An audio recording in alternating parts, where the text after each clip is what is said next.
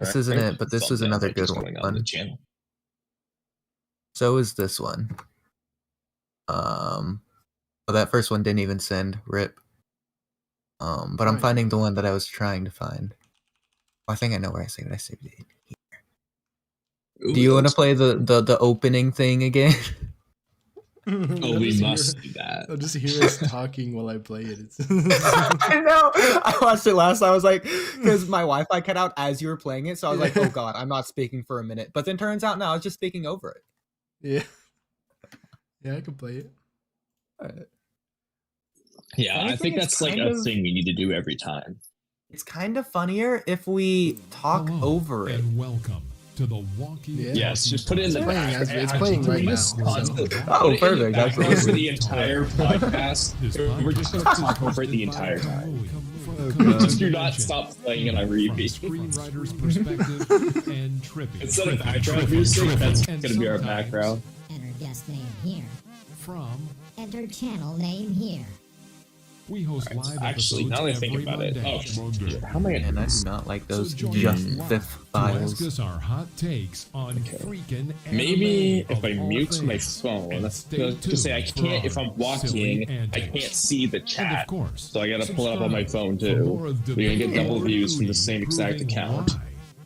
So objectively that way I can see if anyone types in caps lock, because otherwise I can't answer it. I got you.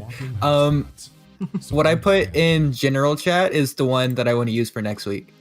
It's like the bottom one. I sent like 7 because they're cool. Yeah, the Boruto thingy. Yeah. Right, I mean, to be fair, they're all Boruto thingies, but oh yeah, I forgot that we were doing that. This is new. This is different from the one I remember. Oh yeah, that one's good. That bouncy thing. I'm still playing the intro. It's just muted, so. Okay. Yeah, I think I'm. Wait, I don't know if I'm behind. We got J4X in here. He says hi. Well, hi to you too. You didn't say caps lock though.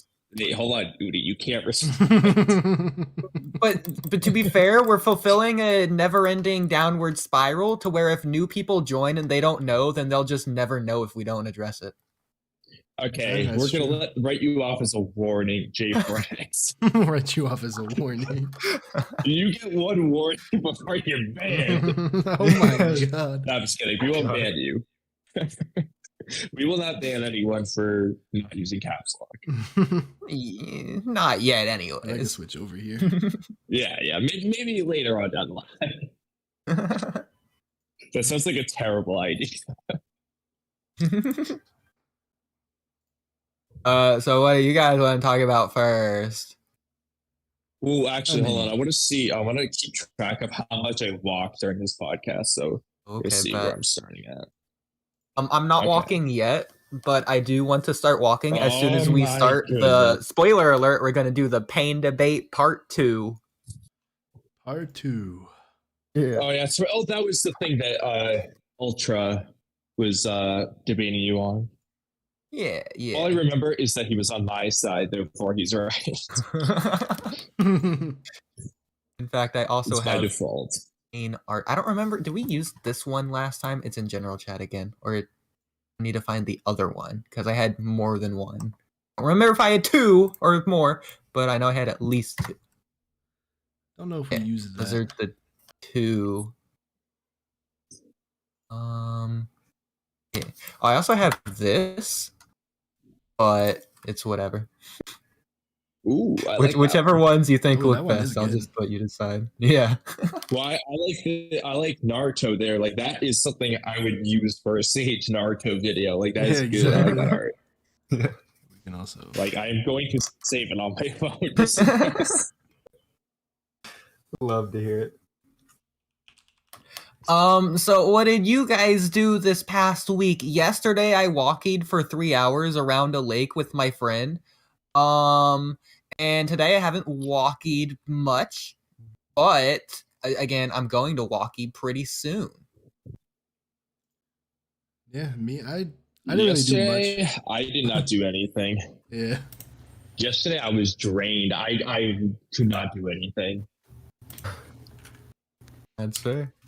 The extent of what I did yesterday was go out to eat. That was Oh, I have this Japanese restaurant card for I think it's called Connie House or something. I haven't gone, but I have like $30 loaded on the card. It's like 20 minutes from my house, so not far, but just far enough to where I don't want to do it. Do you have to do it though? Like, because what if they have like Naruto themed food? Oh, that's a What if good they have point. fish cakes and ramen? Well, to be fair, I've already had it. It's whatever. It's not even that good. I mean, it's pretty good. Like, I'm just gonna sit there eating Naruto. Yeah, actually, that'd be all pretty day. funny if we all went to 3 different Japanese restaurants during a podcast. That'd be cool. Yeah, it kind of That would be the pretty most dope. obnoxious podcast ever, but like, you know, it's the hell of it. We should try it. There is a Japanese steakhouse near where I live, but I've never had ramen there. I don't even know if they have it. They probably do, but There's a pretty good ramen place not too far from my house. One near my house closed down, so now I have to drive somewhere else. It's terrible. I will also say on the Walky thing, last time I started at like 60-something% and got drained down to 1. Right now, I forgot to charge my phone. It's at like 20%.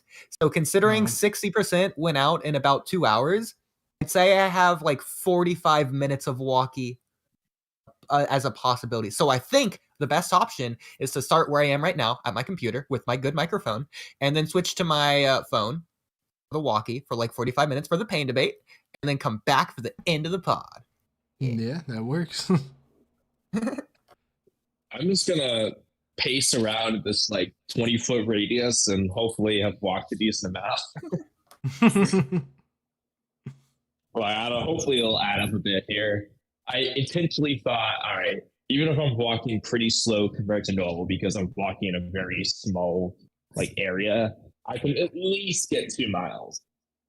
At least, if not more. We shall I have see. no Though. idea how far I walked last time, but 2 hours of straight walking, so probably pretty far. Yeah. It's also Well, that's what I was pretty thinking. much Like one of these accessible. times, I'm gonna do this outside, and I'm gonna wind up like doing the whole podcast and walk like 7 miles or something. Once it starts getting warm, and we actually do it like earlier, where it's not dark, you know, we're able to rack up some distance. So today was the first day of spring, so it is going to start warming up. In fact, I'm pretty sure today, at least near me, is the last cold day, which is pretty ironic considering I have to go walking now. It's 48 degrees, which isn't awful, but also is pretty bad. So it'll be great going forward, but it's not tonight. That's it's little. like- I went out for a walk earlier today. It was like, well, it said it felt like 23 because of wind chill, but it was sunny out, so it didn't seem too bad. It's Didn't supposed to even think rain of the that. next few days for me, so. But I think after this week, that's the last of the rain, and then everything is gonna start warming up. I know. Yeah, I'm looking at my weather ahead for the next 10 days or something. It's all above 40 degrees for me. For the high, anyway. Not the low. The low is a whole nother story. But Oh god, that's awful. I guess but you think live I like can up handle north. it. Yeah, I live in Maine. Ooh, yeah, that's like Oh, as yeah. north as it gets.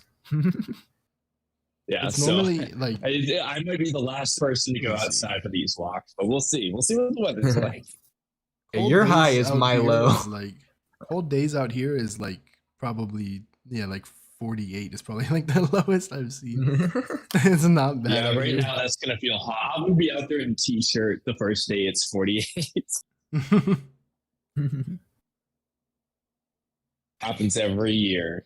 Just I don't know. I'm also someone who's used to, I guess I do live in Maine, so I'm used to the cold, but I'm like extra used to the cold compared to most people I know. So I'll be able to handle it. I could literally Unless never. it's raining. I'm not doing it outside then. I'm not gonna go to a podcast in the rain.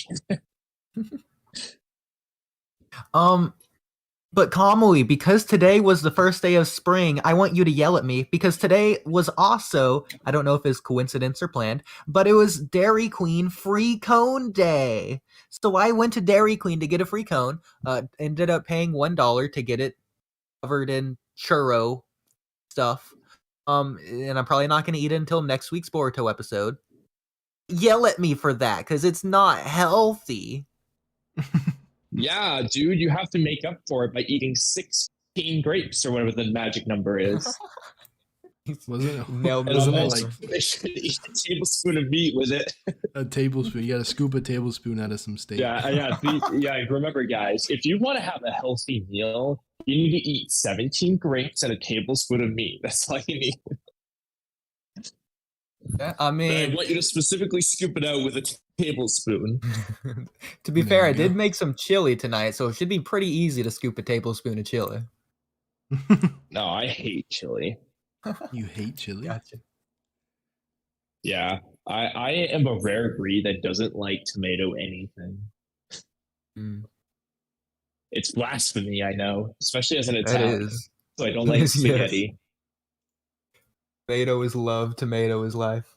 Yeah, I love tomatoes. I hate tomatoes. It's like my big thing I hate. Not only I don't tomatoes, eat much but in life, but tomatoes are high on the list.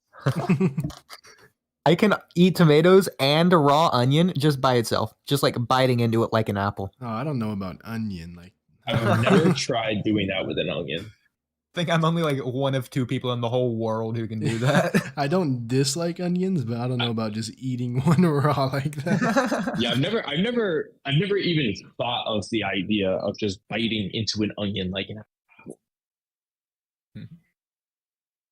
Has anyone else in the world ever tried? Nah, I've mean, never. stop. Annie. And it's the same way of like who was the first person to drink cow milk? Exactly. It's not the weirdest thing Yeah. out there. It's a bit Yeah, strange I'm when you just think about imagining that. the first though. person just started sucking on the cow's udders. Yeah. Like, did the first guy just start like sucking on cow udders and ooh, that tastes good? Like, No, I was actually thinking of it, like how and did it that kind start? if you actually stop to think about it, it makes sense. So not only do like humans drink human milk through methods of which I won't describe on the podcast, but then cows do the same thing. So then we already have a presynapsis. I don't know if that's a real word or if I'm using it right, but I'm using it anyway. We have a presynapsis for what drinking milk looks like. Hey, if you're hungry enough, I'm sure you probably at least try it. Oh yeah.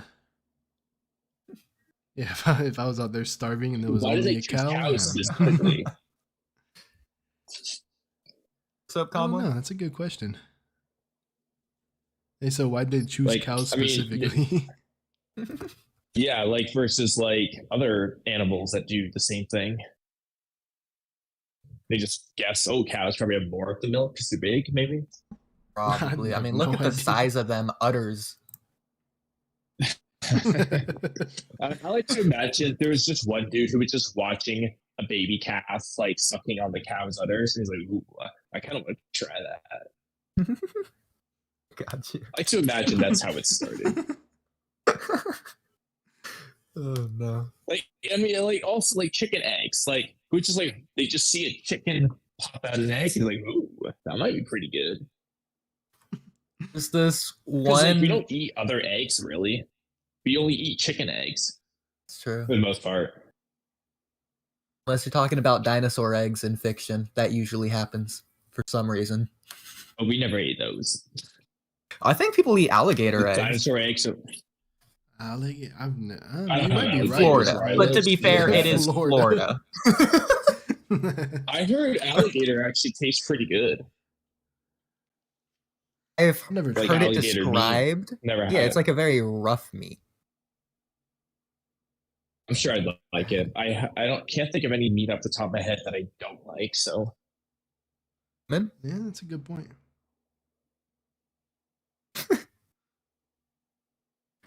well, bring it back to the chili. I actually haven't eaten it yet today. In fact, I haven't eaten anything because I had my dentist appointment this morning. Can you believe it? $216? Gosh. No, that was for the cheapest too. That's like without the X-rays or the fluoride or the nothing. That's one of my crazy. friends at my work actually is doing dental cleanings, like because she's in school for it, and I think she said it was gonna be like $50. So I was like, oh, I should get on that. That's a steal. Because it's been a while. It's actually been too long since I've been to the dentist because my dentist retired, and then like I just haven't been since. So I really need to get on this. Honestly, I know Yeah, people that same. don't go for years. I mean, it's not the dentist making your teeth healthy. It's the 6 months in between the dentist of you cleaning your teeth that make your teeth healthy. So you don't really need the dentist. Well, the big thing I figured though is like you still get like plaque built up, and they use like that little sharp thingy and just kind of like dig it out. That's the main reason why I want to go, just in case I need to get that out of there. Then I again, purposely got rid of my wire retainer that was on the back of my bottom teeth because I would get a lot of that built up every time. And I was like, all right, can we just get rid of this thing? And then when I went to do that, they like took out a bunch for me. And I was like, yeah, this is exactly why I want to get rid of this thing and just use the plastic retainer. But I don't know, just in case, I feel like I should go. But I need to get on it. The problem is it's like an hour and a half away from where I live, and I just don't feel like driving an hour and a half just to go to the dentist. oh, I got you. Yeah, no, it's like a 5-minute drive for me.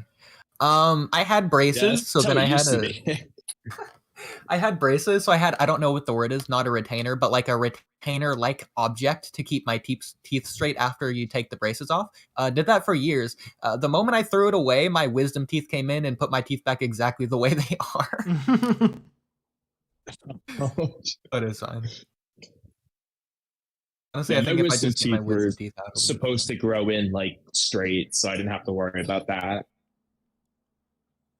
That's what happens when you live in America. No health or dental insurance. I also haven't been to the doctor since 2016.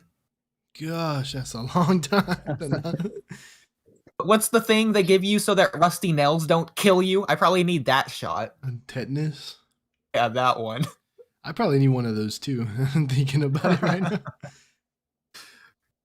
I'm pretty sure I got that. I remember getting it. I don't remember the experience, but I remember the fact that I had to go get it. I just know it's a big It needle wasn't they put in anything your very arm. memorable. So. Yeah. Yeah, it was a shot like all other shots. Yeah. Not the alcohol kind, guys. M. Oh, you know Cam what's says funny? Speaking of don't that, though, listen to I won a Joe competition at my work, and I got a Texas Roto shot glass. It was so stupid, Nice. but I won it, and I was proud. I've been killing it. Actually, I keep winning. We have these this donation thing that we're doing, and I keep whenever we play a game for whoever gets the most donations, I just go ham, and I keep winning like free meals and stuff. And I'm like, this is good. We should do this year round. Is it that rainbow wheel that they spin with the little spinner things on it? I have no idea what you're talking about. Hang on, That, I can thing? find it.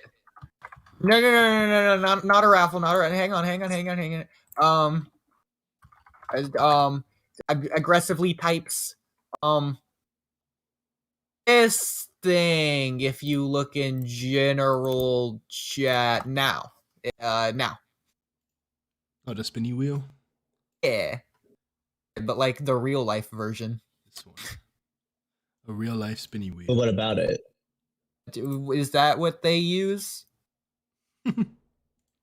No, it's just literally so it's called camps right now. The thing's called Camp Sunshine. It's like a summer camp for kids with terminal illnesses, and we just keep track of who had the most donations in a shift, and whoever wins gets the prize. Oh, okay. So an actually fair competition. Got it. Yeah, that's how we play the games that we do. It's just meant to motivate us to get more. And I'll just whenever somebody challenges, that's how it all started actually. Somebody just challenged me, said they were gonna win, and I was like, we'll see about that. And then that person, she gave up after 10 minutes. And then somebody else was doing really well. So then it became a competition between us, and I just wanted to beat her. And so I sold 100 in the first day. And then actually I might be winning overall right now still. The only reason I might not be is because when I lost my voice, I had to take a few shifts off of work. And so some people caught up. But I don't know, I want to win. Then they asked, it was funny when they asked, I felt so bad, but I was like, I'm just being real. They asked, are you gonna go volunteer to help do mulch stuff? And I was like, probably not. I was like, I don't really want to do that. I was like, I'll help donate, but I don't really want to do physical labor. Just being honest. I don't think anyone wants to do physical labor. Well, I don't know, dude. There's some people there that were talking about how badly they wanted to go do it, and I was like, "Well, you can take my spot." I was like, I don't know if this means I'm a bad person, but I really don't want to do it. And would working out be considered physical labor? And I told her, I was like, I don't know, probably. And they're like, well, why don't you know? I was like, I don't know. It's what day it is. My hope is that it will fall on a Monday, and I can say I have a podcast. Like, sorry, it worked. It's not a lie. Well, that's about a 20-minute intro if we want to seamlessly segue into some Boruto thingies. Yeah, this is all very related to Boruto because you see, KAWAKI has not been getting any donations. Instead, he's actually trying to kill Boruto instead of save his life. So it all is I related. definitely have not seen about KAWAKI eat any tomatoes. Yeah, that's true, actually. Oh, He's shit. Does that probably mean I'm also KAWAKI? never been to the dentist. You watch next chapter, that's like the full True. thing. He definitely has not been to the dentist since 2016. That's for sure. Or the doctor. He definitely has not. Because, like, if the doctor saw Kawaki's physical condition, oh, shoot, he's been to Amato, but he's kind of like a shady doctor. He's not Do a you real think- doctor. You think Amato's like a dentist? Oh, no, he went to Dr. Katasuke. Shoot. He's been to a doctor. Katasuke's checked him up, actually. So we can't say that. That's fair. Do you think the Naruto universe But I don't has think he's been to the tetanus? dentist. Or like the I cure don't for know. tetanus? I mean, like, Itachi got something. What if that's what He Itachi got can do? something. Oh my god. Itachi got tetanus and they had no vaccines.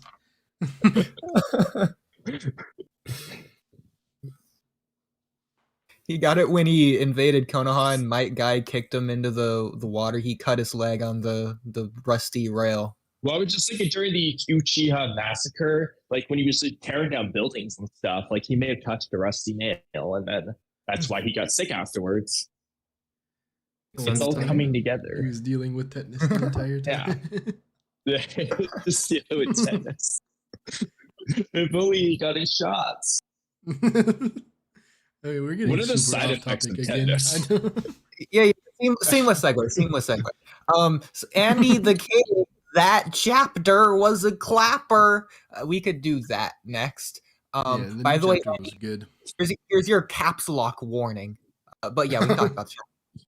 Oh, yes, actually, I need to look at the chat here. Annie the Kid, remember, caps lock if you want a response. So It's just a Kamui, rule we made up. And we have to stick by it forever. And actually, on a side note, not to get off topic again, but since two of us are, well, I'm walking the whole time, Oodie's walking half the time, and Trippy is not walking, does that mean that we don't go negative or positive since we're about half walkie? We're about half. So the episode's got to stay the the same perfect number? thing Like- for an episode 0. Here we go. Well, actually, no. Weren't we on episode like -3? So we're just going to stay at -3. All right.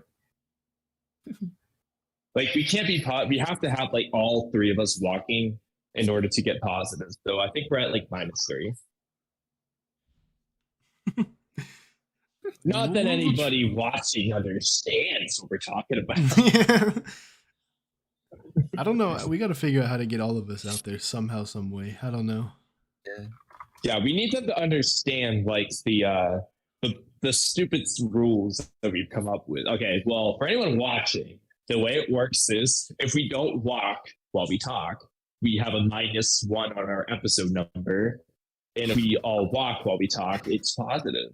So the first like 3 times we didn't walk, so we're at like -3. And we're just going to say it averages to 0 for today because we're half walkie. Meaning we're still at -3. And then the other rule is that you have to type in caps lock to get a response on your messages because we don't have super chats. Even if we do have super chats, the same rule is going to apply. And that's our rule so far. I love the explanation. Oodie, Trippy, would you like to add any other rules? Trippy. I think that's about I suppose we could add a very ridiculous rule, which is that if you want us to respond to your message, you better be watching while you type it. And you have to somehow send evidence that you're watching so we believe you. Hey, I'm not that's sure how incentive we're to going join to the make Discord. that one work, though. They just posted a picture in the Discord. Yeah. Easy. Oh, true, yes. And then once we confirm that you were walking, we'll then answer your chat message. That one might be a bit of a pain in the ass to actually do, but you know, if we really want to incentivize people to walk, that might be the best way to do it. might be right. Well, anyway, yeah, dude, chapter 79. Yeah, Words. It's like the What fourth words do you want to transition say back about to the main topic. Best first 20 minutes. So how of do any you podcast. guys feel about the chapter? Do you like it? Do you dislike it? Do you have mixed feelings? How did you feel about the chapter? Do you like it 100%? Do you have mixed feelings? Like you like some things, dislike others? Or do you not like it at all? There's parts of it I dislike, but I rate it a 10 out of 10. Yeah, I thought it was. What did you it was a great dislike? chapter. So, okay, this is maybe gonna sound weird. So first of all, before we even get into like why I don't like it, can we discuss whether or not the whole thing was a plot twist or not? Because I got into this on Twitter. This is not a plot twist. Agree? Disagree? And then I'll what would go in. you? How do you define a plot twist? I'd like you to explain. Like, how why would you not. define a plot 'Cause twist? I thought it was a plot twist. Yeah, like how I would thought you it was define really a good. plot twist as a screenwriter? Like, So I just want to see like what your definition is without me looking it up because I don't feel like it's doing fine, that. it's fine. So I explained this a bit on Twitter, but it's literally in the name. It's when you twist the plot. So the plot is going in one direction, and then you twist it into a different direction. The problem is, well, the opposite direction. The problem is this isn't the opposite direction from where we were anticipating the plot to go. I know you haven't seen Attack on Titan, but like Zeke betraying Eren and then Eren betraying Zeke in the paths was a twist. It was a plot twist. This isn't a plot twist. It's just plot. It's unexpected. Well, What it is. I mean, you can argue it in one sense that you're right because the future visions did ultimately show people being mad at Boruto, but like not you didn't know that for a fact that they were yelling at Boruto versus them just being there. Like, because I guess you could say the twist would be like, okay, now instead of being mad at KAWAKI, they're mad at Boruto. But you can say like there was foreshadowing for it, so I can see how it's not a plot twist given that information. There's kind of like a mix of both. But I was going to ask you then, is Black Zetsu stabbing Madara a plot twist or not? That's a good question. Because I'd you argue define it as yes. being like the complete opposite. So then is that a plot twist anymore? I'd say yes, Or is that because just we plot? assumed that Zetsu was not only on Madara's side, but that Zetsu was Madara's will. The plot twist is that Zetsu was never on Madara's side because Zetsu is Kaguya's will. It's directly stated. So that's the difference. In this, it's not set up and it's not directly stated anywhere that this is at all her ability. So you can argue that there's seeds that were planted that were her love ability, but this isn't necessarily a plot twist because of that. It's still just set up on its own. I can agree with you, actually. I can agree with what you're saying. Yeah. Would be you. It was an unexpected event that he would randomly do this, but like technically speaking, I guess you can say it's not necessarily a plot twist. It's just a surprising plot development. I will post the thread in the Discord as well as the YouTube chat for anyone that wants to see it either now or after the fact. But there you go. That's my Twitter, by the way. I don't really use it for Boruto, but I've been going ham lately. I'm also discussing AI, which has been absolutely absurd lately. But that's besides the point. So another thing with plot twists is that they have to be timed. This is not only unexpected, but at a random point in the story that is unrelated to the rest of the story. So Eida wasn't waiting to do this. She didn't even mean to do this. She could have done this earlier or later, and people would still consider it a plot twist, even though it has to be at a specific time in the story. So Zetsu betrayed Madara at the perfect time for it to be considered a plot twist. He couldn't do it after or later because then it wouldn't be considered a plot twist. It'd just be random. That actually makes sense. Yeah, I get what you're saying. I get what you're saying. Like I said, I would say I agree with you. I didn't really think about it before, but yeah, I would agree with your point. I will admit it was absolutely crazy and bizarre, and I think that any theory that we had is absolutely thrown out the window no matter what, unless you're one of like 2 people in the world that somehow randomly threw a shot in the dark and nailed it. But well, actually, on that note, though, I will say I had some people think that, but honestly, not every theory really is thrown out the dark.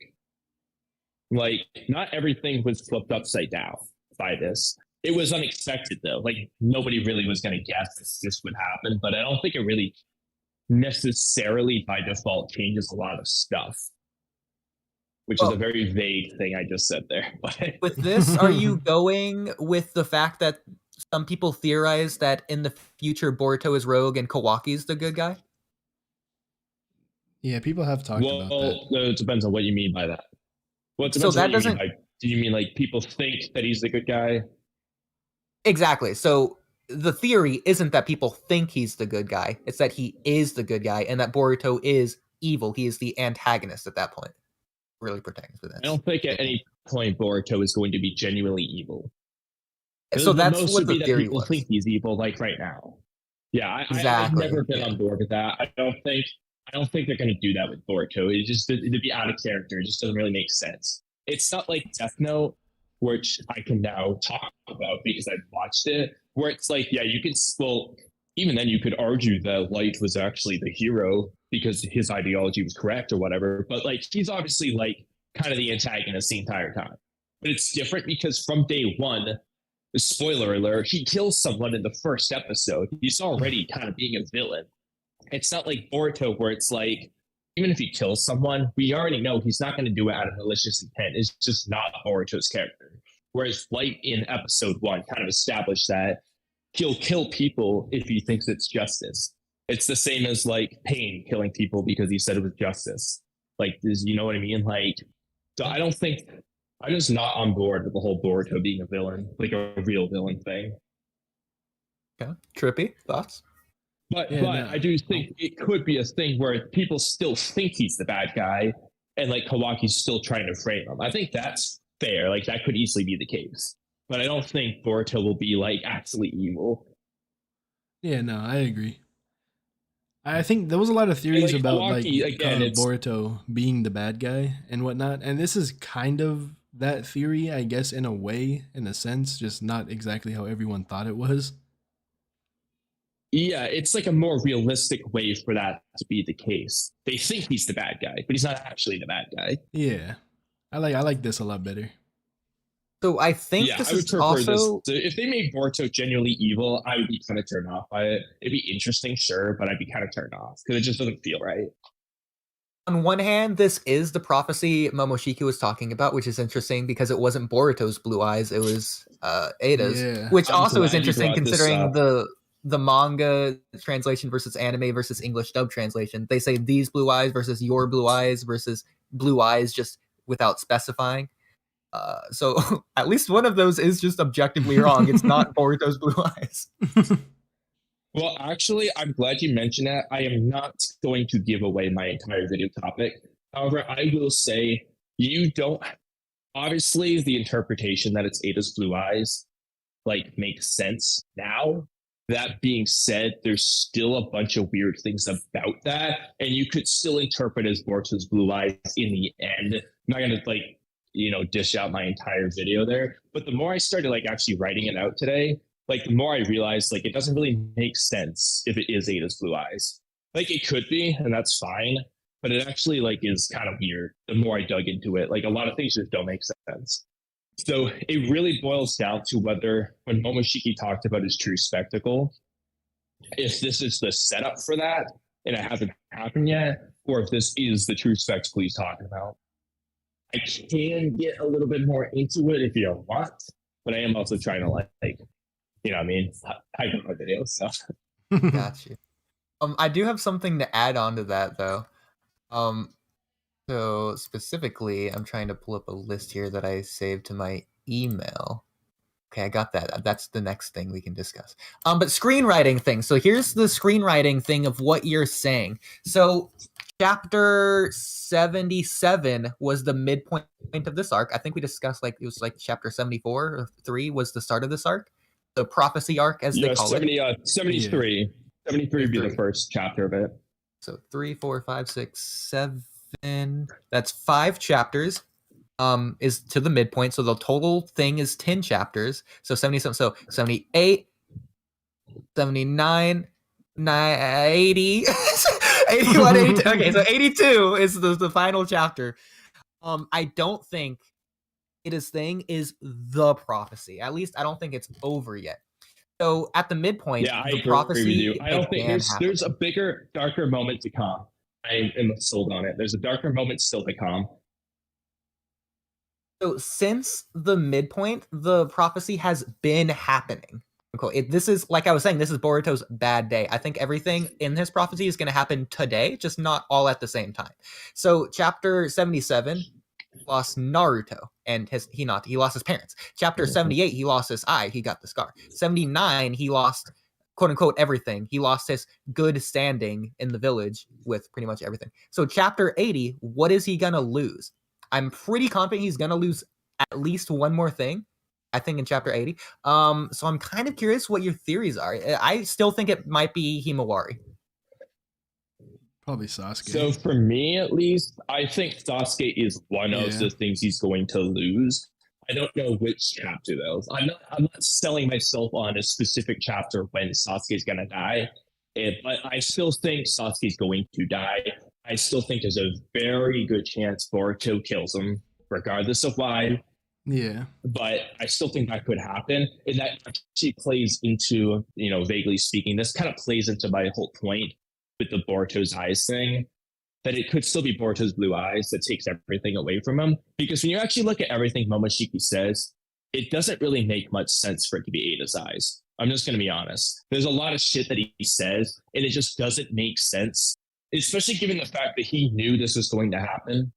Whereas earlier on, he said, this is nothing of that, and I don't know why that will come to pass, but it's going to be a true spectacle. And I don't think this really fits. There's a lot of stuff, but it just doesn't really feel fitting. I think this is more of a setup to the specific moment. And here's another thing, kind of rambling here. Momoshiki said Boruto is supposed to despair and lose his will after he lost everything. As far as I'm concerned, in chapter 79, Boruto still wants to live, and he's not despaired, he's just confused. So there's something more still needs to happen. Yeah. And until, and that's why I think Sasuke's death will probably be the final straw. Whether Himawari died, I don't think Himawari's gonna die, to be honest. I think he could lose her, in a symbolic sense, he's not gonna be around her or whatnot, but I don't think she's gonna die. If she does, I'd be very disappointed. Momoshiki is basically guiding Boruto, so he's jump on the branch to avoid Mitsuki's snake things. Yeah, so exactly. He knows everything that's about to happen right now. Yeah. So it's not done yet. He's not why aren't you sad? Just run away. Yeah, he's still guiding him to the moment. He's just run away. He's telling him what to do. I'm going to tell you right now, the moment, his prophecy, I am 95% confident it's going to be what we saw at the flash forward thing a few chapters ago. He's looking up, seeing KAWAKI with blood. That, by the way, people think that moment has happened just because Mitsuki's in Sage mode. It literally couldn't have happened yet because not only is KAWAKI not there, but Shikadai's entire team isn't there. So get off of Twitter, people that are yelling at me that it's already happened. It's not in order. It seems not in order. It's out of order. It's parts of it sort of fall in order, but it's not completely in order. KAWAKI hasn't even activated his form yet. Shikadai hasn't yelled at anyone yet. The only two the ones that have happened are the Leaf villagers saying, have you found him yet? He couldn't have gone that far. Sarda saying, Mitsuki, he's over here, and then Mitsuki saying he's angry. Those three have happened, but not the Shikadai or the Kawaki one. So the moment is coming. As soon as we see Boruto meet up with Shikadai and Kawaki, and then whatever happens. Someone going down to that right now. But we're probably next chapter. We're probably gonna start with Boruto running away from Mitsuki and Momoshiki explaining more about whatever. And then, like halfway through, I think they're gonna meet up with Shikadai. Then Kawaki shows up near the end. Yeah. This is kind of random, but I was thinking about this. I don't know if anyone else noticed how weird this is, but you know how that future visit from chapter 75 was like supposed to be from Boruto's point of view? Yeah. So one of the panels isn't from Boruto's point of view, though. Like, it's been confirmed. The one where the villagers say, like, have you found him yet? He couldn't have gone that far. They're, like, right near Kawaki. He's like not far away, and he's like, shit, I gotta get away. Like, they're near him. It's not even... It might be from Kawaki's perspective, or it's from like a narrator perspective, one or the other, but it's definitely not Boruto's perspective. He's not there. So why did Boruto even see that vision? Why did Momoshiki see it anyway? Because it's not Boruto's point of view. He's not there. That's not him. Like, so I don't know how that works. I don't think so. I do think that is Boruto. I think he is there. I think it's just a coincidence that they said it in this chapter and they're going to say it again later on because people are still constantly looking for Boruto. So it's just going to be in the background. It's literally the exact same art and dialogue. I don't think I am pretty sure that is the same scene. But here's the thing about that. Like, it's definitely the same panel because it's literally like the same art in dialogue. It's definitely the same panel. It's a slightly different panel shape. It's more square than last time, but it's the same image. Anyway, hold on. I'm going to pull it up here as I reference it. I definitely want to. It's literally the guy's even in the exact same position as he was. It's literally just a zoomed out version. But anyway, like he's literally, it's the same dude in the same standing position and everything. But the thing about it was Kawaki says like, damn it, my chakra's almost out, blah, blah, blah. And then it says Russell, like the Kawaki's, hiding near a tree and like a bush might be moving. And then they're like, the guy comes out and says like, have you found him? And blah, blah, blah. So it kind of like makes it seem like they're not far from Kawaki. And then he says, damn it, like he's hearing them and he runs away. So I think they're near Kawaki. And that might be his perspective. But whether it's his perspective or not, it's clearly not Boruto's because Boruto's not near Kawaki. And so why is that even in the future vision? Like, it doesn't actually make sense. That's weird. I don't think anyone, it was, what I mean? Like, I don't think, it's not that important, obviously, but it's kind of like, why is that part of the future scene? Because if it's not Boruto's, like, vision, why did Momoshiki even see it? Definitely have to actually, check it out. Well, actually, that's a whole other conversation too. Actually, because I didn't even think about that. I gotta add this to my video. If Momoshiki saw Eida's blue eyes taking everything from him, like, why did he see Eida through Boruto? You know what I mean? Like, I feel like if he's gonna look into Boruto's future, he should be seeing things from Boruto's perspective. I guess you could say he could have seen the light, because Boruto saw the light flash, but he didn't see like Eida in the sky specifically because nobody saw that. They just saw the flash of light. She was surrounded by it. Like, it was basically, she was covered up by the light. And so I'm like, if Momoshiki saw Eida's blue eyes, he would have had to somehow see something that Boruto didn't see, which I guess is possible based off that one panel, but it's kind of weird. Momoshiki is the one that told Boruto, so it would be kind of like a time paradox if Boruto found out differently or if Momoshiki, whatever. I don't know. Something that you should add to your video, though, really quick. This is really interesting. You might not know this. In the manga, they cut this out of the anime. In the manga, after the fight, the tuning exams fight, after the Momoshiki fight, so after Momoshiki is, like, killed by Boruto, and he gives him his karma and all that, Momoshiki says that he cannot see his own future. Very interesting, I think. That's yeah, it. He can't see his own future, but he can see Boruto's very clearly. Although I'm not sure how to I mean, the whole thing was about Boruto. Well, So I'm not if sure Boruto that really finds out from Momoshiki, then Momoshiki can't just be looking into his own future to see what happened. He'd have to see it from Boruto. But if Boruto learns it from Momoshiki, that's kind of like a paradox because he'd have to learn it. I don't know. It's weird to explain. Timey-wimey.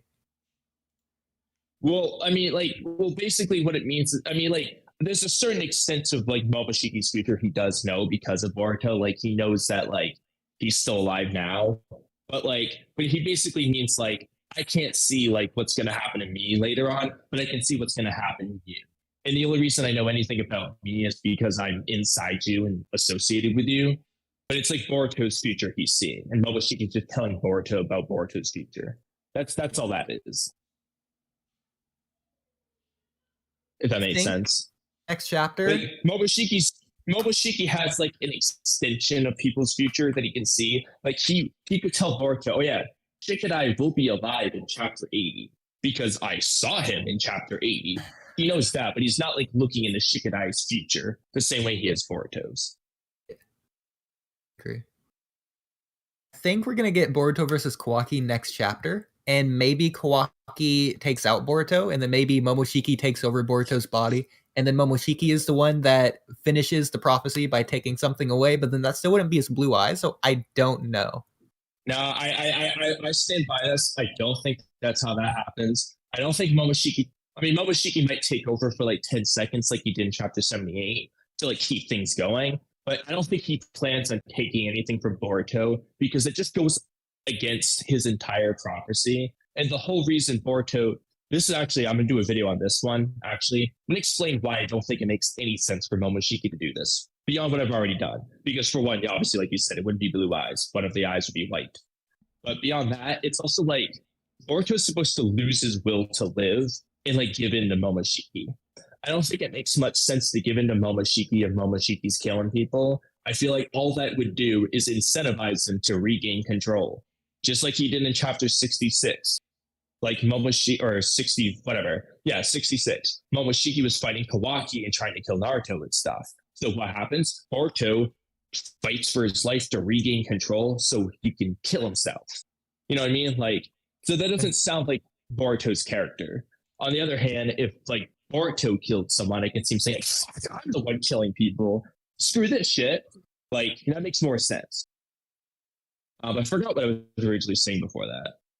Dude, I cannot think right now. What were you saying? Momoshiki does say that Boruto's not even gonna want to take back over control, so he has to actually like needs to lose more than just like a friend. Like if he kills Shikadai, he'll probably still want to take back over control. There's got to be someone. Like I don't think. Yeah, like something more needs to happen. Like this moment itself isn't the moment Boruto loses his will to live. I think this is all more of a. Like, this is basically what I'm thinking. When Momoshiki says, like, how does it feel to lose everything? I don't think he means that Boruto has already lost everything. I think it's more like it started. You are currently losing everything. But, like, you're going to keep losing everything for, like, a few more hours, like, basically. And then by the end of part 1, he will have officially lost everything. It's like it's an ongoing process. Exactly. Because, like, imagine if this was it. That's it. You've lost everything. Honestly, that kind of sucks. I'm not gonna lie. That does not fit Momoshiki's hype whatsoever. Like, this would be pretty ass. I would be very disappointed. So, like, I think the ongoing process makes more sense. We do have a YouTube chat in all caps that functions as a super chat. So Andy the kid in all caps, he says, so, where do you guys land on if Sasuke was affected by Eida's omnipotence? So, actually, this segues perfectly into my topic. I hope you guys enjoyed the fact that I yelled that because it's in shouty caps. So, I have a oh, no, I think that's how we need to do it from now on. Okay, actually, before I say my list, I want you to guess. Okay. How many different potential unique characters have I come up with, and we're going to play this like Price is Right game show. How many unique characters have I come up with the farthest potential reach imaginable in order for like Eida's ability to just not affect them? I'll give you an example. All right, we know that Sarada wasn't affected. We see that this chapter. So that's one character. How many characters is your theory that I came up with? Before I answer that, because I vaguely remember a number you gave me at one other point in the week. Has your number grown since then? It has grown a little bit. Yeah, I don't remember what the number was, so maybe it was a lot. Okay. I'm going to say 25 is your number. I was going to say like 8, but I have no idea. I feel like it's a lot more than that now. Keep in mind, I'm stretching it pretty thin here. Okay, so yeah, we'll go like 15. And what do you actually have? So my official answer is 26. Ooh, so I wrote this in order of most likely to least likely, and we already know the first several, so we don't even have to discuss it. But if you do have like a contention or like, well, maybe not, please feel free to stop me and I'll explain why. But going down the list, I want to hear your full list first. Yeah, I'll go down the full. In fact, I'm going to list. copy and paste the list. I'm not going to paste it yet, but I'm going to at least copy it right now. So starting at the top, we have Boruto. Obviously, we have Momoshiki again, obviously, and I'm gonna count that as a different character. I don't care what you say. We have KAWAKI was not affected. We have Sarada, obviously. We got Sumire because of Sarada. She's also not affected. Sumire's ability just doesn't work. So I think, by the way, theory. We don't have to go into this right now, but I think the ability, the way it works, is if you love an Otsutsuki, you aren't affected by Eida's ability. They both love Boruto. That's probably the most popular theory. I hate it personally, though. Like, I hope it's wrong, but I do think it might be what they do. I do think it's plausible. I just really dislike it. I really want it to be anything else, though, personally. So my sixth character is the last 100% definitively confirmed one. It's Eida. Eida was not affected by Eida's ability. What do you mean to the last definitive? Bro. Have you forgotten your favorite character? No, he's actually not Mir. He's number 7. But it's not 100% definitively confirmed. Last. That wasn't the last, then, you liar. You had one more. Oh, okay. I mean, if you consider Damon 100% confirmed, not going to be affected, that's fine.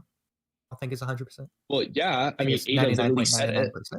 She said he's the one person who can kill her. Well, okay. Well, no, that doesn't mean that he was affected by Eida's ability he's also a blood relative. Oh, actually, you're right. You're right. Okay, never mind. He's literally a blood relative, stated to be immune, and she said he can kill her. So I think it's pretty. Okay, my one reason of not including him in my 100% is because there was a panel showing quote unquote everyone who wasn't affected of Eida, Boruto, KAWAKI. Damon was on there, but he wasn't named. He was the only one not name dropped on the list. Yeah, I thought that was very odd. Yeah, why they didn't name him, but they showed him. But okay, I do agree with you. That was very strange. So those are all the 100%. That's 7 or 8. I lost count. So moving on to the almost definitively but not confirmed list, we have Naruto and Hinata. They're quite literally in a timeless void in a separate dimension. Oh, okay. You're talking about. Wait, hold on, real quick. Wait, are you talking about Eida's omnipotence jutsu that she used in 79? Yeah. Or are you talking about her ability generically? So I'm talking about not her love ability specifically, even though that would apply as well. Okay, I'm talking about so her. Naruto and Hinata. Yeah, okay. Yeah, okay. I think they might be 100% confirmed as well. They're in a whole different time space. So if they come back, they're not going to say KAWAKI Uzumaki. Yeah. Yeah, the ability also is shown affecting the Earth. That's a whole different dimension, not on Earth. So I don't think it is. I think it's pretty blatant. I don't think it's affecting any of those other dimensions. Which I'm sure you're going to include the next 2 people on the list with the same reasoning. Is your guess Toneri? Because you're right. He's on the moon. We only see it affect the world. We don't see it affect further. Also Code and Bug, who were in the 10 Tails dimension. Oh yeah. So they're a little bit further down on the list, but yeah, they should probably be a little higher. I would have put them. I don't think they're affected. I think anyone who wasn't in that dimension is pretty much solidly probably not affected. Yeah, agreed. So Ko's gonna come back, and he's probably gonna come after Boruto and KAWAKI and name them Boruto and KAWAKI and all that. And they're gonna Yeah. think that he's. Well, In I fact, mean, they're not even everyone's gonna know already what naming happened. it that They're gonna anyway. be as confused. Yeah, for real. Yeah, when people, if someone's, he's gonna be like, wait, what? Well, honestly though, like, he's attacking both of them anyway, so he's not really gonna change. He'd probably just be interested if people were like, what do you mean Boruto Uzumaki? That's not his last name. That'd be pretty funny, but. So something huge that was thrown out this chapter. Not only Shibai is probably not affected because he's in another dimension as well as being Otsutsuki, as well as being like the strongest character in the series that we know of. But something huge that was just casually thrown out there. There's more than one Otsutsuki god. Momoshiki says that the gods in the past, plural, the gods in the past have like done this to change the connected chakra. Well, I thought that itself is also interesting. He basically implied that like Otsutsuki have like erased the memories of Earth more than once. Yeah, which is so like there's like could be more that came there. Oh, you know what's actually interesting about that? You know, any Urashiki lover will love this, but like, what if that's what Urashiki did? He tricked everyone to think he was dead because he can't remember memories. That also confirms though that everyone had chakra before Kaguya showed up, and it was already connected. Interesting as well. Yeah, that's a good point. Actually, that's kind of a retcon in a way, but. So obviously I have Shivai, and I have quote unquote the second confirmed unnamed Otsutsuki god. I'm not going to list any more. He says gods, but he doesn't specify how many. So we can only assume the lowest, which is 2. Yeah. I think there. I mean, I've thought for a while there should be at least one more that was based off a mythology aspect of things. But yeah, like that didn't surprise me. I'm just very happy to see that. I think there's got to be at least one more, like, which pretty much confirmed. So the next 2 I have on my list, again, they're in another dimension, and they should have their chakra, so they should be able to come back. Kagoromo and Hamura should not be affected, and they should be able to leave an impact on the story. So I'm not going to name like randomly like Haku and Zabuza because they ain't coming back. Let's be real. Yeah, it's Zabuza and Haku. The Edo Tensei. Well, Edo Tensei in general, though, like let's say there was an Edo Tensei that was around. I feel like they might be immune to, just like how they're immune to the Infinite Tsukuyomi. Spoiler alert, that's quite literally the last on my list thing. Is any future potential Edo Tensei. I consider that I group that all into one. Yeah. So honestly though, like I think that is pretty reasonable given that they're immune to like everything. Actually, what's weird about that? Now I think about it, they're not immune to Genjutsu, but they're immune to the Infinite Tsukuyomi. Think about it. Kabuto put Itachi into Genjutsu. Edo Itachi. But the Infinite Tsukuyomi can't put him into Genjutsu. Kabuto's actually a great point. Confirmed stronger.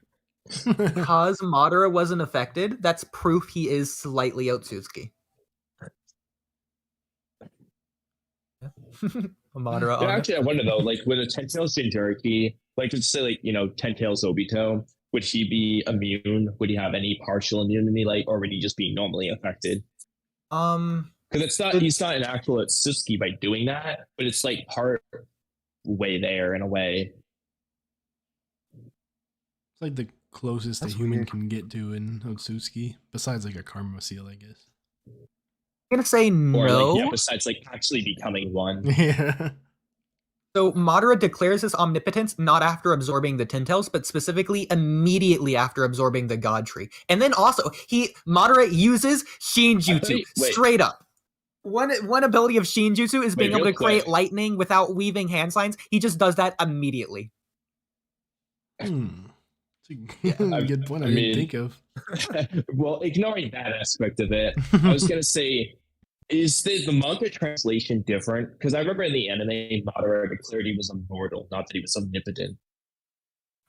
So out of curiosity, is the manga translation just different? Because this is just off the anime. I you know, that's all I've seen for Naruto for the most part. I have to find the chapter, I know he says, "I am immortal now."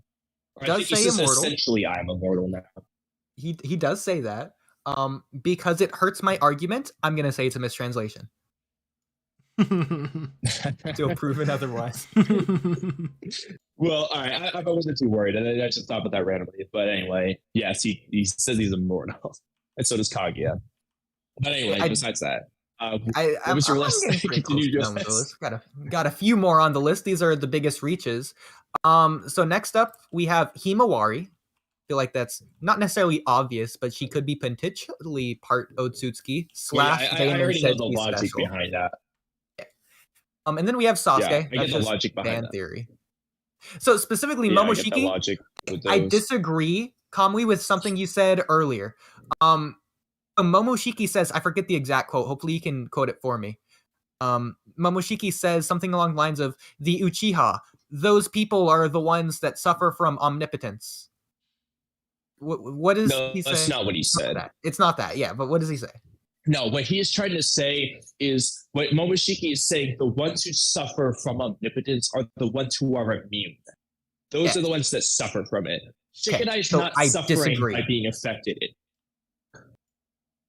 There's no way of knowing. He lists two different people. He says those who immune, and he says the Uchiha in two different sentences. And then in the third sentence, he says those people are immune.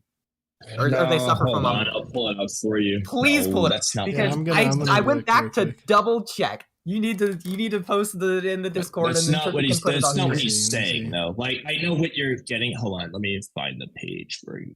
I understand you disagree because my premise is the one that disagrees with yours, so I would assume you would disagree. But listen, we need Trippy here as our third party.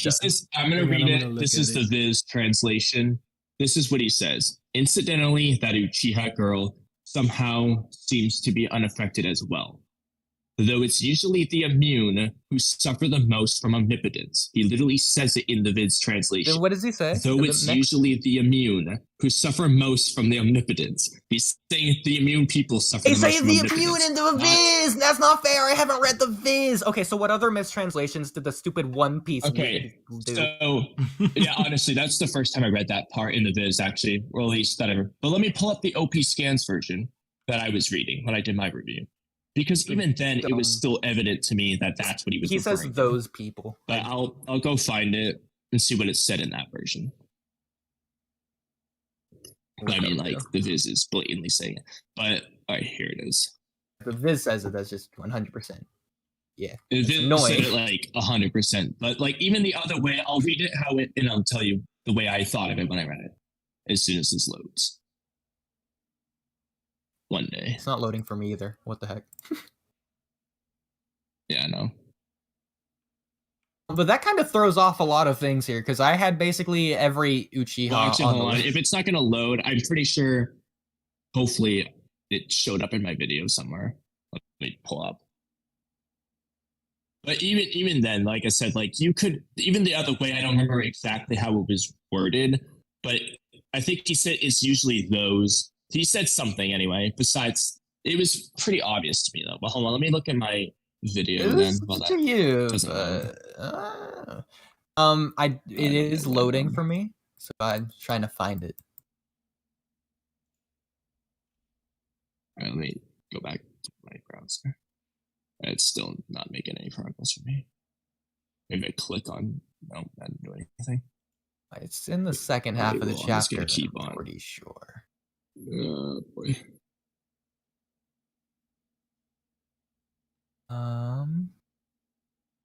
This is completely pointless, but I want to do it anyways. I want to be right in the wrong version. No, I still think you're wrong even in that version. Like, I'm telling you, like, if I can find I mean, it's not really helping that I'm like just looking at like parts of my video where they're okay here. This is what it says. For some reason, the daughter of Uchiha somehow didn't seem to be affected.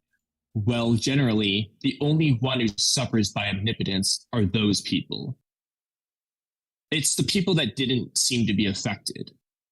Like, that's still what he's saying is the people who aren't affected are the only ones who suffer by omnipotence. That's what he's saying. So it's not as just like obvious, I guess. Is in the Viz translation, it's like you cannot interpret it any other way, but it's still pretty clear to me that like that's what he's getting at. Yeah.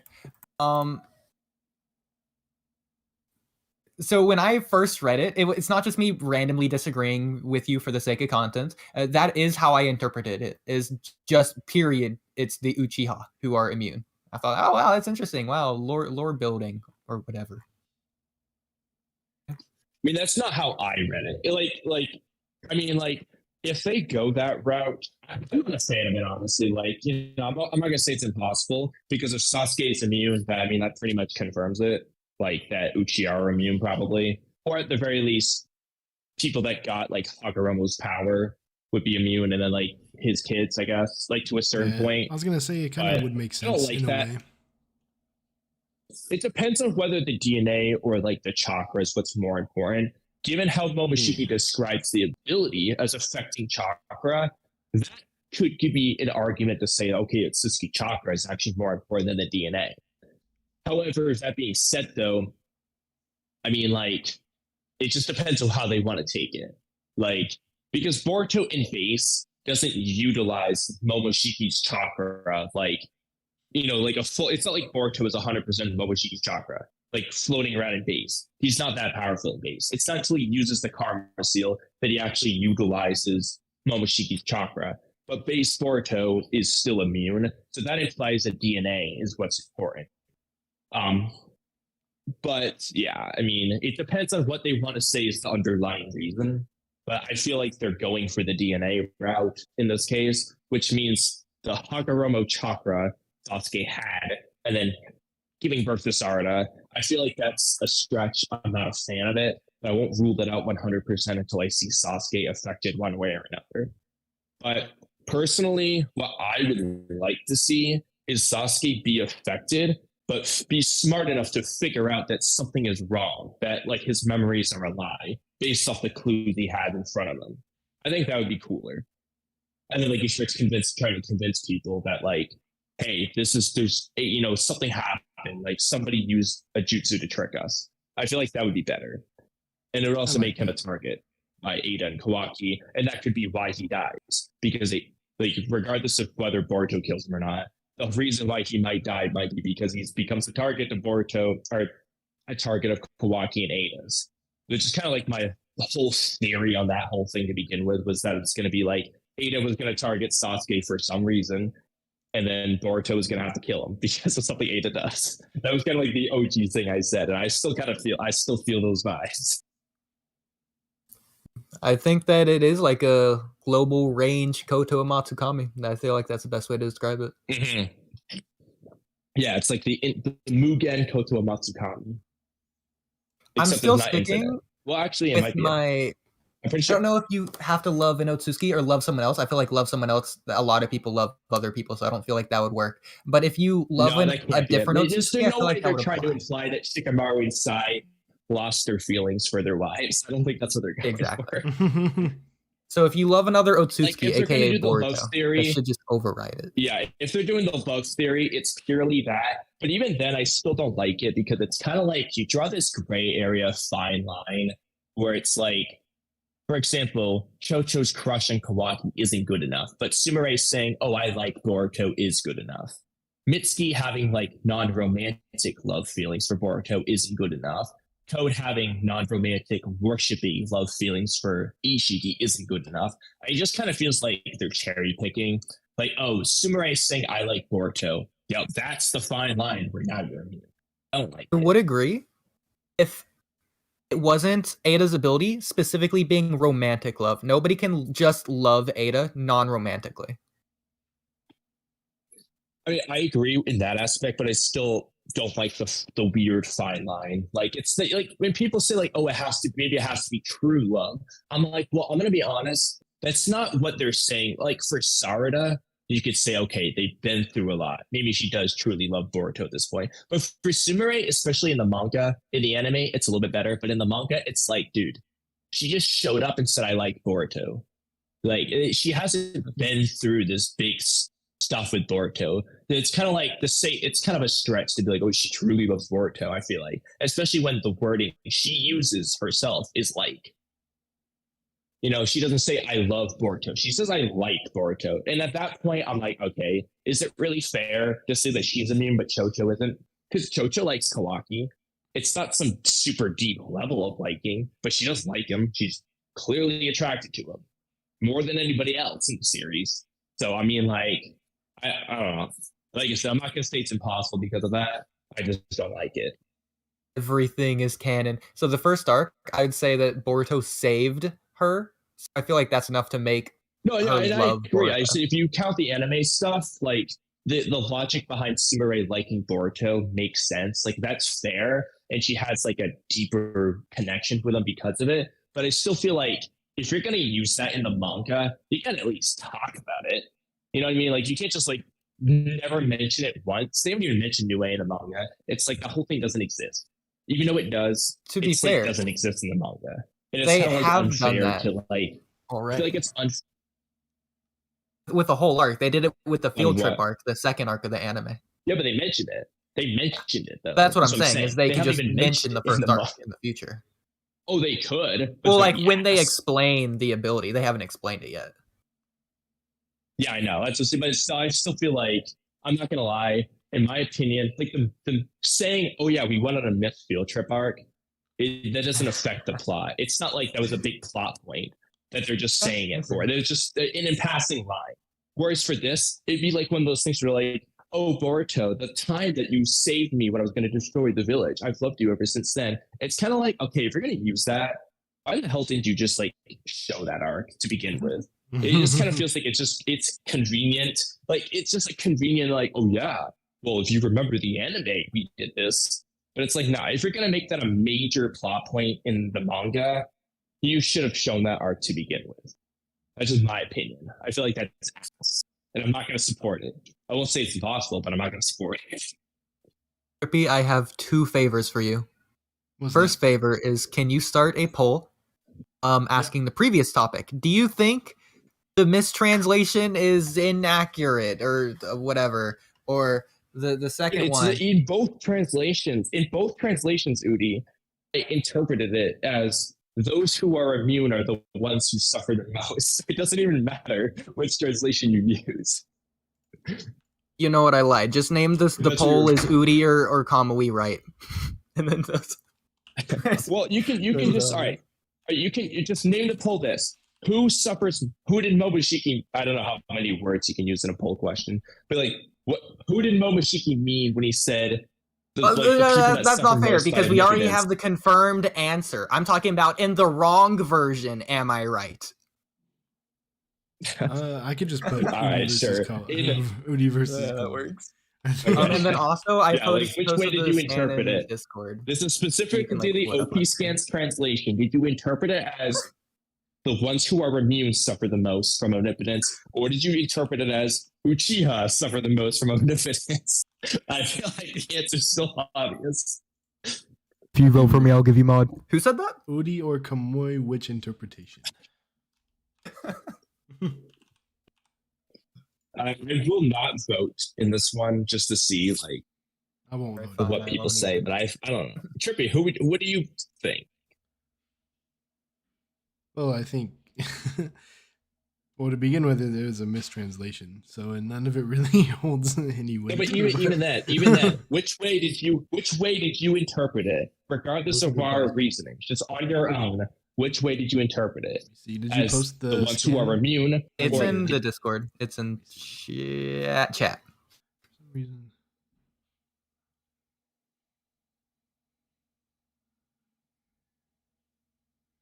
The only one who suffers. It is a weird. So who is the quote unquote the only one? Because on the right he lists both the daughter of the Uchiha as well as. To me, is the part that's the only one who suffers from omnipotence. To me, the part that's the mistranslation, Oodie. Yeah. Well, in my opinion, the mistranslation part is the fact that he said one singular instead of one plural. Because, like, that's the only thing I could say that be like, oh yeah, that threw me off. The fact that he said one and he talked about a certain person earlier. But, like, realistically, if that said ones, like, you would have no doubt he meant the ones who are immune, unless you really think he meant Sasuke too. But, yeah, I think the only part that's weird about it is the fact that he said the only one. But I think still pretty sure his point was the people that are immune are the ones that suffer, which makes sense. Why would Uchiha suffer more randomly? Like, what aspects would make them suffer more? They're omnipotent. Whereas it makes sense. It makes no, but the people that are immune suffer the most. That makes sense because they're the ones who know the truth, but nobody believes them. Like that sucks. Like that makes way more sense. Yeah, I could see it. Right, has anyone voted? Right. I could see it. Like, I can see what Oodie's talking about, but I do think, like, yeah, your interpretation, like the actual interpretation, is still makes sense even in that mistranslation. Okay. There Then we go. second There's poll, the who is official right, answer. Oodie or Kamui, on the way you ignore Eida's love power? Wait, what do you mean? Just redo the same poll. I'm gonna have to Wait, cancel hold this on. poll Wait, then. I don't understand. Kamui, you vote for yourself. I'm gonna vote for me just so I can see the results of the poll. Okay. Now I kind of wish hold I on, didn't do I'm that. confused. 80%. Yeah. There's 4 votes. The only vote was you. You're the only one who voted for yourself. But wait, I'm confused by the love card poll you're talking about. What are our stances on what? Whether it's your interpretation or my interpretation of who ignores Eida's ability. Like, why is Sarada and Sumire immune? Oh, okay. Well, I never gave you an answer on that. I just said whether I like give an something answer. or not. Give an Make answer. it different from Well, mine. I don't have a. I don't. Well, I had. All right. So for Sarada and Sumire, all right. So for Sarada's immunity, I proposed 2 options that I think are the most likely. I don't count the Uchiha one. You can count it as a third option, but I just don't think that's what they're going to do. So I said either it's the love and Atsuki theory or it's her glass and making her immune. I said one of those 2. I just don't like the love theory as far as me liking it, but it doesn't mean it's not possible. And then for Sumire, I said the love and Atsuki theory, new way doing something, or her being a blood relative to Eida were my 3 possible options. And I like her being a blood relative best. That's basically like my video on the topic. So like, if you ask me which I think is most likely, I'm not sure. If you ask me which option I like the best, then I have an answer. But that's not what the question was. And I also think that's kind of an unfair poll to just vote based on which one I like better. So basically it comes down to like genetics for you. Well, no, because in Sarada's case, it didn't involve genetics. Yeah, I threw out genetics for Sarada. If Sarada's immune because of her genetics, I'm going to be salty and pissed. I just hate it. I think that sucks. I'd rather, you know what, I'm going to be honest. I'd rather Sarada be immune because she likes Boruto than be immune because of her Uchiha gene. You can disagree with my opinion on it, but that's just how I feel. I've seen Genjutsu is able to pass through glasses, so it'd be weird if Shinjutsu couldn't. Yeah. Well, it would. I mean, yes, that is fair. That is true. But I mean, it doesn't. You know, actually, I don't know. Like you are right about that, but at the same time, we've never had a genjutsu that you were immune to because you liked somebody. I mean, like at the end of the day, it's no matter what, it's gonna be stupid. Like. There's never been a genjutsu where you were immune because you were related to them. Yeah. I'll just continue on my list of 26 characters that I never actually Right. Yeah, where do we leave off on that? So there was something I was going to ask we left you off earlier. at Sasuke, but we also now. did mention Kakashi. He is later on the list, but I guess I can kind of take him off now. But then again, the data book does list Kakashi as omnipotent, so I'm keeping him on. So moving on. I only included this because the Naruto Top 99 popularity poll included this as a character. I'm going to consider the Ten Tails a character that was not affected. Okay. The Ten Tails is a unique character. Even if it was in the same dimension, I don't think it would have been affected. Okay, good. According to Karama, the Ten Tails doesn't even have feelings, so... Yeah. Boruto characters were not included on Naruto Top, but I'm assuming if they were, the Claw Grimes would be a separate character, so I'm including them. Yeah, I don't think they would. Well, even if they weren't in another dimension, I don't think they would have been affected. And then the fact that they're in another dimension, for sure, I don't think they're affected. So the next one really shows my whole Uchiha theory in full force. I consider this all one character, but the Shin clones. The ones that Kabuto are looking that one over. is if. Well, actually, no, though. But they don't have Uchiha DNA. They just have Sharingan. Like, I feel like they're like 100%. No, they just have like Uchiha implanted Sharingan. I don't think that they like well, their Shin Shin's doesn't teeth. have any. That's fair. Why would he? Well, Like, I guess they're just giving Shin himself doesn't have Uchiha DNA. To my knowledge, he just can take any DNA, but they don't have Uchiha DNA. They just had you could say there's Uchiha DNA within the Sharingan eyeballs. Yeah, like that. Okay, that's fine. But like, it's not like integrated into his DNA of his body. It's like, okay, if I patch on an eyeball onto me, that's all he did. So it's can you give me this? Integrated into his body. So assuming that Kakashi is immune, do you think the Shin clones are immune? No, I think there'd be no correlation. Kakashi doesn't even have. They both got his Sharingan. Not anymore. Kakashi doesn't have it. Oh yeah, never mind. He had a Sharingan. The one data, but no, not data. The one interview quote where Kishimoto says, "You retain all of chakra forever." Retain things. He said that. I mean, he did say, once something's been a part of you for a long time, you never truly lose it. However, we haven't seen Kakashi do it. And the only thing I think that Kakashi would have reasonably retained would be his Susanoo, because, like other Uchiha, once you unlock it, you don't have to have your Sharingan active to use it again. Like, Madara did it blind. So I think for Kakashi, that would be a fair thing to say, hey, he might be able to use the Susanoo again if he chose to. But other than that, even then, I don't think the Sharingan makes you immune to Eida, because let's just say that's why Sarda was immune. She's never used her Sharingan near Eida. So I don't, the only Sharingan related benefit you can get without using your Sharingan is the Susanoo. It is the only thing in the entire series that a Sharingan wielder can use without using his Sharingan. And even then, you have to have the Sharingan first, then you can get it. But you still need the Sharingan to unlock the Susanoo. You just use it again.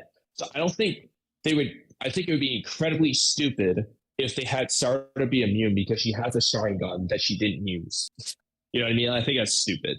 So I don't think Kakashi's immune. The only reason I would jokingly give you Kakashi being immune is because of the omnipotent thing, not because of any Sharingan related things. I'll give it to you as a joke because he's omnipotent. That would be a better reason. Other than potential future Otsutsuki as well, which I do classify as its own character, the last two on the list are going to be the last two remaining Kara members. So we have Oga and we have Kashin Koji. Oga is the anime only. You already counted Code and Bug, right? Yeah. Yeah. Okay. Well, do you have any reasoning behind? I mean, I haven't seen the arc with Oga, whatever her name is. I haven't seen that arc. Is there a particular reasoning, or is it just because she's a Kara member? Well, she survived, first of all, but that's not why. I'm pretty sure that Oga, and there's a 50-50 chance Kashin Koji as well, is in the Kara hideout dimension. Oh, okay. So they just wouldn't be affected because they're in a different dimension. Oh, okay, then that's fine. Yeah, because Koji, I said this before, the Kara hideout is in another dimension. Based off the anime, it's one of Ishiki's dimensions. So it depends on where Koji is, though, because Koji also went away from the Kara hideout. That's true, but there could just be more than one Kara hideout, or he could have just been hiding somewhere else. I do agree that he could have theoretically decided to go to another dimension beforehand and then immune that way. I think that'd be the only reason for him being immune, would be if he just happened to not be in the dimension at the time. I don't think Koji is considered a Suzuki. It'd be really awkward if Koji just poofed 10 meters away and Ishiki sees the smoke. Just walks up to him. But seamless segue. Kamui, you said the word theory 20 minutes ago. Speaking of theories, our first guest, not Ultra, haha, I tricked you. It's Rain out of nowhere. So, hey, Rain. Totally. Wait, did Rain have a theory? I was not ready for that. So that's our segue is the word theory. So Rain, I Yeah. assume you have theories or words, say things of what we've said so far. Do you agree with me on everything? Yeah, Yeah. pretty much. All right. Most of the things that I can remember. Yeah. What were you talking about? I'm gonna take that off the record. All right. Did you listen to the words we spoke previously on the stream? Yeah, but there was a lot. So Okay. So do you have words in response to our words? there was a lot of things discussed. So I was wondering if there was something Well, pick your particular. favorite. Pick your favorite part to discuss. My favorite Wow, part. throwing you into the fire here. Let's see. Well, Yeah, what were your favorite words you were gonna say? Well, my favorite words were Walky and Walky that Oodie was saying at the start. Completely made up words, but Ooh. those were my favorites.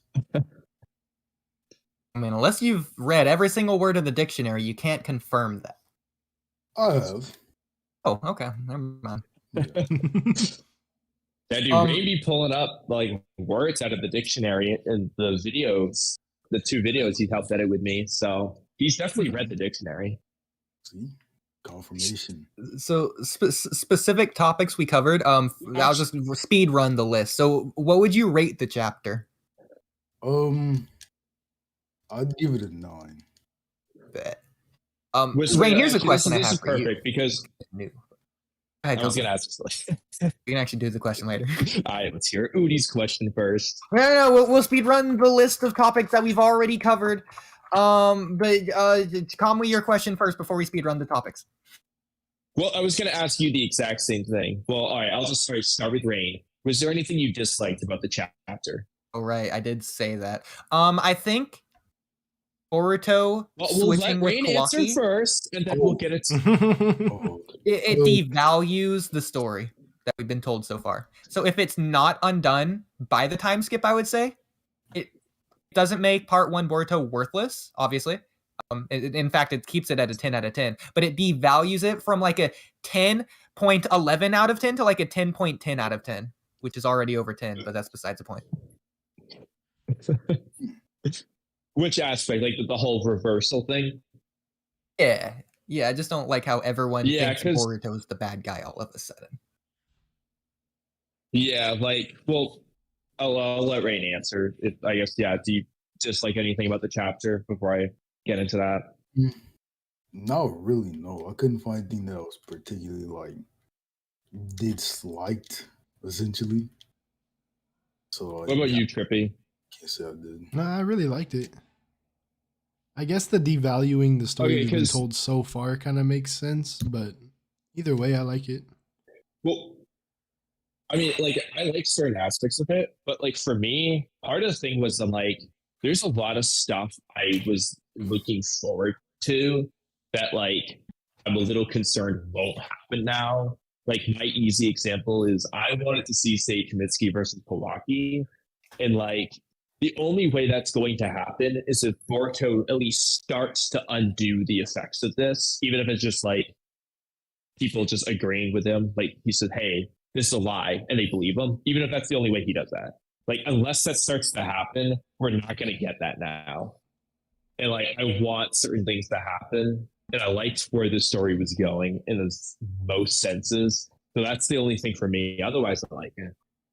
For me, it's not even just the first, it's not even just the entire story so far. Specifically, the first half of this chapter almost makes no sense. Why did we see half the scenes we did? For example, why did we have to see like a page or two of Amado telling Shikadai not to kill KAWAKI? It's completely irrelevant now in the same chapter.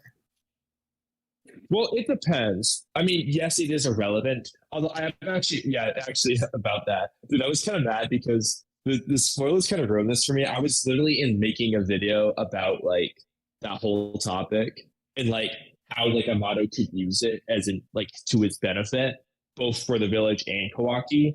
And like then the spoilers came and they rolled reverse, and Amato literally basically just told them what his plan was. And I was like, dude, I listened so much of that video. I was like, I'm gonna try to restructure it in a way that still works. I was like, dude, I was literally just talking about everything that they said in that chapter. I was pissed. But yeah, no, that's the thing. Actually, this is a side question.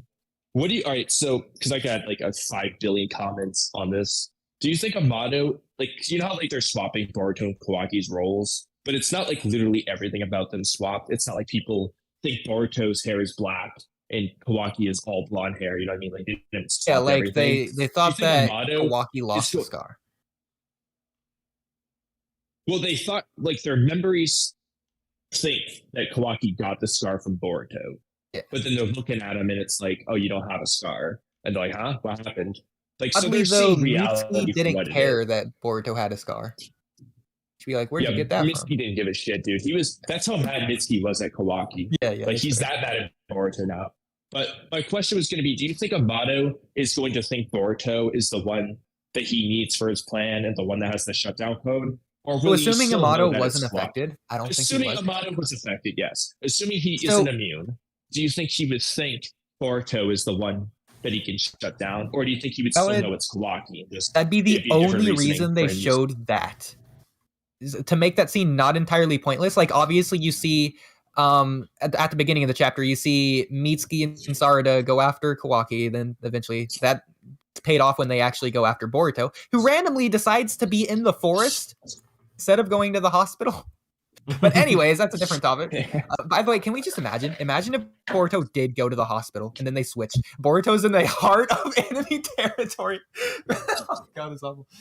Killed by a nurse who he can't escape. Suddenly hates him out of nowhere. They stab out his other eye. What was I saying? I got so off track here. Oh, you were saying like the only reason, like you think that they did the only reason they showed the Amado Shikamaru scene is if Amado tries to turn off Boruto. It just doesn't work. Then Amado would figure it out as well. A lot of people are going to figure it out. First of all, Sarada's not just going to keep her mouth shut. If she does, I'm not going to like it. But no, she's going to be saying shit, yeah. Already has, but. And same with Sasuke, he's going to see Boruto has his headband, etc. This guy. That's what I'm saying. Sasuke's going to figure it out, and then like Sarada's testimony is just going to solidify it. So I think Sasuke will figure it out. But let's just say though, that it could be interesting though if Amato still knew about the shutdown code, like on Kawaki, because it's kind of weird because like I know that they flip-flopped a lot of Boruto and Kawaki's life. But I don't think everybody thinks that Boruto has a Shiki's Karma Seal now. Like, I think they know it's Momoshiki still. And so with that in mind, would Amato, if he's hypothetically affected, would they still know it's a Shiki's Karma Seal? And if so, that means Amato should know that Kawaki's part of his plan anyway. So I can kind of see it both ways. And the most interesting part about it, though, even though I still feel like Amato's going to be immune, but even if he isn't, if he shuts down Kawaki, like, even though Kawaki's the quote-unquote good guy, that could be pretty interesting.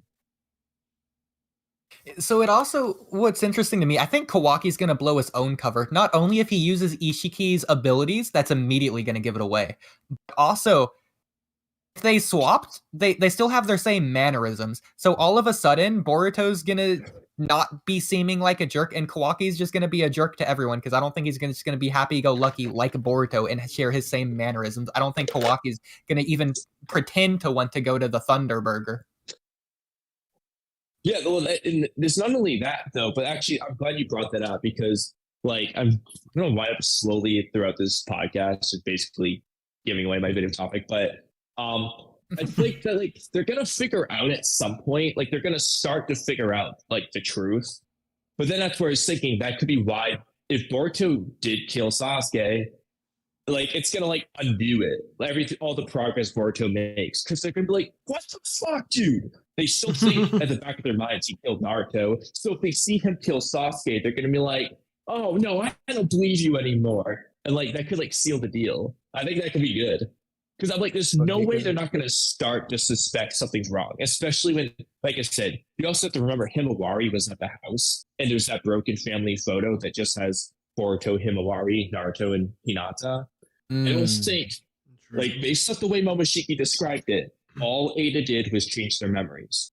She did not actually change the past. They changed their memories of the past, which means that family photo should still contain like Boruto, not Kawaki. And so even if Himawari is affected, I feel like she's going to see that and be like, huh? And then if she hears Sarada say, hey, it's a lie, Boruto is still Boruto, she could just believe it. Like, well, I have a family photo for proof.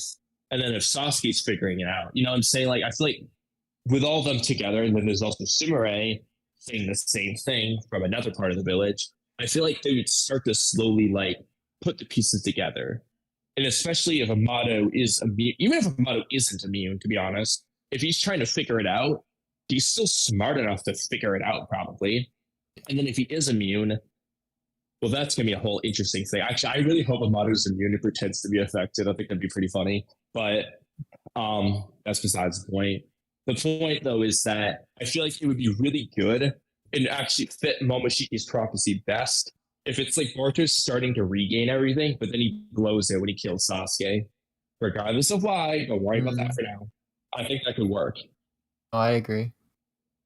Going off the mannerisms thing, I think memory as well, especially because Sarada's probably going to question him in front of everyone and be like, hey, what did you do on the field trip that you weren't actually at, Kawaki? And then Kawaki's just not going to know.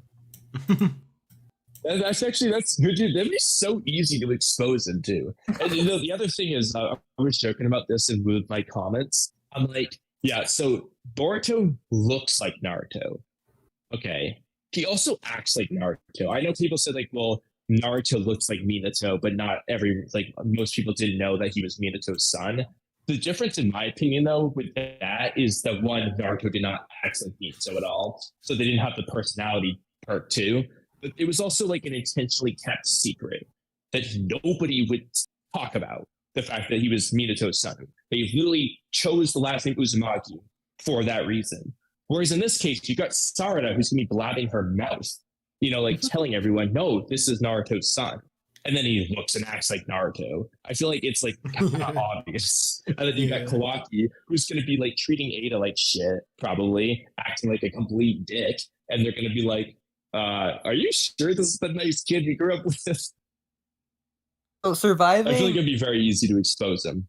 Assuming Sarada even survives this arc, which is another possible theory of what Boruto could lose.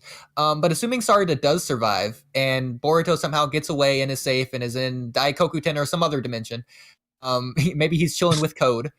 Or I don't think Kawaki's just gonna let her blab. I think he's just gonna threaten her. Like, hey, if you tell anyone, I'm gonna kill you. Oh yeah, for sure, dude. He'll kill her if he needs to. If she doesn't shut her mouth. To be honest, actually, I didn't think about this at first, but it's a good point. Since we know Kawaki's obviously not gonna die, unless he was shut down by Amato for like 3 years, Sarada really can't stay in the village because Kawaki's gonna kill her if she does. So she's gonna have to leave with Boruto, assuming Boruto leaves too. Because like Sarada cannot defeat Kawaki. Oh, like there's zero chance. Technically, nobody should know Sarada is immune. If she doesn't reveal. Tell him she is. Assuming. I think at this point. Oh yeah, that's a good point. I mean, Sarada would. I know Sarada wanted to keep it hidden from Eida, but like in this case, I think her choice. I think Sarada would put Boruto over herself. You know what I mean? She's gonna give away that she's immune to Eida if it means helping Boruto like prove his innocence. That's in character for Sarada, I think. She's not going to be like, oh, I better keep it a secret. Screw Boruto, you know what I mean? So she's going to tell everyone, I'm not affected. And neither is Sumire, who's going to say the same thing. And then like Kawaki is going to give off the side, and there's also the potential family photos that prove it. And then Kawaki's going to give off all the wrong vibes. So I feel like I said, they're going to pick up on the clues, and Kawaki naturally would want to silence Sarada. So she can't stay near Kawaki, you know what I mean? So, to be honest, Sarada probably has to leave the village too. Now, Sumire is a little bit different. I could see her staying behind because she also wants to spy on Amato and some other things. But she could also potentially leave too. If they blab, not only is Kawaki gonna go after him, but then you're gonna have Eida, which means you're also gonna have Damon going after him. Yeah, exactly. That's what I'm saying. I'm like, dude, they are not gonna survive that. Like, Here's my question. So assuming Boruto somehow does survive and goes off away from the village because he's rogue now, and assuming this doesn't change and they stay with their roles reversed like throughout the years into the time skip, where's Boruto going to stay? Because Eida has a Senrigan. Eida will be asked and will have to tell them where Boruto is. that is true. Actually, It has to be like a different constantly on dimension or drugs. something. She can but she can see in other dimensions because she saw Code's claw Yeah. grabbing the 10 Tails dimension, and she was Yeah, able to that see is true. And she Ishiki saw talk to Ishiki Code in die. that dimension too. Yeah. So she He can watched see Ishiki other die. dimensions as long as he knows it's where tough. it is. He really Can they cannot get go to him? anywhere. That is a good point. Like, how does that gonna work? Because she can see code, but they can't get to him. So Yeah. I'm saying like Boruto's Yeah. karma, so he can just go into another. I mean, I guess that's true. If Boruto went to, yeah, but Kawaki can. He can use Kawaki karma get to go to him. another dimension. But like he kind of needs to know the cool. As long as he knows how to get there, Oh, at that's- least. yeah, that's But true. that's a good point, actually. I mean, this I is guess why I it's feel not like in character because Kawaki leaving Kawaki's the not village. teleporting See, to this is Code. why I felt like Kawaki leaving the village made more sense. Because it's like, okay, Kawaki leaves, he's going to get stronger so he can actually kill all the Atsuki. Like, that makes sense. And, like, if Eida went with him, it'd be like, okay, well, they know where Boruto is. He's in the village. She's just going to stick by Kawaki's side. But if Kawaki's trying to hunt down Boruto for 3 years, it's like, how is Boruto actually going to stay away? Good point. That's a good point. He'd have to like. That's kind of constantly be weird now. switching Like, if I was thinking dimensions. about it, this whole thing is weird. Yeah, like, how is this going to work? I don't know. I agree.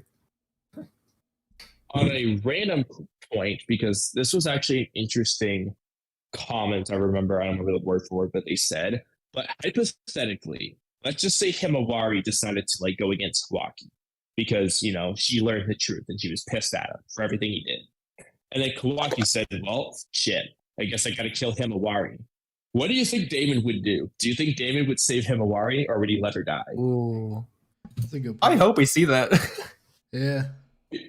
No, that's what I was saying. It's like, you know what? Honestly, I kind of want to see that. I kind of want to see Damon protect Himawari because if there's one person Damon actually might not want to die, I think it would be her because he was just so impressed by her. Yeah. And then, like, then the interesting thing would be how would Eida react to that? I guess it depends on what Damon does specifically. If he says, "I'm going to kill you, Kawaki," if you try to kill her, then I think that would be really interesting because Damon would have to go against Eida. But if he just says, like, "I won't let you hurt her," I don't think Eida would care too much. But I kind of want to see that. I'm not going to lie. I mean, I think Eida mentioning that Damon is one of the ones that can kill her isn't just to list off a possibility. It's because he knows it's like a very real possibility. That's the thing. But the thing that's work. weird about it is, like, as of so far in the story, Damon is like a robot that listens to all of Eida's commands. I mean, he's a I do kid. think, I mean, it would be like a good change of things if Damon decided, you know what, Himawari is the reason I'm going to disobey Eida. Like, that could be good, but it's also kind of like, why did the thought ever did Damon ever disobey Eida in the past? Is that why she even thought about that? Because, like, so far, you would never think Damon's going to disobey Eida, try to kill her. Like, the only thing he talks about is protecting her. Dragon Ball, it's almost you like know. Android 18 and 19, how they turn on Dr. Jiro, but they were like listening at first. 17 and 18. Bro. Yeah, that one. That's what I said. Don't clip it. Don't clip it. I was thinking what you're saying earlier, bringing it back to Death Note for a second, even though we never really talked on it, but we mentioned it.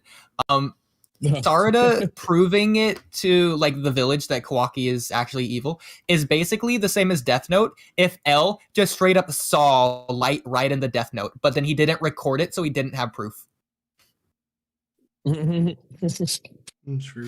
It's kind of true. It was just I mean, his well, word. even then, though, like L, like knew, like the whole time Yeah. he thought it was light, and he like knew it, but he just couldn't prove it yet. Like that's basically the whole thing. Like it is pretty similar, but it's even funnier. It's like imagining seeing him writing the Death Note, but you didn't record it.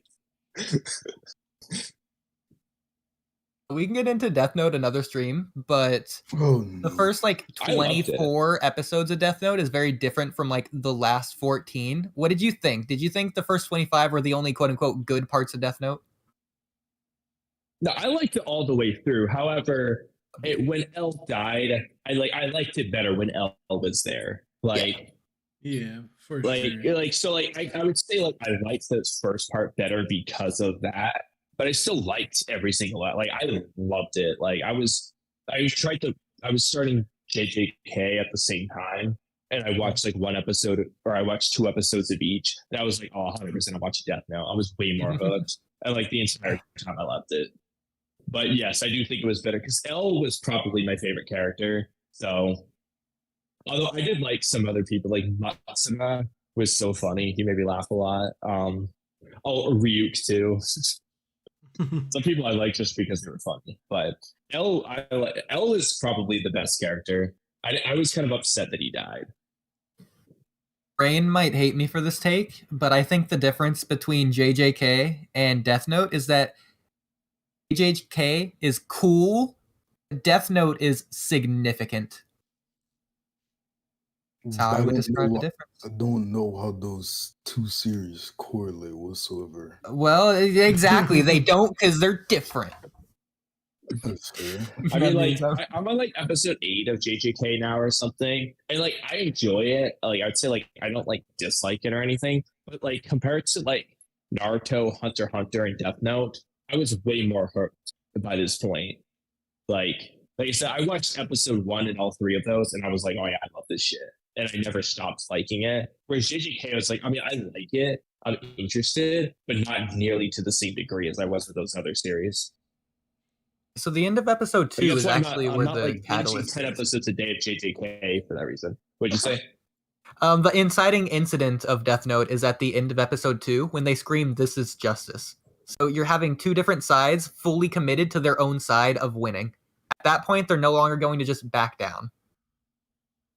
Oh yeah, I know, dude. It was so good. Like it was. The whole thing was good, dude. I can only say good words about it. The best cat and mouse chase of all time. Tom and Jerry be jealous. Dude, it like I don't know. It was very enjoyable. Like I kind of wish it was longer, but you know, at the same time, it might have gotten like a bit overkill if they kept going. Like if L was still trying to figure out it was light, it's like what else would they do? Since we're on the topic, Kamui, you're close enough to a professional power scaler. Where's Ryuk scaling to the Naruto universe? What? I mean, he killed literally everyone. Solos, bro. What is this? And like literally, if Ryuk just doesn't let anyone touch his Death Note, the dude's gonna solo the verse. He can see everyone's name. He just needs to see them. As long as he sees them, he's good. They can't see him. You have to touch the Death Note. So the Rinnegan shouldn't be able to see it. It's not. It was never stated the Rinnegan can see it, and it was stated the only way to see Ryuk or any other Shinigami is if you touch their Death Note. So with that in mind, the Death Note Ryuk travel dimensions. Yeah, they literally drop it from the Shinigami realm into Earth. Yeah, but like, okay, could light kill the Shinigami god in his own dimension? I don't think so. Well, actually, no, because they said the only way to kill a Shinigami is if a Shinigami chooses to extend a human's life, and they would only ever do that. They love take out the Shinigami god. Say a human somehow teleported there. They ever said it. Well, I was gonna say I don't know if they ever said it, but I think it was at least implied that like even if Light wrote Ryuk's name in the Death Note, it wouldn't do anything. Like you just can't kill him that way. So Ryuk is killing Kaguya. Madara has Limbo. Would you consider that being able to see into a different dimension? Being able to like see Ryuk at that point? No, because like I said, the thing is like Ryuk probably can't see Madara's Limbo.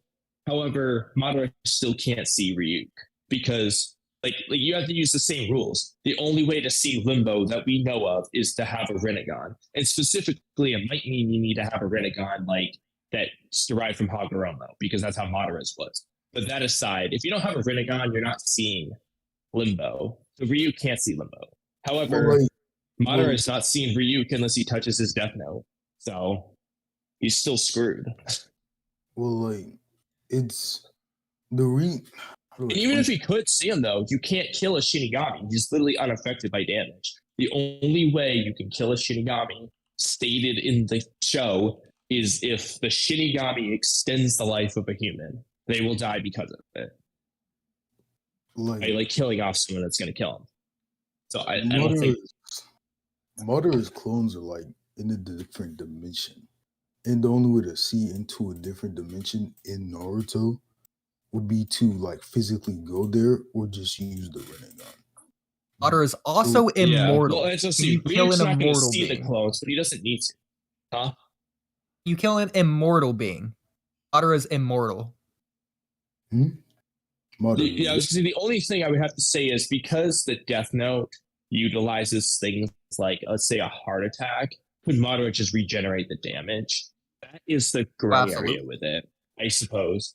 Because if I know, like, whoever does it dies, but in the Death Note world, it's like humans. They don't have like powers of regeneration to avoid death. So with that in mind, I'm not sure how that would play into it, but Madara is still not killing Ryuk. I do know that.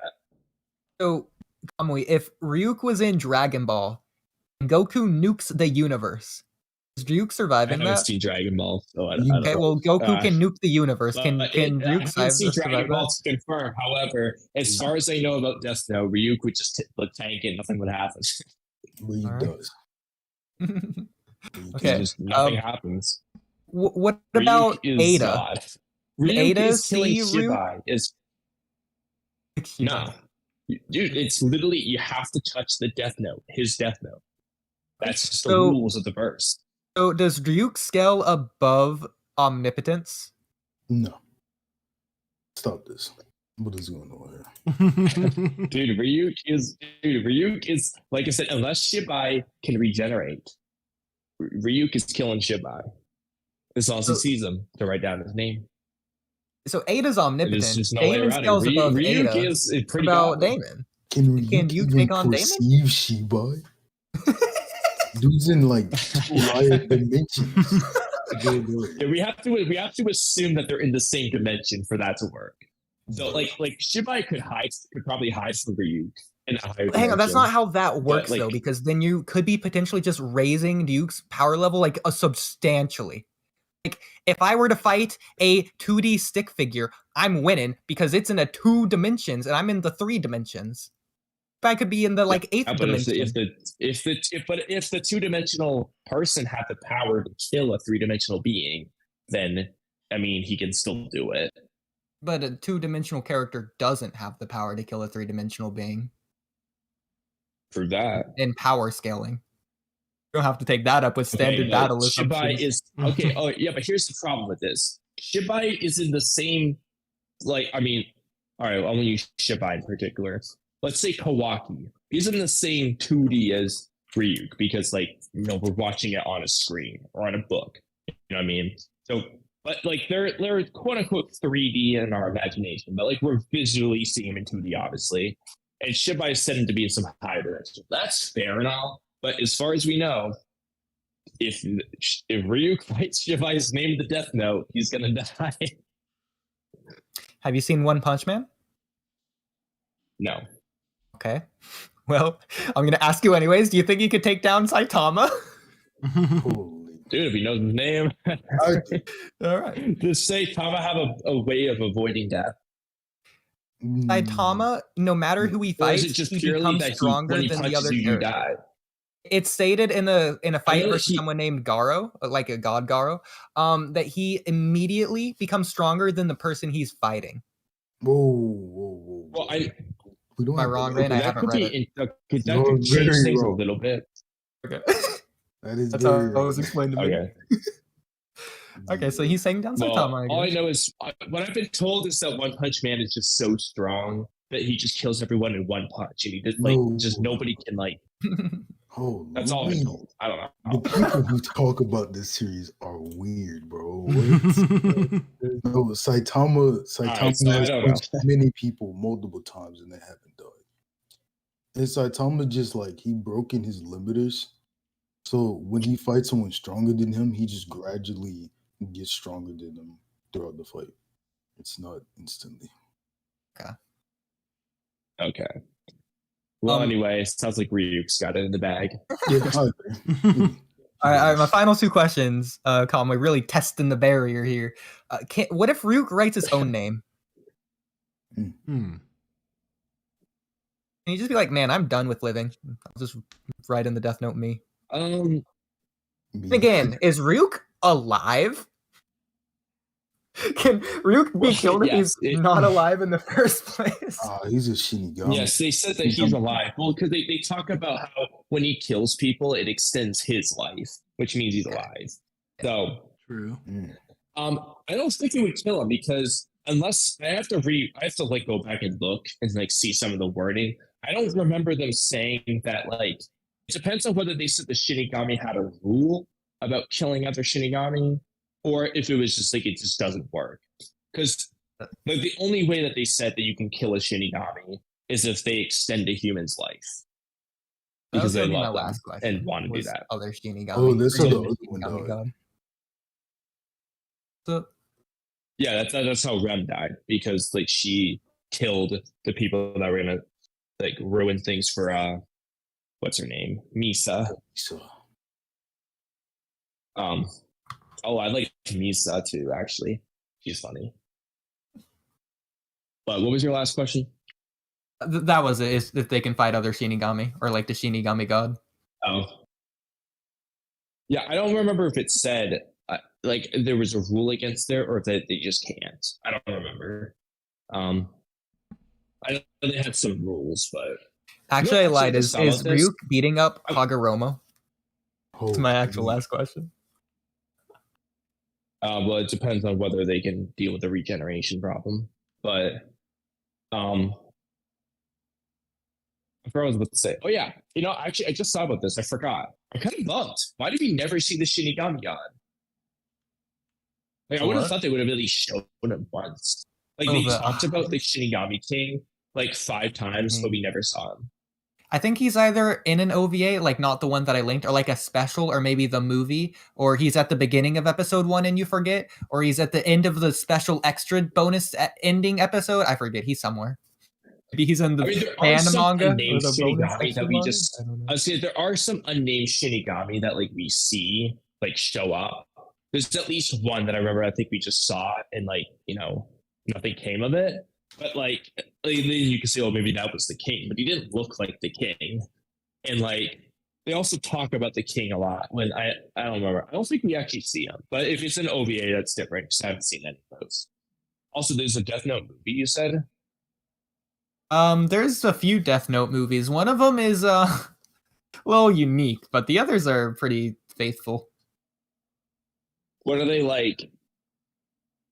It's the so you know how like people meme real life, they meme like the manga version, the real life version, then the Netflix adaptation. So they're not like actually made by the creator or anything. So this movie is the reason that meme exists. They Americanized the unique one you refer to. It's to be fair, if you look at it as a version that is like it's just not Death Note, it's kind of fun. If you look at it as Death Note, you're not going to have a good time. Okay. Are there any Death Note movies that are like, for example, Naruto the Last or Naruto Road to Ninja, where it's like a Naruto movie that's just like a random timeline in the story? It's kind of like Naruto the Last, but Naruto never goes back in time. You just see the other dimension. Except it's being played off as if it's the original dimension. Okay, put it another way.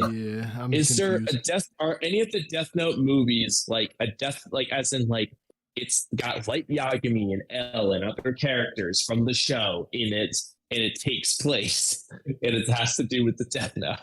Or is it all just like some weird spin-off that's not like actually Death Note?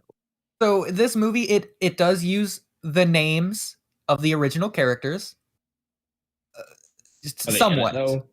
Yeah, so the main character, Light Turner, he goes off against L, the black FBI agent, as he dates Misa in high school. Okay, is it like a live action movie? Yeah. It starts with Okay, so are there American any football cartoon Death Note cheerleader. movies? Okay, are there any cartoon Death Note movies? Like, action Death Note? I think there's one recap. That's the one with the OVA at the end that I mentioned, I think. Slightly Okay. different, I think. I don't remember. But there's also 2 actually faithful live actions made in Japan. Actually pretty I good. don't really want to see live action, to be honest. I will maybe say if that they're this will good, kind of but this might otherwise- convince you, but also maybe spoilers. So in the live action, they tell the full Death Note story, except instead of bringing in Mello and the other one that is Near. yeah, instead of bringing in Near and Mello, it's just L never died at the end of the first movie. So then L is the one that beats him at the end of the second movie. But it's like he's supposed to be. I don't know if I would have liked that better because I liked L. Like, it's at least fun to see the ending of the second movie. So you can, it's almost kind of different too, because I think everyone tries to shoot Light, but then Duke stops their bullets. Like he physically gets in their way. It's actually a pretty cool ending. Yeah. Check it out. interesting. So wait, actually, this is kind of random. Have you seen the Hunter x Hunter movie or movies? That's this one. I have, but it's been a while. In fact, I think I've showed you I was some gonna art say, like, from what that are they movie. like? Oh, I can haven't show you seen some any of art it. I from the keep movie. forgetting about it. What are they like? Are they like just kind of random shit, or are they like actually really good, or like? Yeah, so they are random. They're like the first 2 Naruto movies. How they just tell their own story, basically. Yeah. They were okay. Are they good though? I haven't Is it actually worth seen a your lot of those time? Naruto movies. Well, they only either. last an hour. I would say for an hour, it's decent if you have nothing else to do. One day I'll get around to it. Okay, I I just found. realized I forgot to hold my phone for like half this time I've been walking, so my distance is going to be underreporting. Let's see what I have so far. Oh wow! So far I'm at 2, and I wasn't holding the phone the whole time. That's good. Miles. Yeah, I mean, to be fair, I've been walking for like 2.5 hours, so I Yeah. would hope I managed to hit at least that much. So if you look in the Discord chat, I'm gonna post 3 images from the Hunter x Hunter movie. These are still frames, aka not in betweens, on the screen for several seconds. That's awesome. It's definitely Third one- motivating me to watch it. Actually, The third one, to be fair, it's not a still frame. It is a running animation. It's meant to be a running animation. Trippy, I don't know if are you the can first show 2 like those meant on to be like screen, comedic but- faces? I can. Are the first 2 meant to be comedic faces? No, they aren't. To be fair, I did Well, zoom that's- in a little bit, but like the fact that I was able to notice it from a distance because it's on screen for several seconds, sort of the problem here. Like I wasn't hardcore watching the movie, I wasn't hate watching, I was just chilling, and then I see that. That's actually pretty funny. It's kind of like, it kind of sounds like the same ability. And same thing goes with the supposed Ishiki wish granting ability that like he's kind of like implied to have. That kind of sounds like the same thing too. Like I feel like there are 3 different abilities that kind of accomplish the same thing. That's kind of the vibe I get. I'm willing to give them omnipotence too. So there you go. I'll give it to Hagoromo. I don't know about Ishiki. I don't really want to give to Ishiki, but I'll give it to Hagoromo. Or I could say for Ishiki, he could have had the potential to do it. But like the Ishiki we saw, nah. Because he seemed like he couldn't use everything. So anyway, I am going to make pancakes at the same time as I do this. Okay. And then I don't know how loud I'll be because I will not talk as loud while I'm doing it because there are other people around. But I'm still going to do this. I'm Perfect committed. time to bring Ultra in. I'll go start my walk if he wants to introduce himself for probably a few minutes because I'm slow. You haven't been walking? Come on. Not yet because my phone was going to die, but now it's that's it. If that's the case, we have to say this is episode -4. If you haven't been walking this whole time. I said I was going to start when we started the pain debate. Listen, we're slow at getting to topics. There's a pain debate. Yeah. In fact, Rain, you can be the judge because you're unbiased. That's cool. You didn't hear the first one, so it's fine. Trippy, you too, because you did hear the first one. Well, hey, I have to go for a second. I'll be back if he wants to come in. And I'm going to switch the scene to the pain one. And then I'll be back. Yeah, I know what you're talking about. Oh, you don't have to end the stream. You can just switch the pictures if that's what you mean. Yeah, that's what I'm doing. I'll be right back, though. Okay. Yeah, okay. Well. So you're bringing someone in to debate them on pain versus who? On nobody. On if pain is narratively significant. So immediately, Rain, what do you think of that? So you think pain sucks, right? Like there's no point of including him in the story at all? Me? You agree with me, right? That there's no point of having pain in the story. Pain sucks. What? What do you... What? I'm glad that you're just curious because I'll be sure to get in. Wait, I'm serious, yeah. I'm serious. See, his response there is literally the entire point of this debate right there. It's settled. He's so confused because of how blasphemous it is. Listen, I didn't realize that Rain was a professional screenwriter now, Kamui. Wait, you think pain has no narrative significance to the story whatsoever? That's correct.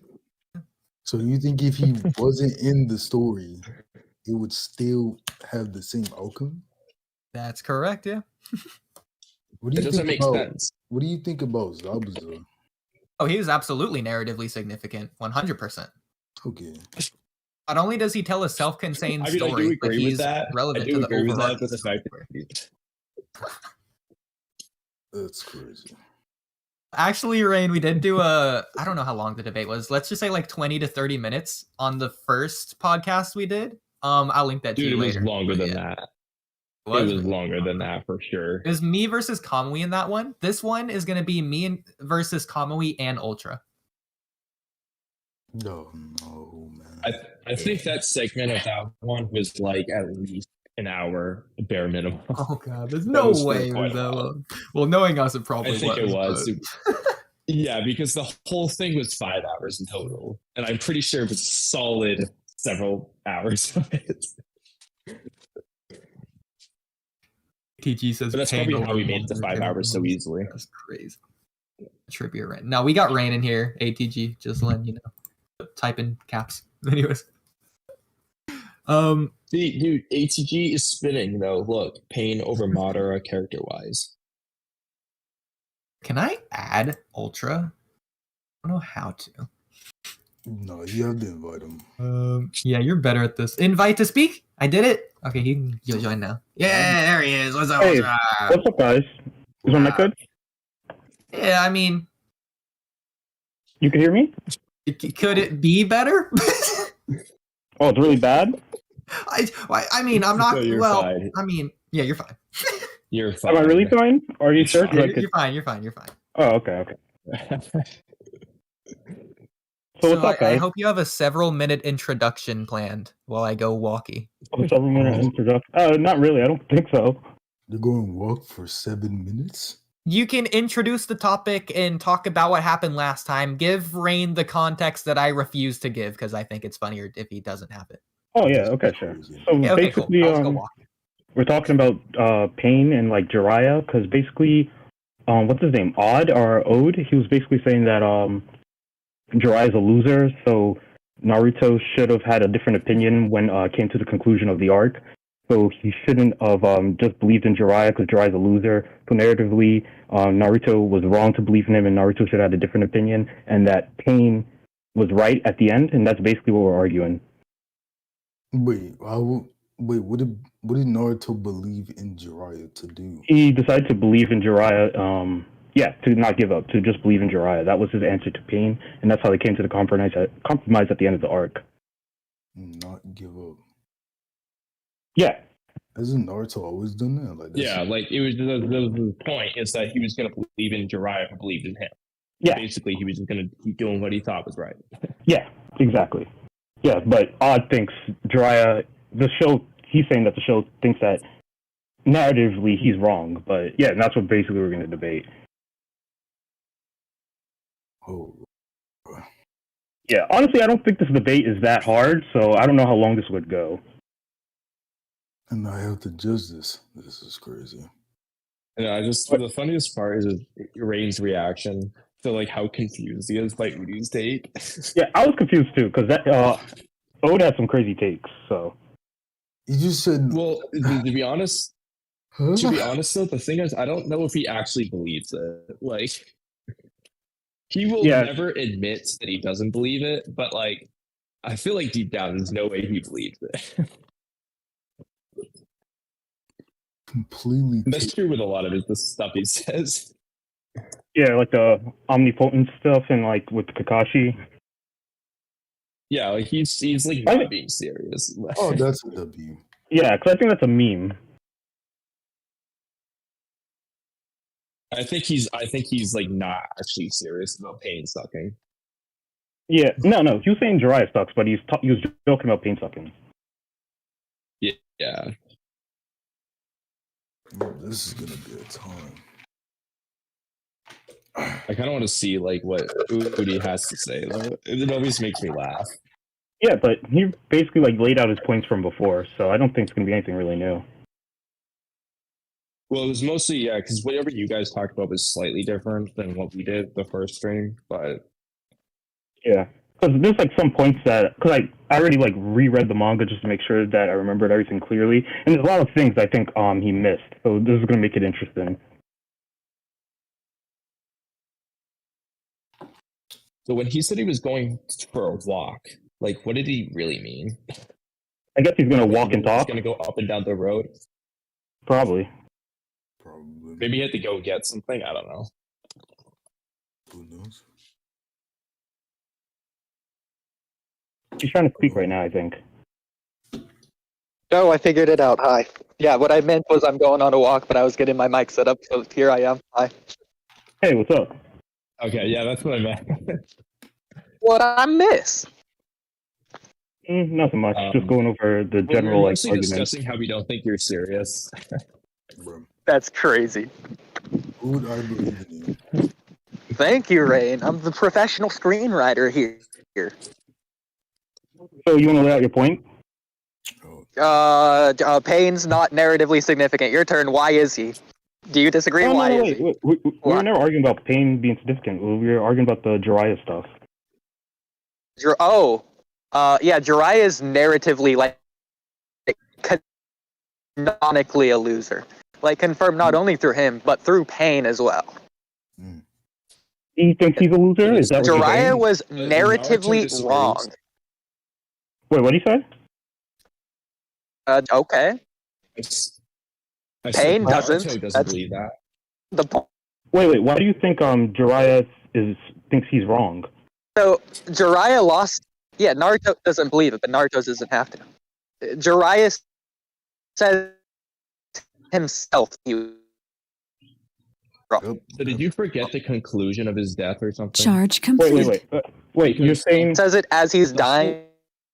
The whole point is that like he believes in Naruto. Like his one success is training Naruto and giving him his will. Wait, before we get into that, you know what's a beat, right? In terms of screenwriting, right? Hello? Was that Hello? for me or Oodie? Oodie. Sorry, I mispronounced his name. Oodie. Do you know what's a beat in terms of like writing and like scenes? I can explain it for you. I'm just wondering. Do you know what's a beat? Okay. I can hear again. What's up? Do you know what's a beat in terms of like scenes? Do I know Can you what hear in me? terms of scenes? A beat. Yeah, yeah. B-E-A-T. Okay. So, like, because I was reading Yeah, book by like Robert the McKee, but, beat sheet. Yeah, no, yeah, the yeah, beat kind sheet. of like that. But yeah, basically, because he defines a beat as being a beat is an exchange of action, reaction, and character behavior. So, like, in the scene, you can see, like, different reactions and an action and reaction throughout a scene, and how, like, changes throughout a scene, and that would generally be, like, the different beats that happen in the scene. So, when you're talking about Jiraiya being a loser, that's, like, when he's about to die, right? Yeah. Yeah. So basically, I think you're completely wrong in what you're saying because you missed like a beat right after that, and I'm gonna show it in a second. So basically, Jiraiya's like on his death. He's like thinking about dying and everything that happened in his life, but you completely miss like what happens afterwards. Let me find it. That's what I'm saying. Doesn't he like turn around and like change Interesting his how mind you word that. basically because of I Naruto? miss it. What does he do? Like, didn't he like change his whole point backwards? Like he's like, oh yeah, well actually, there's Naruto basically. Like that's my success. No, actually, what he's like contemplating his death and everything, going about how he's a failure. Minato says something to him, says, "No, you're not a failure," and that's like the complete thing that Ode misses in that whole entire thing when he says Jiraiya's a failure, because he's not a failure because Minato is basically telling him, "No, you're not. You did this and that, and you never gave up." And this is when they talk over the name of the character in the book. So he completely misses it and misframes the entire story about Jiraiya being a failure because the beat switches. He completely misses the beat and completely misses the scene of what's going on. So when he says Jiraiya's a failure, he's completely wrong to say that. So there's a lot that I want to break down here. The first thing, I know what you're talking about with story beats. That's not Robert McKee's book. Robert McKee's beat sheet That is is Robert 15 McKee's different book. beats that are in a story. No, this is Robert Okay, McKee's we're book. talking about two different things. Who the hell is I know what you're talking about when you say story beat, but I'm telling you, Yeah. Robert McKee's beat sheet is something completely different. No, I never mentioned his beat sheet. I'm talking about beats as the concept. Okay, sure. Who the Yeah. hell is Well, the this? first beat is the catalyst, which is No, the I'm not- inciting incident. No, I'm not No, talking I about... know. I'm just Oh, telling you. okay. Yeah. Yeah. Okay. So would you consider this the catalyst / inciting incident just in general? No, that's not what I'm talking about. I never mentioned Okay, I any of that. know that's not what you're talking about. It's just a question. We don't have to stay on that. Oh, okay. So what would you Yeah, so- consider the inciting incident? I don't know how that's relevant to anything that we're talking about. It's not. I'm asking you a side question. What would be like it's like what springs the No, in the main the character pain arc. action. What's the inciting incident of the pain arc? Oh, I don't remember. Okay. Anyways. Okay. So addressing your beat that you're saying that I quote unquote missed, even though I watched it. So if anything, I missed the point. I didn't miss it. So that's correcting words. First of all. So second of all, did that beat happen there, or was it Rudy right later? Or was it is a debate duty, or was it later at the end of the arc when Naruto's talking to Pain, or is it It's the both? same scene that you're talking about. I just posted it in chat. As Jiraiya's like thinking about his failures. Yeah, just look at the chat. I posted it. Gladly. Yeah, he says no. I don't think so. I think the tale is wonderful because he's basically talking about his life story and everything, and him being a failure. He's not a failure. The story doesn't say he's a failure. You like made that up, or you Yeah, can Minato disagrees. Yeah, and then after that, the frog even says the same thing. I'll get you that skin as well, because the frog says Jiraiya's action, because Jiraiya basically is dead right now, and then he wills himself back to life. That's when he writes on the frog about the message about Pain, about they're not among them. So he doesn't give up at that point because he lives to that whole entire idea of not giving up. That's when he writes on the frog, and his action leads to the frog stage to say Jiraiya changed the fate of what would happen in this whole entire fight. I'll bring you that skin in a second. Jiraiya's message of the real one is not among them did not lead to Naruto winning. It's literally stated by the story. You could say that, but you're just wrong as the story. Okay, would so say. how did it lead to Naruto winning? Is It message from the winning frog? because he could actually talk to Nagato, and he actually stabbed himself with the rod so he could actually talk to him. Because at the end of the fight, he wouldn't know that there was someone else. And he had intel from I would everyone else argue about he did. Pain. No, he already sensed it beforehand when he was stabbed the first time. Okay, but yeah, Yeah, but he still had to get intel about everything that was going on. And the frog literally says, the sage frog says that Jiraiya changed the fates, as you could see in the manga panel. But In still, fact, this is besides the Naruto fact- wasn't there when they deciphered the information. Naruto wasn't there. Did he even he hear gets the information? from them. No, he gets the information from them, I'm pretty sure. Through cutscene. Yeah. Yeah, Okay. and there's Okay. another thing too. Yeah, so that kind of debunks your point about him being a failure because you completely missed the beat. So what you're saying makes no sense. As shown in the story. And the frog backs it up, and what happens in the flashback backs it up because you missed out the point. Okay, so if Jiraiya wrote something else, Naruto wouldn't have fought Pain. He would have bypassed Pain and went straight to Nagato. Okay, but this is a different point. We were talking about Jiraiya being a failure or not. As shown in the stuff, you are wrong in that being your premise. Okay, no, That's what I no. said earlier. How? Your premise is that Jiraiya isn't a failure because he led to Naruto defeating Pain. Yes, and he didn't give up when he was supposed to die. That was the entire point. You based it off that one scene, but you didn't look at the scene afterwards. Or the page afterwards, exactly. Okay, so we've covered the first one. Him refusing to die. And then what happened? He died. Yes, but he left a message for everyone to give them hope. That was the entire point of the scene. And the frog even states that as well. I don't think he gave anyone hope with this message at any point. Oh, okay, that's just your opinion because the story literally states it and I provided proof on that. So I don't There's know. evidence within the story. It's not just my opinion. Okay, You then could what's just your ask proof? me my opinion. What's Okay, your well, proof? if you look at the anime, the music doesn't have hopeful music. It has my mysterious gosh. music as they're trying to decipher the code. Okay, that's your point, sure. Okay, that's your point. I'm not even going to argue with that. That's crazy. Okay, well, then that's a concession, GG. No, it's not concession. It's just a ridiculous Well, point. I'm not even going to argue with something like that. Okay, No, well, actually- that is a Wait, hold concession. on. Wait, hold on. Yeah. Your point is that the mysterious music was played while they were just ciphering the code? Yeah, it's That crazy. makes Don't sense. even deal with They're it. just That's what I'm saying. ciphering. I'm not even going to deal with that because that's a crazy take. Well, I'll Like, respond give to me it for something. fun. Go But for like it. the point is they're just ciphering a mysterious code. That music fits. That doesn't mean the code is wrong or That's like that. pointless. I'm not even going It to deal means with that it Well, was the code needed to be itself discovered. isn't hopeful. If anything, the code is also mysterious. Well, no, the code is hopeful, but the message. I'm sorry, the code is mysterious, but the message is hopeful.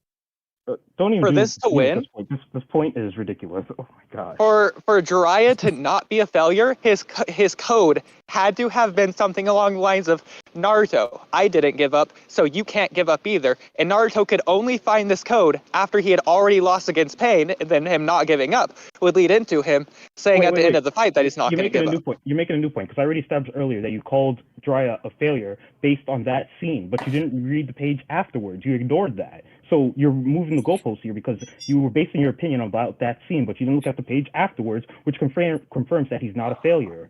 That was the entire point. Okay, so how does it confirm he's not a failure, since we're backtracking? We're not backtracking because that was the original point. And Oh, looking I already around is addressed it, explained. but go ahead. You did? How? I'll just readdress it. Go ahead. Say your thing. I said I'm looking at the page and that it confirms that he's not a failure. And he writes. Oh, by the messages way, to I people. can't see the page because I'm on my phone and like walking and like okay, it just sorry. doesn't let. Yeah, I can only see. Oh. Actually, I can see it if you post it in the podcast chat instead of the general chat. I'll just read it to you. Dryas is so pitiful that this will be the twist to the tale of Jiraiya the Gallant. What a worthless story. And then it cuts to the Minato saying, no, I don't think so. I think this tale is wonderful. Yeah, and that's right before he talks about himself being a failure. So you missed the beat. That was my point exactly. Because you could say that he's a failure, but you can't say he's a failure without the context of Minato saying what he said. That's why I tried to nail you on that specific point before I brought it up. So why is Minato a valid narrator? What do you mean? When was Minato wrong?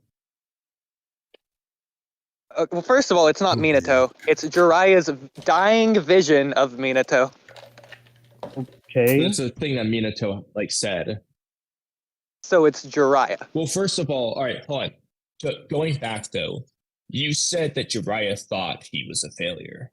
This is Jiraiya basically telling himself he's not a failure, so that would still be wrong. Yeah, and he still dies. I didn't hopeful when say he's he to the thought. bottom I of the said he water. is a failure. Well, I said he thought, and he is. Yeah, you said But- you said at one point Okay. that he even said it, but he changed Thought his mind. implies past tense. So I didn't say think. I said thought. So there you go. Yeah, but he's not a failure. He Of dies. course, He you doesn't die would as a say failure. sing because he's dead. Well, no, he lists Of course he several does. reasons why he is a failure. For example, he couldn't save Orochimaru. Yes, but you missed the point. He didn't Yeah. give up. That was the entire point. And when he dies, he does the message for the frog, and when he dies, he says, "Oh, the tale of Jiraiya the Galleon is a good tale, and it's going to continue into the tale of Naruto." Also, I don't know if I'm remembering wrong, but I'm pretty sure Tsunade or somebody even says that part of the message in his message was to not give up, which Naruto doesn't do. Yeah. I don't remember if I'm remembering that wrong, but I think they say I'm that. not too sure. I don't but yeah. think that's right. Oh, and also, I think they there's say it somewhere, but I'm not sure. There's another point I want to address, because you talk about how Pain loses to Jiraiya, so that makes him narratively wrong because he loses the fight. So I want to attack that point, because that makes absolutely no sense. Because fights, you winning or losing, isn't really have to do with the narrative every single time. Because we see a bunch of fights, even in Naruto, where a character loses but still proves their point. A good case of that would be Rock Lee. He loses to Gaara, but he still proves that he's a splendid ninja in the process. What's the theme of the fight? What do you mean with the theme of the fight? It's because he's. Is it Rock Lee's hard trying to work become- versus talent? No, I won't say it's hard work versus I talent. agree. Yeah, but he proves Go the ahead. point that he's trying to So what's become the a theme of the splendid fight? ninja. That has nothing to do with my point, but I'm just trying to say that he proves the point that he's still a splendid ninja while losing. What is a the fight to splendid Gaara. ninja? I don't know, but Guy said that he is a splendid ninja. That's the whole point. Okay, then how did he prove it if you don't know what it is? Because he proved it when he fought Jiraiya, and proved to everyone that he's a genius of hard work and all that other stuff. But it's as stated from the show. You mean Gaara? Yeah, when he fought Gaara, sorry. Okay, Want me to but show how you did he scans prove of it? By fighting Gaara and trusting everyone. I mean, He Guy trusts did everyone. say Okay. that. Yeah. Not the Guy did say general he broad already fight proved of it. Gaara. I'm asking what specifically, how did he prove it? By fighting Gaara and proving to everyone that he What could do what he did. action did he do? Fighting What Gaara. he physical, proved slapped the everyone. shit tangible out of action? him. Yeah. Okay, so I the moment slapped the he shit out jumped of him. down, so the moment he jumped down and the fight began, before he even touched Gaara or ran at him, he was already a splendid ninja? No, I never said that. Why are you reducing my point to the most ridiculous? Fight start. So he was Yeah. fighting Gaara at the start of the fight before he ran up to Gaara. Yeah, so I would say, okay, if you want to pin me down to something like that, he proved it at the end when he's still standing even after everything that happens. He doesn't give up, even though he's half dead and injured. He's still standing there, and then Guy consoles him, said, "You're still a splendid ninja." And I posted that in the chat just to show you the evidence that I have. Yeah, the fight was over at that point because guys stepped Yeah, in. but he didn't give up. He was still standing. That's the entire point. Well, again, I the think fight was Lee over, so it proved doesn't the moment matter he if he touched- gave up or not. I think he proved it the moment he hit Gaara.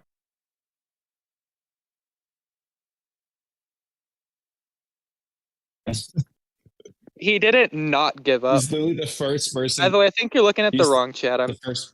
Oh, is it? What? I can't send messages. Weird. Anyways. Oh, weird. I don't know what I'm looking at.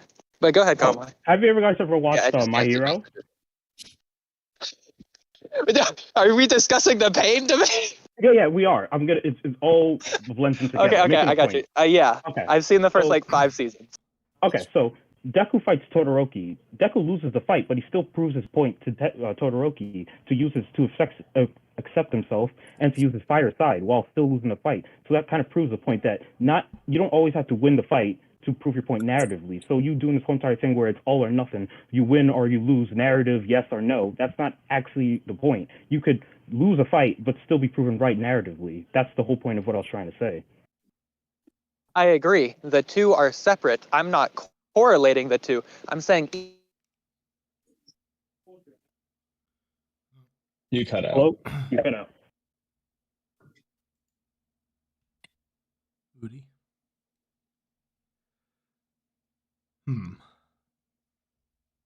I even have more examples too, like the third Hokage versus Orochimaru. That fight's kind of like a draw, but third Hokage still dies at the end of that fight. So, but he still proves to everyone about what it means to be a Hokage and to spread the will of fire. So, does that mean he's wrong? No, it doesn't, because he still proves his point at the end of the fight. he gave everyone hope at the end, and that even inspired Naruto, because his fight with Gaara and his fight with Orochimaru kind of mirror each other in that same way about the will of fire and defending everyone to make yourself stronger. So you don't necessarily have to win a fight to be narratively right. You could still draw even then. I'm very much confused by that point. I don't know if he really meant to say that, because that doesn't make any sense. Well, he wrote that down, so that's why I'm saying It's it. not. Oh, okay, because I was like, we literally like, don't know what example I want to use, because usually the protagonist wins, but like, it really has nothing to do with like the strength of their fighting. Like, Yeah, it has absolutely nothing. That's why I brought up the example with My Hero Academia, because the main character literally loses a fight, but he still proves his point. I mean, even like Hinata versus Neji, like Yeah, I have that Hinata written proved down. that she could change. Yeah, She I proved wrote that she down. could change, and she's Yeah, and lost she the loses. fight. Yeah, exactly. So And the same thing yeah, with Sakura versus Ino. It's a draw, but Sakura still grows from the fight. And Rock Lee almost loses all his fights in Naruto. He even loses to what's his name? Kimimaro. So like, can you hear me? No, we can't hear you.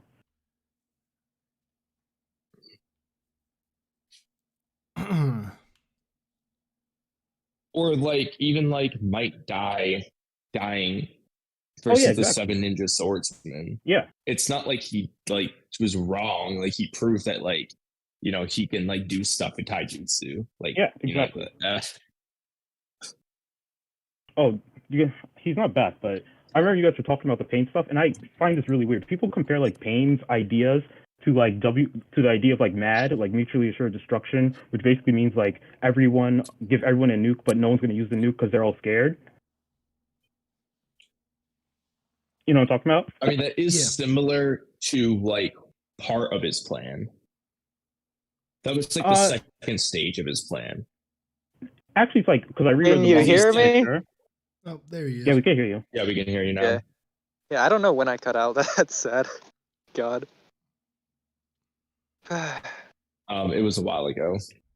Yeah, probably. All right. Well, I'll just go way So back. what were you then. saying? So, I'll just start here. I don't know what you're doing with the My Hero example either. I'm gonna go before then. You said that the Tale of Naruto or whatever Jiraiya titles it, that's a continuation of the Tale of Jiraiya the Gallant. That's just not stated anywhere at all. It's just two completely different It's the stories, sequel. which makes sense because it's two part of different. the It's the sequel. sequel. Yeah. Okay, so a sequel is a different book.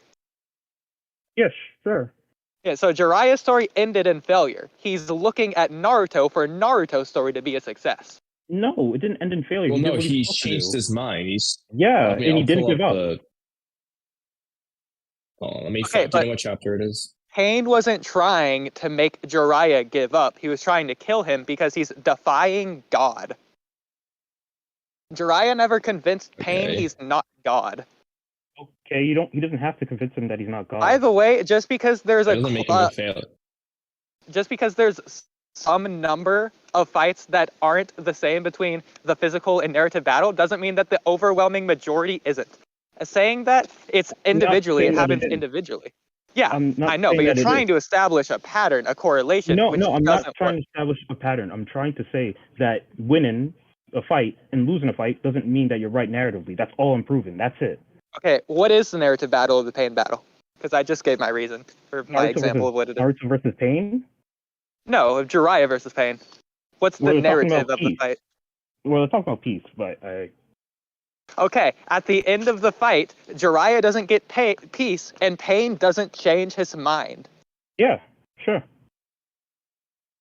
Okay. At Well, the end just of the 'cause you fail Naruto, in one aspect doesn't mean you're a fail at every aspect. Yeah, but once again, what actually makes a failure is giving up. That's the whole entire point of the story. Like when we get Jiraiya, and when we even get Hashirama, when Sasuke asks Hashirama, what does it mean to be a ninja? And he says to endure. It basically means like the whole entire Naruto thing is about not giving up. That's the same thing my guy tells Rock Lee even when he's on his crutches. Are you going to do the surgery? You have a 50-50 chance of surviving or dying. But it's about perseverance. That's the whole entire thing about being a ninja. It's to endure. That's the entire point. each ninja has their own definition of what being a ninja is. Yes, of course, but that doesn't debunk what I'm trying to say. You understand what I'm saying? Hashirama and what the ideal is to be a ninja. Jiraiya believes that, and Hashirama also believes that. That's the point I'm trying to drive across. That the whole entire big thing about being a ninja is to endure. That's the whole entire reason Hashirama started the whole entire village, and that's his response. Hey, Oodie, let me ask you a quick Great for question. them. What's up? That's not Jiraiya, but great for them. What's up? Let me ask you a question. Yeah. Would you consider Jiraiya successfully completing the Toad Sage's prophecy in Naruto, giving peace? Would you consider that a success? If Jiraiya makes the right choice so that peace happens instead of destruction, as per that prophecy, would you consider that a success? I would consider it a success, but I don't consider that is what happened. It can be called an era of peace, but the world was not at peace. No, but the point was that, all right, Jiraiya would have to make a choice, and that would determine whether the world would have destruction or stability. And the last panel here, Jiraiya, in this chapter 381 or something, he says, "I'm not going to give up. That was the true choice I was supposed to make." Blah blah blah. Naruto, you're the child of prophecy. He made the choice, the correct choice, so that the world wouldn't get destroyed. So that's a success. He died a success, not a failure. The contention here isn't whether whether he won or lost the narrative battle. It's that Pain did win the narrative battle. No, he didn't. By killing Jiraiya, Pain proved to himself that he is a god. Okay, but he's But that's a different debate than Jiraiya being a failure. That's a different discussion than Jiraiya being a failure. Okay, that's fine. Well, the Jiraiya being a failure doesn't hold weight of whether he won or lost the narrative battle. Yeah, sure, We but can just discuss which that on its are own. we debating? Which is the debate, though? Was your debate... Well, this is a different debate, Alright, whether he was a failure or not. Okay, well, I was going to say, because which was the one you guys had? Or did you do both? What's up? Which one were you debating? Or did you debate both? What do you mean? What are the options? Jiraiya being a failure, or him winning or losing the narrative battle versus Pain? Well, you're kind of talking about both. Okay. Well, I mean, it's pretty blatant that Jiraiya he did not die a failure. Yeah, there's nothing really to argue. I don't understand. I really wish I was at my home computer. I'm gonna make a meme after this. I'm gonna post in the Discord when I do. It's going to be of Jiraiya falling to the bottom of the sea, while Minato says, "You weren't a failure," or whatever you're saying. He says, "It was a wonderful story," or whatever. Yeah, sure. That doesn't really say anything about the points we made. Oh God, I unplugged my microphone. Hang on. Oh God, hang on. You guys want to move on to the next point? Sure. Yeah, we could talk about the Pain stuff and the cycle that he was thinking. Because a lot of people were saying that Pain was right. Yeah, we're moving on to the Pain stuff and his ideals. Oh good, right, I got caught on a mailbox. No, we're not moving on. So Jiraiya, his whole point, he didn't want to be a splendid ninja. He didn't want to be a ninja that endured. The whole point of Jiraiya the Gallant was to complete the prophecy to find world peace. World peace was never achieved either through him or through Naruto. He objectively fully lost. He fully lost? That's assuming that Naruto never makes peace ever. Yeah. Well, first of all, Jiraiya didn't. You haven't seen it. So you haven't seen it. And that wasn't Jiraiya's role. That wasn't Jiraiya's role in his prophecy. Well, okay. The whole point is regardless if Naruto not giving up. Was the world at peace when Jiraiya died? Because the point is Jiraiya died a failure. No, he didn't. Regardless if he became later in life, assuming Naruto did it, the point was that Jiraiya did not change the world. He might have given Naruto the potential to change the world. Jiraiya did change the world. But he didn't change the world himself. He did change the world. He raised two revolutionary ninjas with Nagato and Naruto. Jiraiya wasn't alive when Naruto, quote-unquote, changed the world. He was already dead because he died of failure. And he trained Nagato. Yeah, when Jiraiya died, Naruto had yet to change the world. Okay. Well, that yes, has he no- did That's because fine. he That wasn't- died a failure. Is the debate? No, because he doesn't have to have Naruto doesn't have to have changed the world before he died for him to have a success with it. All he Yeah. needed was for Naruto to eventually do it. That means Yeah, he and to not died give of up. Success. The whole point Like, is not giving up. We're rephrasing it wrong. We're phrasing it wrong. I'm going to rephrase it. At the time of Jiraiya's death, Jiraiya was a failure. No, he wasn't. no. Yes. No isn't an argument. The same way No. yes We already isn't. provided proof. No. That's why I said let's go to the next point because we're just going in circles at this point.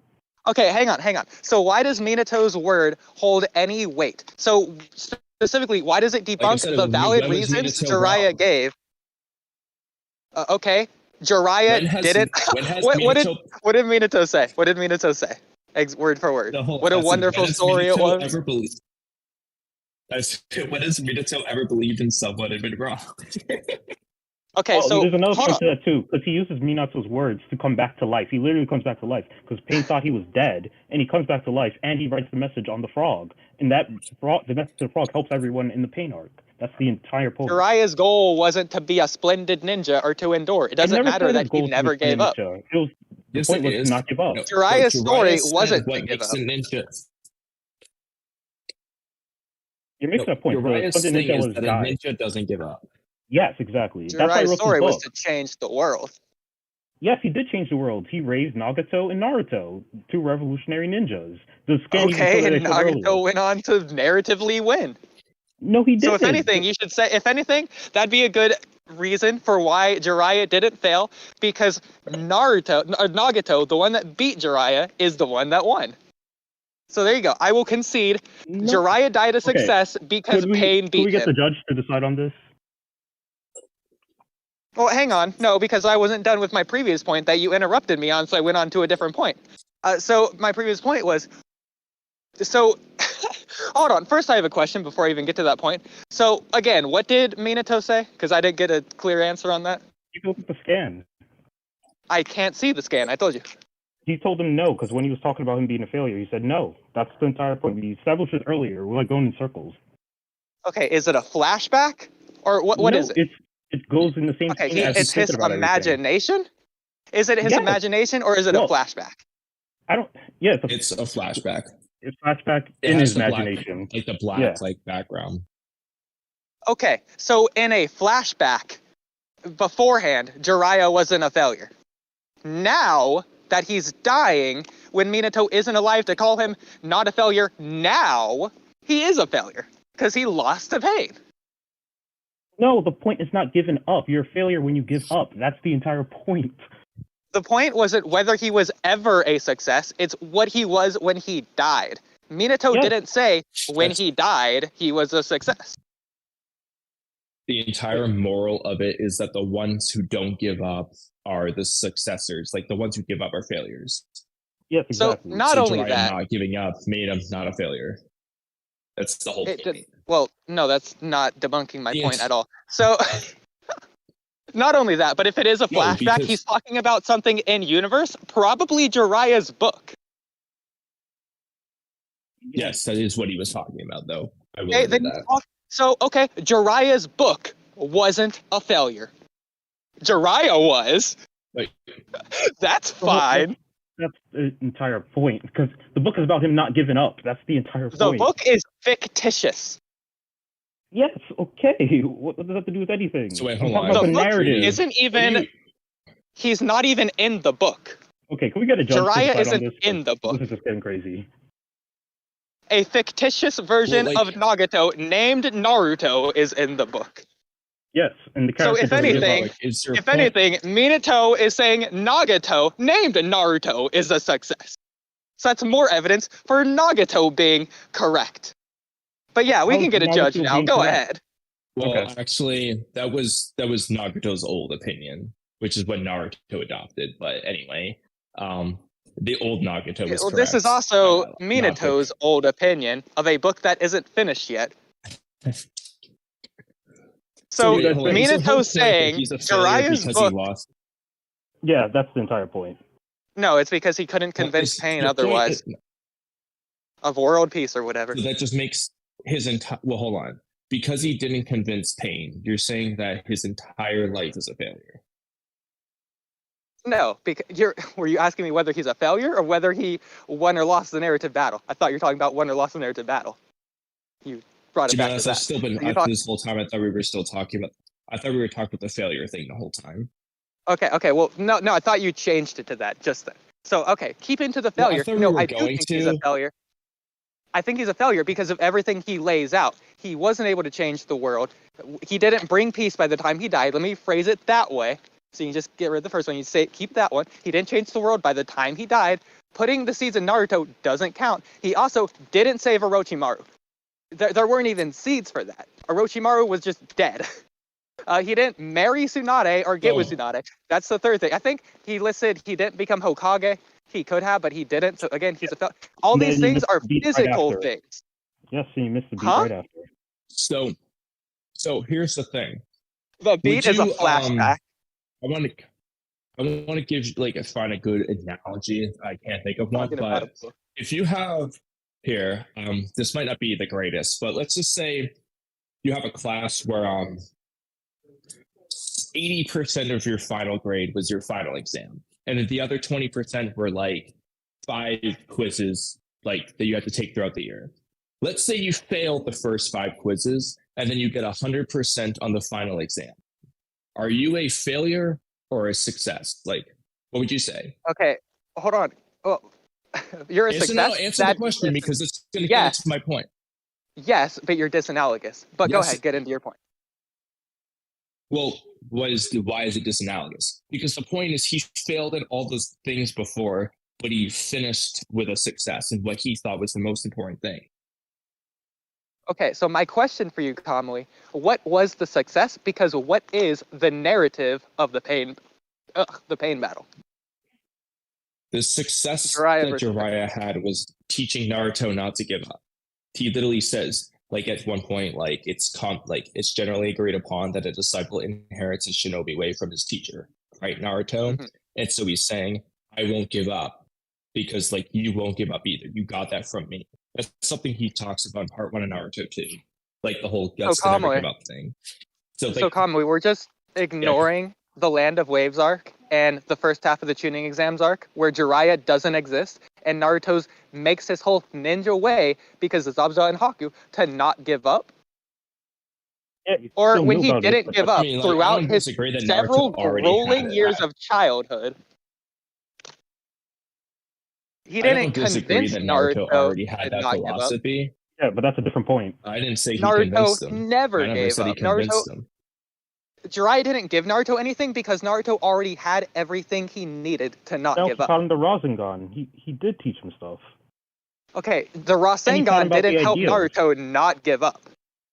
Yes, it did, because he didn't give up when he was learning the Rasengan. He learned a different way how to do it. Okay, but he wasn't trying to give up before then. Yeah, Jiraiya didn't teach him not to give up because he already knew to not give up. Yeah, but my point was never that he didn't know that beforehand. I never made that point. Okay, so what did Jiraiya teach Naruto? The Rasengan, I just said that. What narrative things did Jiraiya teach Naruto? He taught him about the idea of peace and the hatred that goes on in the shinobi world. I mean, the point, I think you could say for Jiraiya specifically, obviously Naruto was already that I don't give up type, but there is a point in the Pain arc where Naruto does break, he does give up. He literally gives it he was going to kill himself. He gave up. Minato helped him kind of get back on track, and by the end of the arc, he says, I'm not going to give up. I'm going to do what my master said. He believed in me. That's the whole point. By that point, really, the part that Jiraiya, his success comes in is literally just the conversation with Nagato. That's when Jiraiya basically helps. It's really only then. It has nothing to do with the actual battle before then. if we're gonna play dirty, that wasn't Naruto. Every time we see Naruto in his metaphorical seal with the 9 tails with the water in the gate, we see Naruto, he's the same Naruto, he has the blue eyes. In this version, it was Naruto with the red eyes, which we know is what happens when the 9 tails takes over. So that wasn't Naruto unsealing the 9 tails. That was the 9 tails in Naruto possessing Naruto unsealing the 9 tails. Just like how Borushiki exists. He still gave up. You still gave in to Naruto. He still gave in to Kurama before. Well, no, like, he wasn't giving in to it. Hinata died. No, that's literally what. Yeah, and that made him give in. As a matter of fact, berserk. as a matter of fact, because he hadn't given up, because as he's talking in the 9 tails stomach, before the 9 tails possesses him, he's saying, "Somebody please help me." He had not given up. Even as the 8th tail was emerging. Okay, well, I'm doing he it. He literally himself. didn't know what to do. He's like, okay. Somebody help me. Can we talk about I don't know pain, what to do anymore. the pain part? It was like, this hurts. Can we talk about the pain stuff now? Okay. Yeah. I thought you wanted judgment, or are you scared? Yeah, we could get the judgment. What do you guys think? I don't think I was here long enough to fully get the argument. God. Right. Well, also, I never really paid attention to the part that's the part that's specific to the Jiraiya versus Pain narrative battle. To be honest, I don't know when that was actually covering the whole time. I was looking at the failure thing. So we can just You know what? That as No, we ain't getting judgment yet, because I ain't done. Not only did Naruto already have what he needed, but Jiraiya tried to convince him otherwise. After the Naruto versus Sasuke fight, Jiraiya tells Naruto to quote-unquote give up on Sasuke. Okay? He's like, I couldn't save Orochimaru, so don't fail like I am. And then Naruto, by himself, against Jiraiya, it was not a test. He was telling Naruto to give up because of his failure with Orochimaru. He saw Naruto as a failure the same way he saw himself. What are Why? we even arguing Because at this point? The point was that he dies. He doesn't die a failure. He does die a failure. Oh, we already did because this. of all his failures in his life. Let's just get actually, because this is going to I think a better point for you would be that he was a failure until his death, and that's the one time he wasn't. Yeah, that would be a good point. That would be a good point. That would be fair. He failed at his death. That's not true. What? Yeah. You know what? If you really want to go there, he even failed at dying by coming back to life. He was a failure. At everything. He never came back to life. He failed in his life. No, he did come back to life. He failed in his life, and then he died, and then he failed so much at dying that he came back to life. And then he died again. As far as we know, he's in a constant state of coming back to life and dying at the bottom of the sea, even to this chapter in Boruto. That's big. He's just in a perpetual state of purgatory. This man won't go down. Darn right I won't. Yeah, he won't die. All right, Rain, give me my judgment. Tell me why I won. Bro, what? Do you think I'm judging this nonsense? What's going on here? Yeah, this was crazy. I knew so we already know which side he's picking. I'm picking the agnostic stance. Interesting. All right, well, Trippy, the parts that you were here. Wait, actually, I don't want to say which parts you weren't here because you weren't here to know. But which parts were you here for? And then we'll clarify whatever you missed. I literally came back just before you lagged out, or whatever happened. Okay. So you missed the first few minutes. Okay, I got you. I feel like whatever. Do you want to recap the first few minutes? Or okay, we can. Yeah, sure. We can move on if you want. Okay. We don't even need judgment. You guys could because we were talking about the Pain point about Pain being right, but there's a whole bunch of problems with Pain's own ideal, because the whole entire thing with Pain is that Pain literally gives up because he stops believing in peace. He believes in peace with speed bumps. I agree. He doesn't even believe in the idea of that the MAD idea of mutually assured destruction. He wants everyone to use first of all, that's your own headcanon. MAD doesn't exist in the universe. Wait, what do you mean doesn't exist in the universe? Mutually assured destruction doesn't exist in the universe. I'm talking about the idea about giving everyone the idea. And each other. Yeah, that's exactly what I'm talking about. But you're still misquoting it. That's not exactly what he says, but whatever. Go ahead. I just said that's not what he's saying. That's what I'm trying to say. Well, I think know, that's but what he's saying. because he doesn't say it, it's not the exact idea of it. It's a similar idea. No, but it's not even a similar. No, it's not different even idea. a similar idea. It's not even a similar idea. It's like almost It's the just exact like opposite. how saying Lee versus Gara is a similar idea to hard work versus talent, even though that's not a theme that exists in the story. No, that's not what I'm talking about. Because Pain, he believes like in a speed bump in the cycle of hatred, and that would be his idea. He believes in giving everyone a tailed beast and then bombing each other. That's his idea. It's not mutually assured destruction, because in mutually assured I destruction, agree. that It's means, not mutually assured destruction. Okay, that's all I was trying to clarify. We can move on. I Yeah, agree that's what with I'm everything talking you about. just said. Okay, Oh. I agree with everything you just said because you're not agreeing with your previous self, but we can move on. Wait, what do you mean I'm not agreeing with my previous self? Because you were saying it was mutually All right, hold assured on, let's destruction. move That's on. why you brought it up. Because a lot of people think it's similar to that idea. That's why I brought it up. 'Cause Okay, you guys brought that you up were in the saying last that podcast. you believe it as well. No, I But said if you the don't exact now, that's opposite. fine. Okay. Sure, a lot of people never agree said with it. I that. don't see how that's relevant, but okay, a lot of people think that. Sure. Go ahead. What? Okay, so we've established that it's not mutually assured destruction. That's what we got out of that. But Yeah. but some unknown quantity of people who are not reliable narrators think it could be. Sure, we can move on. Go ahead. But based on what? With your next point. But based on what? What do you mean based on what? What are you talking about? I'm talking about Pain's idea, because his Pain's idea is completely different, because he believes in a cycle of hatred with speed bumps. That's his whole entire idea. And then he also believes in everyone sharing pain, but also he believes that humans can't share empathy. Okay, that's another thing. completely, He like, doesn't believe in the cycle of hatred, quote unquote, with speed bumps. Take Yes, he out the does. with speed bumps. He believes in the cycle of hatred. No, but he thinks his idea, if he gets his plan across, he's going to have speed bumps in the cycle of hatred. Okay, he doesn't call them speed bumps. at Yeah, all. of course he I don't doesn't know call what them you're speed talking bumps. Okay, so use You his don't understand what words. I'm trying to say? No, I understand what you're trying to say. You're just saying it wrong. What do you mean I'm saying it wrong? What part of what I'm saying is wrong? Do you understand the ideas? The speed the bumps. ideas? Yeah, I understand the idea of a speed bump. Okay, yes. I don't know what's the confusion. Okay, so what is your idea of a speed bump? Because my idea doesn't Okay, matter. it It's stops your argument. you from going all the way. I So it think slows you down. Oodie would prefer stop sign.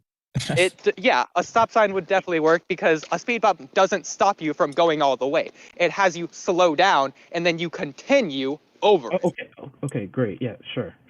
Yeah, stop sign. Okay, well, it's more like a U-turn, but yeah. Oh, how's it a U-turn? What even is this, dude? Because again, you stop at a All right, stop sign, and then after you This stop, is so unnecessary. continue to go. Okay, It's the all right, same thing. I'll just rephrase it. Okay, Pain Yeah. believed that he can just have times of momentary peace. Yeah, exactly. That's exactly what he believes. Sure, Thank you. I'm completely fine with that. Okay, I'm posting a page about that. I didn't know why that was had to be like pulling teeth. So what were we getting? No, because I was just basically talking about that's some of what you guys mentioned in the last podcast. But Pain's ideas literally make no sense, and Pain stops believing in himself. So Pain is not right because he doesn't believe in himself, and in the other things about Mad, where it's not similar. That was my point. Okay, so first of all, I'm gonna operate under the assumption that I won the last point. So assuming Pain was definitively right, which is kind of what you're going off based off this. So we're agreeing under the assumption that Pain was right for me to make this upcoming argument. But for the sake of the debate, we're agreeing potentially if I did win, this is how this would go. Okay. I'm just getting more confused now. It's fine. It's fine. Yeah, It's called a that's all still man arguments. in debate. It's called a still man if you know what that is. But yeah. Nope. No? Okay. Well, I just explained it. So if you're lost, you can just go back a few seconds. It's fine. I'm gonna keep going. So okay, assuming Pain was right, Naruto had to be more right for Pain to be wrong. It's not that Pain was wrong, it's that Naruto wasn't more right, which is my issue. So Or it could be that they're both right, but one answer is just preferable by some opinions. So here's the line of, I disagree. Being more right proves the other side wrong. Just like it, like any series. So, because, okay, people say Pain had a point for a reason. People say that Light had a point. You can be right while still being overwhelmingly wrong. Well, Light was fail a test and technically, he still did be have right a on the answers point. I got. Still wrong. Huh? I could fail a test, but still be right in the answers I got. Yeah, exactly. Okay. Yeah. So, my line of thinking here, Pain was right when he proved Jiraiya wrong. So, in order for the student to surpass the mentor, which is what's supposed to happen in stories, Naruto does not come up with an answer. Well, we're operating under the assumption that I won the first point. It's the Stillman. Yeah, but the first point, well, sorry. Because I'm basically we can giving come you the back argument if I when assume you that were you're right on talking. the first point. Yeah, so we can come back and Because I assume don't that think you you won really- the first point after. In which case, you're probably right because you won the You first guys point. know I have like 5 But- more minutes. Okay, so assuming that Jiraiya was wrong, Pain was right, Naruto had to come up with an answer that was not only better than Jiraiya, but is also better than Pain. So what is Naruto's answer that surpassed Pain's cycle of hatred? Actually, Well, if assuming you're right, you're right. So yeah. no, there's a problem with this. No, here's the problem with this. Okay. Naruto doesn't have to be more right than Jiraiya. He just needs to be better than Jiraiya at convincing Pain that he's right. Yeah, that's also true. Yeah, The you're right. answer itself doesn't have to be different. He was just better at convincing them. True. Yeah, Okay. you're right. If Pain is It's the convinced same as the that debate. he's You can wrong, make two different points. Like, it doesn't It mean doesn't that make Jiraiya him was wrong. wrong. It means Naruto was better at talk no jutsu. Yeah, he just has like better I marketing. can agree with that, yeah. I completely agree with that, Kamui. That's basically a concession on your side. No, it doesn't mean Jiraiya is wrong. I mean, Naruto's Oh, well, I'm better not at talking about proving his that point. I'm talking about the current point. What is the current point? Well, now we're talking about Naruto versus Pain. Was Pain right against Naruto? Well, no, wait, hold on. Also- All right, I need in the to chat- go Yeah, we through moved each on from one Jiraiya. and tell you whether I agree with what you're saying. Just say the point and I'll tell you. Don't say the last point. Say what the point is. Okay, so the the current point. Okay, so my line of reasoning for the current point, and I understand that you disagree with that. That's Let's fine. go through the is last that- like 3 points. Hold on. Oh my Let's god. go through like Okay, the so- last 3 points in a row, so we can make sure Okay. I'm on the same page. I'm just gonna say my Please, full you line guys. of reasoning, hopefully uninterrupted. What's up, Ultra? See ya. Okay. Okay, rip. Yeah. Well. So my line of reasoning is that Pain was right when he proved Jiraiya wrong. Pain and Jiraiya think that Jiraiya was wrong. So assuming that's the case, Naruto is the student of Jiraiya, the mentor. That's a story thing, like a screenplay thing.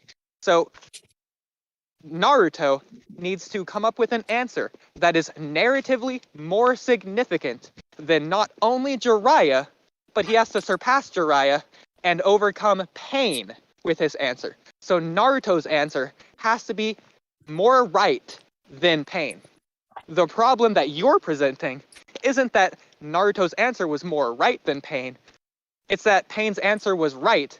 Naruto, who had an answer that was not more right than Pain, was just able to convince Naruto through talk no jutsu.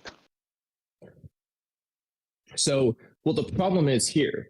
Like, so you go back to the beginning of it. You said that Pain proved Jiraiya wrong. I don't think that's true at all. He didn't prove him wrong. He just beat him in a fight. Okay, let me Like, just give you an To example. the end, Jiraiya does not stop believing in his ideals. He literally dies believing in Naruto and like his original ideal. So Pain didn't prove Jiraiya wrong. All he did was beat him in a fight and kill him. Let's be more specific. What did Jiraiya believe Naruto would do? Why did he believe Naruto? What did he believe Naruto would accomplish? He would not give up. And that's why he believed in him. No, that's not at all. He literally... It's not that he would give up. Jiraiya literally said... No, literally, the whole thing is that Naruto doesn't give up. That's one of the big things that he believes in about Naruto. That wasn't at all what literally says, what "If Jiraiya never was going-" saying. He was not. Look. It's still in that chapter. I'm gonna read like a bunch of things. A ninja is one who endures. The important thing is having the guts to never give up. This is like right before he dies, or rather before he comes back to life. If never going back on your word those are and never two giving up different is your statements. shinobi way. Naruto, huh? Go ahead. Wait, what do you say? Wait, hold. I Every said time those you are spoke, two I got different confused. statements. Anyway, Go ahead. that's fine. The whole thing is he says in like 5 different ways that the important thing about a ninja is that you don't give up, and that Naruto does that, and like he believes in Naruto. Like that's just the thing. So He believes in Naruto what because he Pain, doesn't give up, basically. what Jiraiya was saying as he was dying, that, well, first of all, Naruto would have given up if it wasn't for Minato. So Naruto does give up. But Jiraiya He wouldn't did know give that up, because but that was after he the. finished not giving up. Yeah, but, like, he Jiraiya died finished not assuming giving up. Naruto would never give up. Okay, so then assuming Jiraiya's success is whether Naruto gives up or not, Naruto gave up. Yeah, but he finished not giving up. You know what I mean? Like he stumbled in the road, but he still finished out on top. Well, it doesn't matter. At one point in time, Naruto had given up. Also, according to your argument earlier, Yeah, I understand. This is completely 180 reversing it. I understand that. But ignoring So, that part. which one do you want? like- But go ahead. Well, no, it doesn't really matter at this point. Okay. I'll just All work right, both. great. But the thing is, like, just because, like, for example, like the point is Naruto didn't like officially like give up for good and lose. Like he finished out not giving up. So it's like it's fine if he like has a roadblock in the middle, but like the where he finished is what's important. At the end of the arc, he didn't give up. He did what It was Jiraiya also wished. implied And he that's what gave up Jiraiya after wanted. Neji died. Yeah, and like it doesn't mean that like Naruto like doesn't have moments of almost giving up. Well, no, it That's wasn't not the almost given up. point. It's implied he gave up.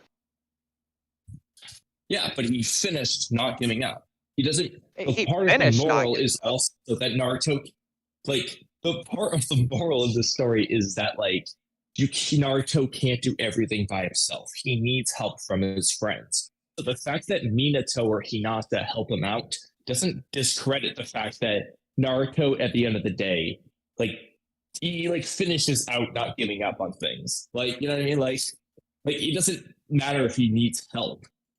It's like Okay, nobody else would do what Naruto did. And If I Jiraiya go to believed in that. football, if I go to football practice and then I rage quit practice and just leave halfway early, and then I show up to the game, that doesn't devalue the fact that I still quit football practice. I still That gave is up. definitely not. That is definitely not the same because it would be more similar if you said you came back by the end of the practice. That would be a lot more similar. Actually, And that's still because fine That'd be like because and I'm people still would definitely leaving look halfway at through you the and practice. say like, so here's what we'll use. If you really want to go with that analogy, it would be like Naruto rage quits during the practice. Then his coach, that he didn't realize was his coach, tells him, "Hey Naruto, don't give up. Go back to practice." And then Naruto goes back to practice, and he's just balling at practice. Let's say it's football. He's like getting tons of touchdowns, and everyone's like, "God, Naruto, you saved the day." Okay, that would be like the Nine Tails incident. And then during the Obito case, it would be like, actually, we should probably use a game for this, but let's just say, all right, during the Obito incident, it would be like they're let's say we're in basketball here. They're in the fourth quarter and there's like 1 minute left. Let's go even more drastic. There's 10 seconds left. And then the Obito on the other team makes a 3-pointer and gets his team up by 2 points. For a moment, Naruto's like, shoot, I don't think we're gonna win. But then his teammate Hinata says, Naruto, we got this. And then Naruto sinks a 3-pointer buzzer beater. That's basically like what it is. So like it's fine if you like momentarily fall into despair. But like at the end of the day, like Naruto finished not giving up, and because of that, they won the game. That's basically how that goes. So if that makes sense. the points Like, of the game can't- don't actually matter. And the end result doesn't matter either. So even if Naruto wins in the end, he still gave up. So the fact that the coach had to talk to him at all, if the coach never talked to him, Naruto would have continued to give up. I don't think Jiraiya ever claimed that Naruto would never need the assistance of anybody to motivate him not to give up. He never once says that. Jiraiya entrusted So, like, his vision of world peace to Naruto. Not to Naruto and his friends, but to Naruto specifically. Well, they Naruto come is the by one default. named the They come child by of default. prophecy. They come by default because Jiraiya understands that comrades are important. It doesn't mean Well, like no, he because entrusted child Naruto is singular. to lead. Hinata is Yes, not but considered that's a okay. children of prophecy. Exactly. That doesn't.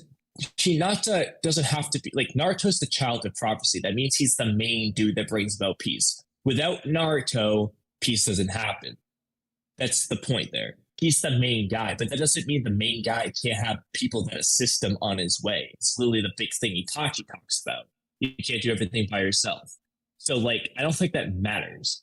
LeBron James can be like the main dude on his team. It doesn't mean he's gonna 1v5 another team and win. That's LeBron James can be the player of the year, the player of prophecy, but that doesn't mean that he can do it by himself. Nor does it mean that his coach expects him to 1v5 the entire team.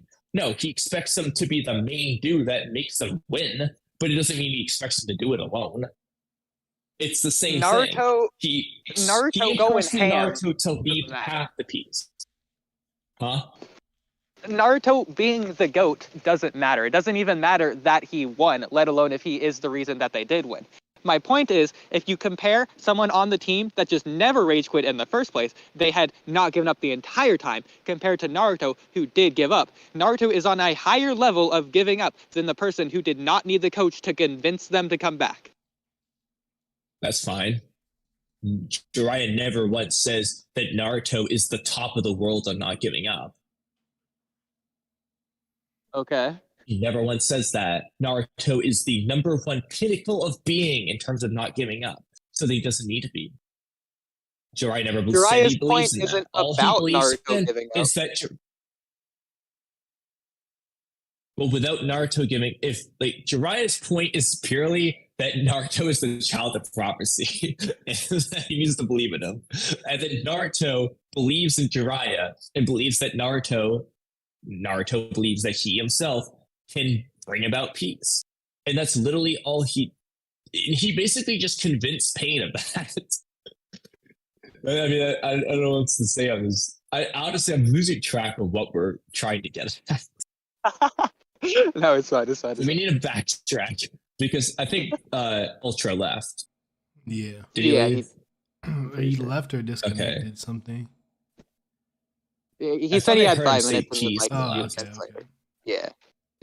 Okay, He that's said what he did have said. to get off. Yeah. He can, Okay. honestly, Ultra, if you're listening, just address my arguments that I've already said and the ones that I will say, just in the YouTube comments, and then I'll just like pin it. And maybe we can talk about it next time too. But yeah. Yeah, I mean, you can boost the engagement. That's smart. Just go back and forth. Yeah. Make like each sentence its own comment. so we get Hey, if you put 1,000 it- comments on this. If you put it all in one comment, I'm gonna consider it shotgunning and dismiss it. I'll delete the comment. Take that. God. Better yet, can you just put each word as a separate comment? By the way, it better be all shouty caps.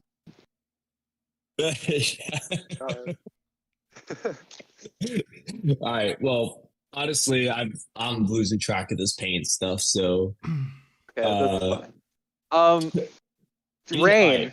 Yeah, should we just move on because I've lost track? Okay, forget the first point, Rain. Who won the second point? The second What point. was the second point?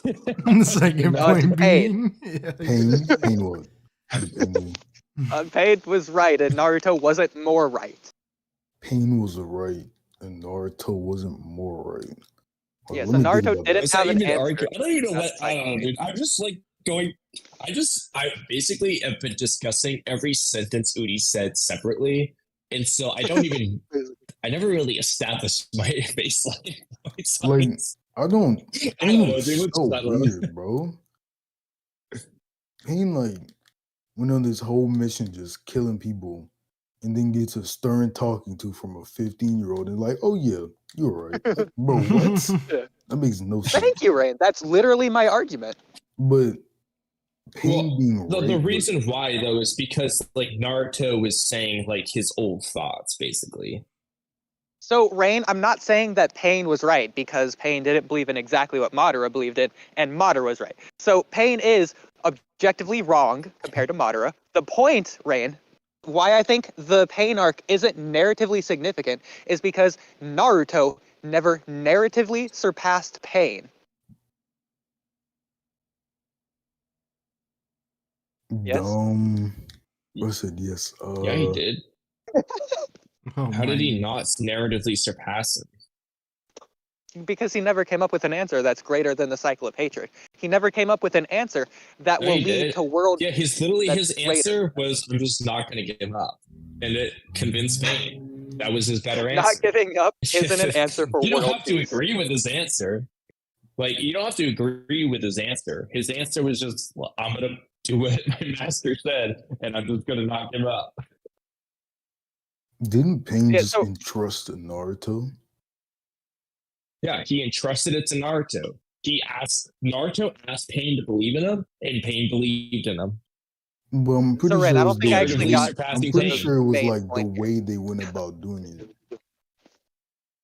Like pretty much most relevant characters in Naruto have the same goal, but they all go about doing it differently. And Naruto didn't like the Yeah. way Pain was going about it, so Pain decided to trust Naruto and his way of doing things. Yeah, That's why but when Rain, he comes the back problem to is- the Edo, he's like, What's- "Have you completed your goal yet?" Also, Oodie, there is a big problem with you saying Pain was narratively insignificant because what Pain killing Jiraiya is narratively tied into Naruto understanding Sasuke's pain. Like, that's literally a whole plot point that Naruto Yeah, I agree. finally It works in the understands overarching- Sasuke because Jiraiya died. And that was I because said of this- Pain. Without Yeah, I Pain, said this that last doesn't stream. happen. It works overarching. It doesn't work as a self-contained story, unlike The Land of Waves. But it's trying to be a self-contained story. It's the problem. I mean, not really. The only reason like the story doesn't like wouldn't it be weird to end the story? It's just because we know that Naruto didn't bring Sasuke back, and we know that there's Obito out there or the Masked Man Toby. That's the only reason the story like it would be weird for it to end there. It's just because there was like plot points unaddressed. Whereas in the Land of Waves, those plot points were never like brought up, so we don't know about them. That's the only reason that could end that way. I agree, like, but The if- Land of if Waves also hypothetically- didn't address every plot point. Not every story addresses every plot point. It's just bad writing. But yeah. Yeah, like so. I mean, like, well, like the Land of Waves. I mean, like, there would be a lot of like mystery about it. It would be kind of strange to end it then, but like, you wouldn't have the mystery of like, wait, Naruto didn't bring Sasuke back. You know what I mean? Like, that wouldn't be a thing. But I whereas mean, in the case of literally Pain the arc, like, same, there's two the same overarching exact series problems. doesn't but- address everything. Hmm? Because Naruto the Last exists. Hinata's love for Naruto was never addressed. So there's still things in Naruto, Oh my plot god, dude, points that were just that never movie addressed. is that whole thing is ass. That whole thing is ass, dude. Okay, Like, this well, is a good, that proves my point. topic, but no, but I mean, like, after the Pain arc, like the Hinata and Naruto relationship should have been way more built upon, like, going into the war arc. Like, that should have already been like a big thing after the Pain Okay, arc. that's not necessarily Which the doesn't only mean- thing. What about Sasuke versus Raikage? That was never brought up again. That was never addressed in Naruto. Well, it didn't need to be. Yeah, it did. The Raikage did had that to need to be forgive addressed Sasuke. again? He did forgive Sasuke. When? Not in the story of Naruto. Like, it's Exactly. shown It outside of should it. have Yes, been in that's the true. story. In fact, it hasn't I been would shown agree with that, outside yeah. of it. We're assuming he has. No, in like at least in a novel, it's like kind of like implied, which isn't like I would agree that it should have been in Naruto too, but this is a separate discussion. These are just things we think should have happened in Naruto. Well, again, that's to I say do that agree with you not there. that's not to say every story has to address every single plot point. So this is bringing back into the Pain arc. It is self-contained. A lot of the masses of Naruto would consider the Pain arc to be the quote-unquote true ending of Naruto, and that the second half of Shippuden is just like a second half of Shippuden. The fact that I can say second half, I'm dividing it into two distinct halves. This is the end of Naruto. Yeah, there's Shippuden, definitely as people you that know it. think that, but I do think Naruto not even like. There's definitely people that will say that, but I don't think it makes any sense. Like Sasuke not being brought back to the village, like that is too open-ended to end right there. They could have had it where the Sasuke stuff came right after if they wanted to. Like they could have like set up the ending for sure, but like this, that's too big of a plot point. Naruto not saving Sasuke is just like, what? That's it? He didn't even see him again. That would not make sense. That would have to be addressed. No, I do think the ending was rushed. For example, the Itachi egg OVA absolutely should have addressed how they just knew how to go to the final valley. You can't convince me otherwise. Egg OVA. What? I'm not sorry. Okay, however we come to that thing. That's a whole separate thing. But no, I was just saying that like the Pain arc, like it couldn't have ended there. It would have needed one more arc involving Sasuke. Yeah, no, that's fine. My main point there. So the original argument is that Pain isn't narratively significant, like in his own arc, not to the overarching story. But that's also just not true. Like Pain literally changes like Naruto. Yeah, How that's do you say it's not significant when he literally killed one of the most important people to Naruto and drove him through a roller coaster of emotions and made him come out like with a little bit of a different like perspective on the world. Like he changed Naruto's perspective of things. Because even if you say Naruto like Naruto didn't even really think about peace until Pain killed Jiraiya and then started talking about peace for one thing. Naruto literally says he didn't give it much thought. He brushed it over when Jiraiya used to talk about in the past. So right then and there, Pain has made Naruto think about peace more than he ever did before. Furthermore, he basically proved to Naruto that there is a cycle of hatred, but Naruto needs to break it. Instead of just accepting it and finding a way to kind of like minimize wars, Naruto said, I need to just break it all together. Kind of like what he did with Sasuke in the Indra Ashra cycle of hatred thing. Naruto broke that cycle of hatred. You know what I mean? Like Naruto and Sasuke together did anyway. Like you can't really say that Pain did nothing. That just doesn't make sense. That's completely just ignoring so many themes. That's why I don't think you actually believe this. No, I do believe it. Naruto knew the idea of the cycle of hatred before Pain explained it to him. He just didn't understand history of the shinobi world. He didn't understand Pain himself. When did Naruto ever show signs of understanding the cycle of hatred? Back in the Land of Waves arc, when he talks to Zabuza, if I become as strong as you, will I become as cold-hearted as you? All the way back then, he's addressing this. That's not the cycle of hatred.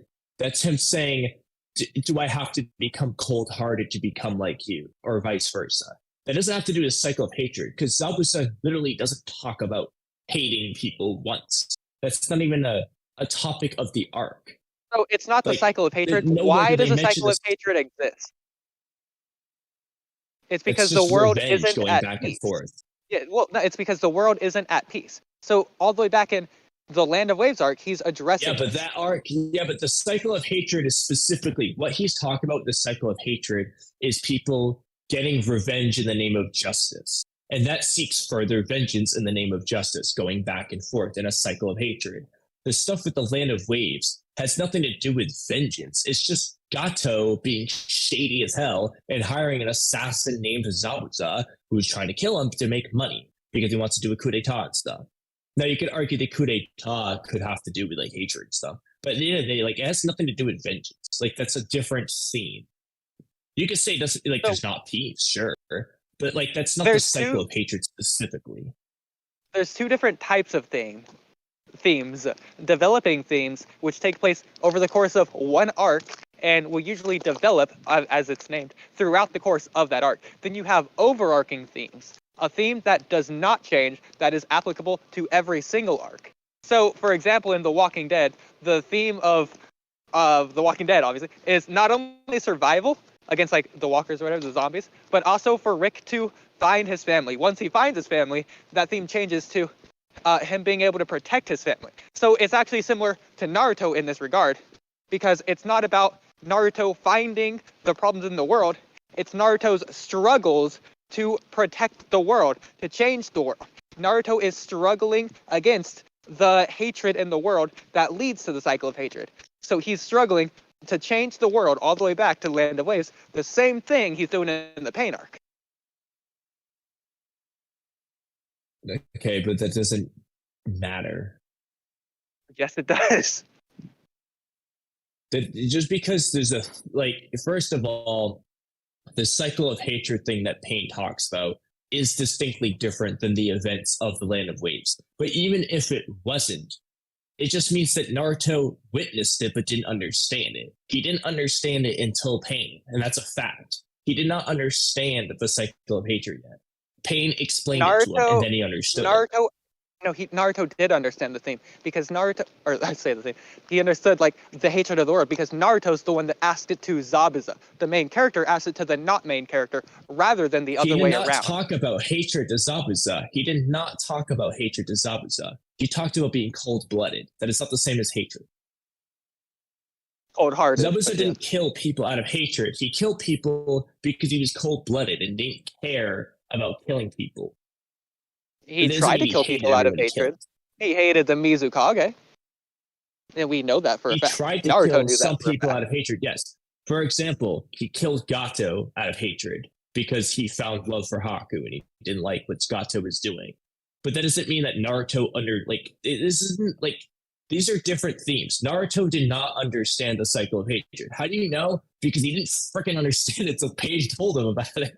And then he understood it. He understood everything. It was like a light bulb went off in his head. But that did not happen without Pain. It's the that whole was Naruto reason, struggling. Naruto literally talks about it in the 5 Kage Summit. Words he never spoke before. He tries to tell it to the Raikage. The whole, like, I don't want there to be the cycle of hatred thing. Literally what he learned from Pain. He didn't want the Raikage to go after Sasuke because of the whole cycle of hatred thing. Literally, he breaks down crying in the snow over it. Like, this is a thing Naruto learned from Pain. He did not have this opinion before. He's ironically just like Jiraiya in this regard. Jiraiya says he acknowledges there's entirely too much hatred in the Shinobi world. He just doesn't know how to go about it yet. It's the same for Naruto in this regard. Naruto doesn't know how to go about it yet, and he doesn't after the Pain arc either. It's fine. Nobody said he had to learn it after the Pain arc. Because or during Pain did know there was entirely too much hatred, and Pain did know how to go about it. Pain had an answer. Naruto didn't. But Naruto's answer was Jiraiya's answer, and Jiraiya's answer was, I don't know. It doesn't matter. But, Oodie, that doesn't matter, though. The point isn't whether or not, the point is that Nagato believed that Naruto could find a better answer than the one he had. Nagato decided, okay, sure, I found an answer. I thought it was the best answer. But now I believe Naruto can find a better one. And he did find a better one at the end. He didn't really do anything directly, but, the answer was basically to become friends, at the end of the day. And that's what they did.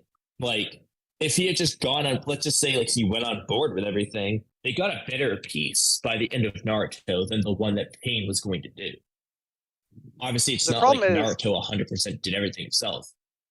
But that doesn't matter. Jiraiya stated he recognized the problem, not that he knew the answer. He didn't have any answer until he was dying, in which case his answer was to entrust finding the answer to someone else. That person never found the answer. Their answer, Naruto's answer, was believing in Jiraiya, whose answer was, I don't know. No, Naruto's answer was, I'm going to believe in Jiraiya, who believed in me. And what did Jiraiya believe in? Naruto. That's what I just said. Naruto said, I'm going to believe in what my master, and my master believed in me. Like, let me go find what he literally said. No, you don't even have to, because I agree. That's basically literally what he says. It's functionally what he says. Yeah, that's the point, and that's all he needed. It doesn't mean Naruto has to figure it out now. Naruto never says, I'm going to figure it out by this date. He doesn't have to figure it out by that date. Why is that your problem? Because he doesn't figure it out in the Pain arc. So he never had to. That doesn't matter. He did have to. That was never the point for him to figure it out. Because my argument is that it's self-contained. It doesn't work within the Pain arc. It works in the overarching narrative, not in the Pain arc. I don't agree that it's self-contained. I don't think the manga would have ever ended there. That doesn't make any sense, in my opinion. I don't agree that, like, the Naruto, like, I know some people think that it could have ended. I don't agree with that. There had to be more. Part of Naruto proving that he can end the cycle of hatred is ending the cycle of hatred with Sasuke. Like, I am 100% convinced that you needed to have the resolution with Sasuke to end Naruto. Of course, I agree. It didn't happen until chapter 699. The problem is, so you recognize the problem is we have that to wait wasn't for Sasuke. Naruto's answer. Naruto didn't say the world will be at peace after I take Sasuke back. He said, I'm going to believe in Jiraiya, and Jiraiya didn't have an answer. He entrusted me to find an answer. Okay, that doesn't. None of this is we're just going in circles here. The point is Naruto doesn't need to know this by the end of the Pain arc. Yes, he does, because Pain has an answer. If you want to get technical about it, Naruto at the very least figured it out during the 5 Kage summit, which is the next arc. He literally figured it out that it's going to end with him and Sasuke, with the whole. Like, he figured that out. Which is the following arc, which I said the story could have ended the next arc if they wanted to. I disagree, because Naruto says that if they die, he will no longer be an Uchiha, and Naruto will never be the Nine-Tails vessel. So assuming they live, they haven't found peace. Peace is only found when you die, in Naruto's answer in the 5 Kage summit. Wait, what? I just high-fived a skateboarder. Oh. He's pretty cool. Wait, hold on. Can you repeat your point? Okay. So, I think it's pretty obvious, pretty well universally agreed, I'm pretty sure you'll agree with this, that world peace is found when you're alive. World peace is applied to living people, not people who have already died. Okay. Okay, so Naruto's answer is that he's going to die with Sasuke. And that when he's dead, Naruto will no longer be the Nine-Tails vessel, aka a problem with him, with the world. And that Sasuke will no longer be an Uchiha, again, a problem with him, with the world. So they aren't solving world peace, they're just leaving the world. If anything, in a state of absolute chaos and turmoil, because Madara is still alive. I would have to go back and look at the full conversation with everything before I say too much, but can you, before I say anything more, can you finish what your point with this is going to be? While I look Naruto's answer is that him and Sasuke will die, and world peace is when you're alive. So Naruto's answer can't be world peace. So for one thing, before I find this, I can simply just say You're the only one, and you were sitting on the fence when I was 25 by, bro. Hey, good shit. Hey, do you watch Naruto? I do. Okay. Pain doesn't matter. Bro. Do you agree? He said he does. Take that. I'm unplugging my headphones. Bro, I ride this thing. Pain can't matter. That's what I'm saying. Like, I fucked myself up on this thing, bro. I got a torn ACL and a torn meniscus right now because of this thing. But you're the only dude that's giving me a high five. Not only that, but you did it while I was moving. You recognized it while sitting here, and you're like, sweet, dude. Yeah, no, That's honestly, I thought you were going for like a wave, so I waved with this hand. I was like, oh no. You were like, no. Yeah. So I was like, oh, thank God, somebody on this road is fucking not weird. Sir. We're all fucking weird, but I feel that. dude, what are you doing out here, you big weirdo? Walky Talky podcast. Walky Talky. I do a weekly podcast. No shit. This is self-promo live in person. I love it. Walked out here with his brother. Crazy. Sometimes. Yeah. Or cousin, maybe. I don't know. It's not like that. It's work. Well, I mean, I see you guys out here all the time. I want to stop and say hey, but I'm usually, No, I got it. Yeah, you zooming by. you know what I mean. Yeah. So he's like, no. I see you guys out here all the time, man. Yeah, it's pretty cool. You ever out here? Oh yeah, I live just down the street. Same. I'm on Palm Street down there. Oh, I got you. Yeah, I'm close to kill him. But Mhm. all right, I'm a boost. You know, I mean, how often you out here? Well, we do the podcast once a week, so I'll do walking once a Really? week. Yeah, usually Monday nights. Nice. Other than that, I just walk whenever. Probably it's gonna be daily again once it heats up. Really? Yeah. It's kind of chilly out right now. Man. I'm glad you said it. I got all this shit on, like, and I'm still freezing. So, dude, good shit on the high five. I know it's kind of lame, but like at the same time, like, you're the only one on this road who's done it. I'm proud of you. I fucking love you as a person, dude. And I'm out of here. And I hope to see you again next Monday or next whenever the fuck you're out here. Hey, one more time. Can you just say for the audience that I was right? Oh, well, you're not No, just right. don't do that. Always right. Objectively correct. Every single time. He said it, not me. I've never heard this man be wrong. There we go. All right. What's your name? Oodie. Oodie? Yeah. I'm Brandon. Nice to meet you, Brandon. Nice to meet you, Oodie. Where are you? Keep high-fiving motherfuckers when they come by. 'Cause you make them Facts. happy, bro. Food now, and I'm fucking gone, boo-boo. All right. I'll see you. So take that. I'm right. Brandon, Who bro. was that? A complete stranger. Who is Brandon? Again, a complete stranger. A complete unbiased. Where are you? Guys? No, Oh, I'm it's just not. walking down the street. Yeah, just the You street. ran into Like Brandon. I'm not even on my street. I'm just on a street. And Brandon, you're like, have you met Brandon? You never met Brandon before? No, I've never met him. I've seen him ride on it's like an electric skateboard. It's really cool, actually. I don't think you've ever seen anything like it. It's just like a I find it skateboard. funny that that he just explained it wrong with up. everything. Oh yeah, no, I'm pretty sure he meant That like was funny Pain, how not the character, but Pain the concept. But he said I was right anyway, so I'm taking it. Yeah. But guys, can we have a serious discussion on Brandon being a future guest of the podcast? I'm down. Oh yeah, dude, I'm down. Dude, he was good. You guys both went silent, and I thought, oh man, did I mess up my audio or something? I was like, and can you guys even hear me? No, I Oh, wanted that's to so just let Brandon say his stuff. Oh, yeah. I love wanted to it. hear his raw thoughts. Oh my gosh. Watch me get a comment from Brandon later tonight. Be like, yeah, I came back. I actually watched this whole pod. Yeah, I actually watch it.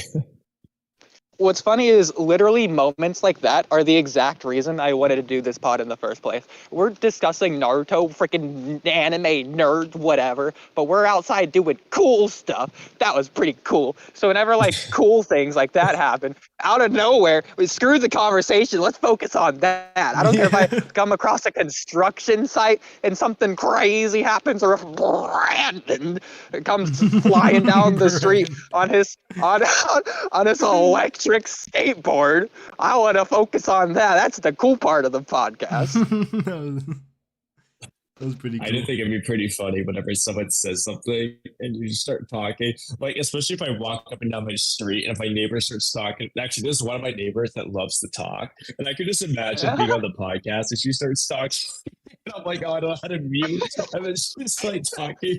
And you're just listening to me talk to my neighbor about random shit for like an hour. And I'd be like, I don't know how to leave. Oh my god. That's something that could very realistically happen depending on the time of day. Well, I think that's a good place to end the pain I debate. think it'd be pretty funny. Yeah.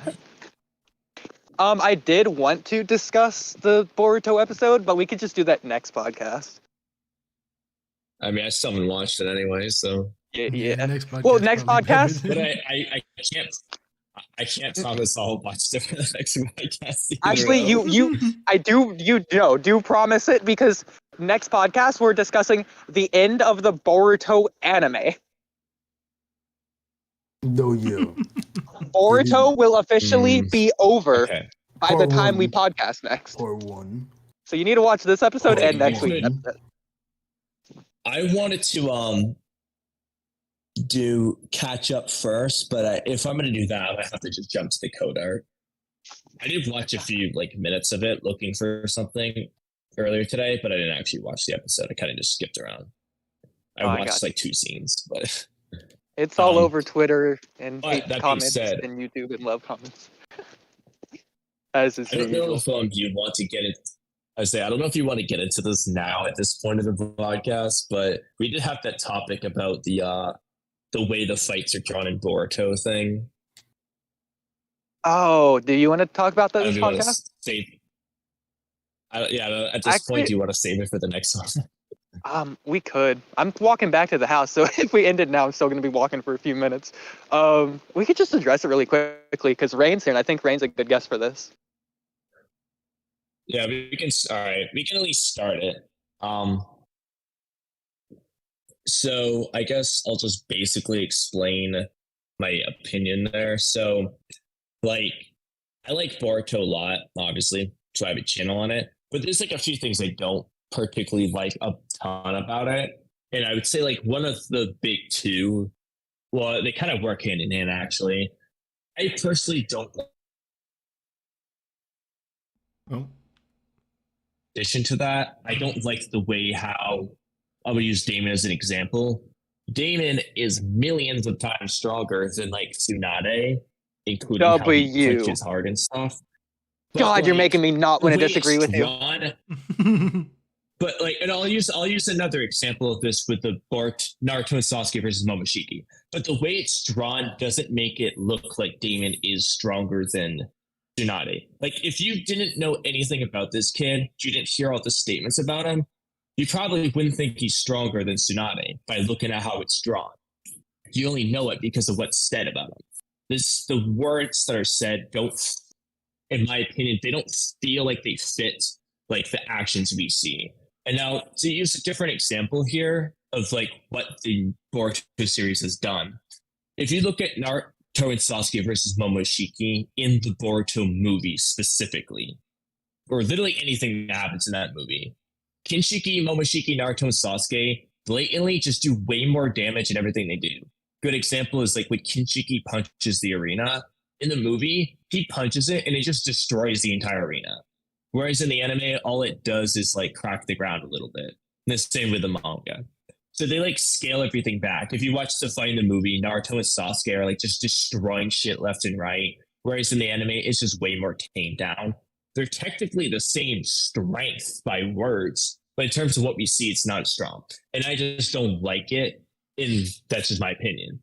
Now, the part that Oodie kind of disagreed on me was the whole fact that part of that basis is based off what I saw in Naruto, because that's what I'm used to. So, at face value, I'm using Naruto as my baseline, the series I started with, and Boruto is the same universe. So when it changes randomly, it's just I don't like it. That doesn't mean it's wrong. It's a fact. It's just the wrong thing to do. It's just I don't like it.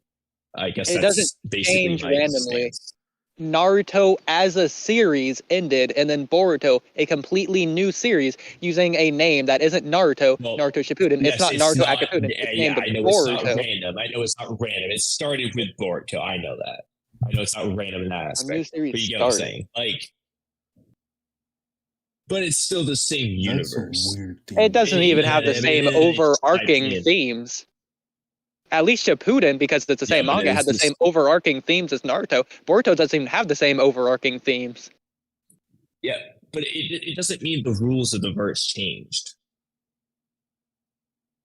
It's a different the same universe. They didn't change so the rules haven't it's changed. Not like chakra doesn't exist now. No, your problem isn't the rules. It's how it's drawn. It's how it's displayed. Yeah, the rules are the same. That's the problem. You draw a distinction there. I just don't like the way it's displayed.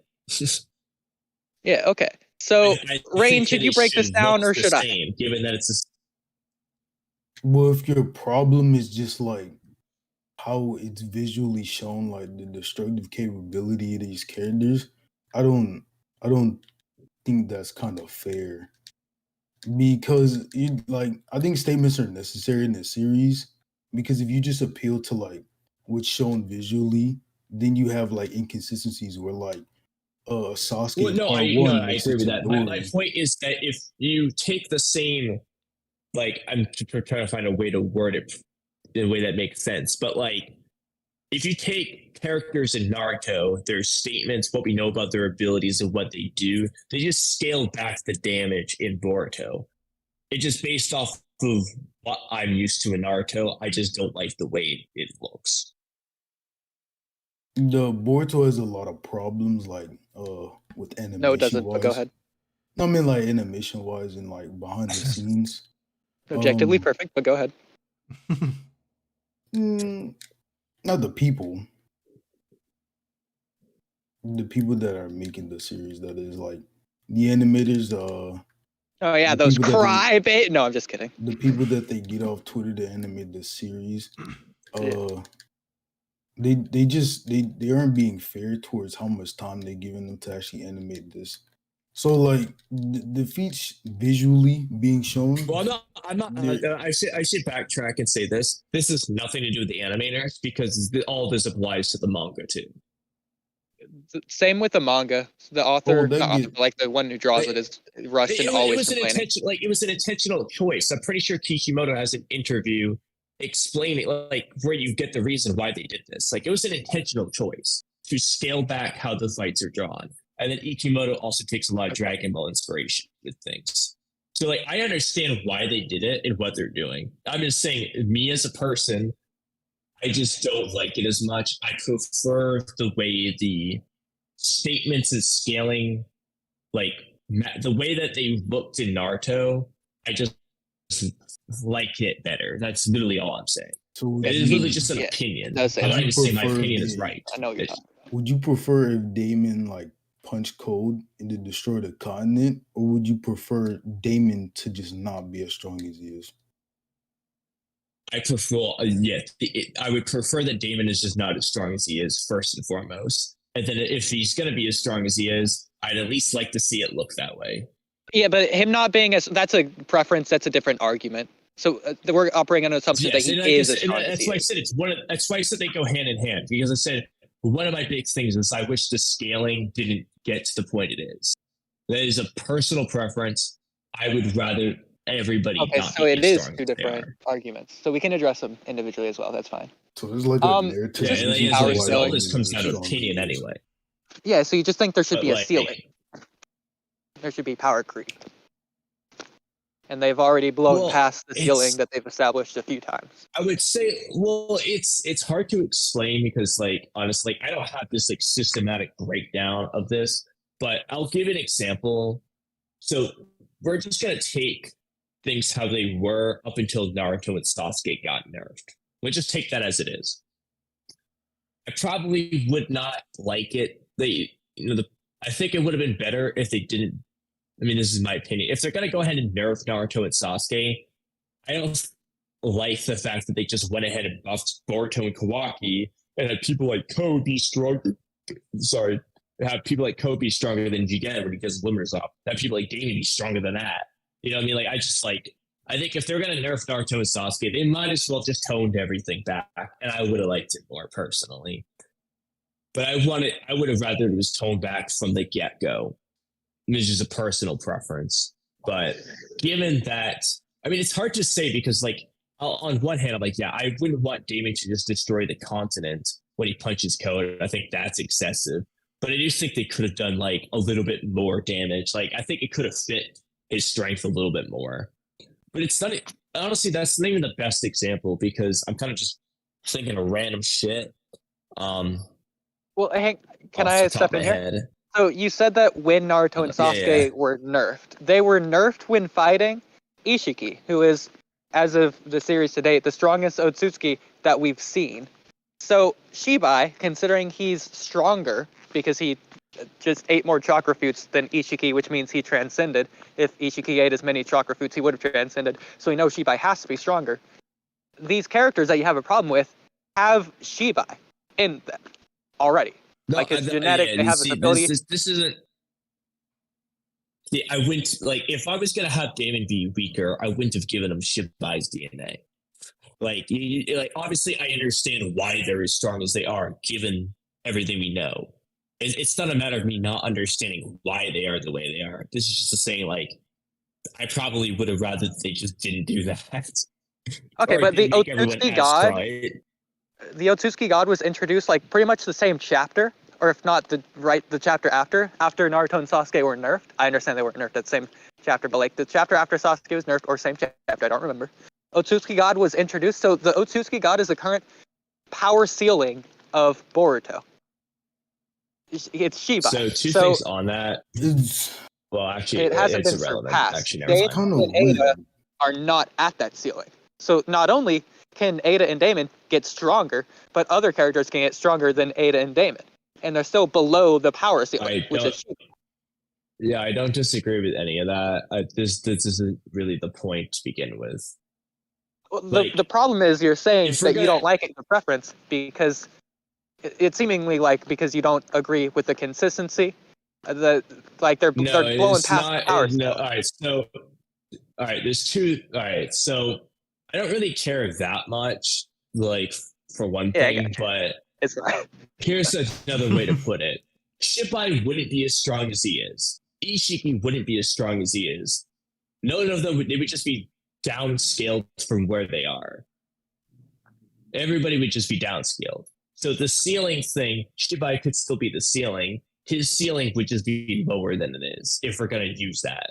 But Shibai has to be stronger than Ishiki. Oh, are you okay with Ishiki's strength? That's fine. All right. If Ishiki is a 10 and Shibai is 100, we can just make Ishiki a 1 and Shibai a 10. Extreme exaggeration, not at all. Then Naruto and Sasuke don't struggle against Ishiki. No, so they'll just be 0.5s. You know what I mean? Like, the point is, we'll just scale every single character down. Like, okay, if we're gonna it's not the order. The order of strength wouldn't need to change. All it would mean is everybody's scaled down.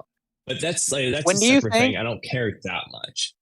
When do you think base Naruto is at his strongest? When he's protecting someone precious to him. I meant like in the timeline. Version. Like, would you consider end of Shippuden? Would you consider Naruto the last? Or would you consider Boruto the beginning, middle, end? Adult Naruto. Base. So Boruto? Base Naruto. Yeah, and Boruto. So, okay. Boruto. Okay. Okay. I mean, I wouldn't assume his base got weaker at any point. This is just the strongest version of Naruto. That's fine.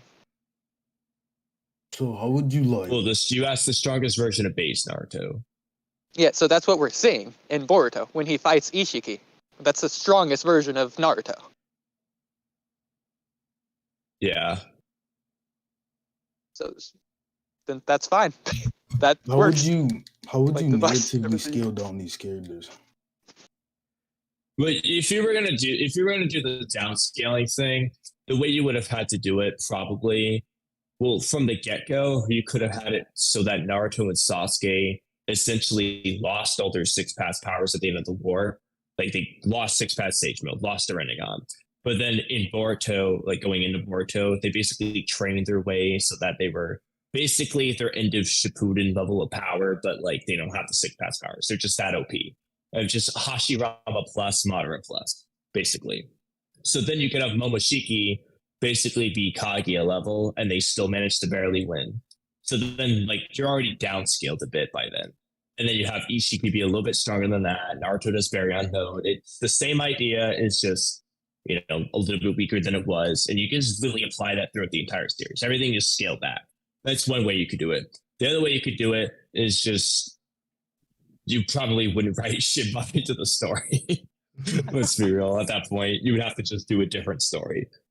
But the thing is, with you saying like base Naruto in Boruto is the strongest version, that's kind of like opinionated because there's a lot of people think that the last final Valley fight is like Naruto's strongest form.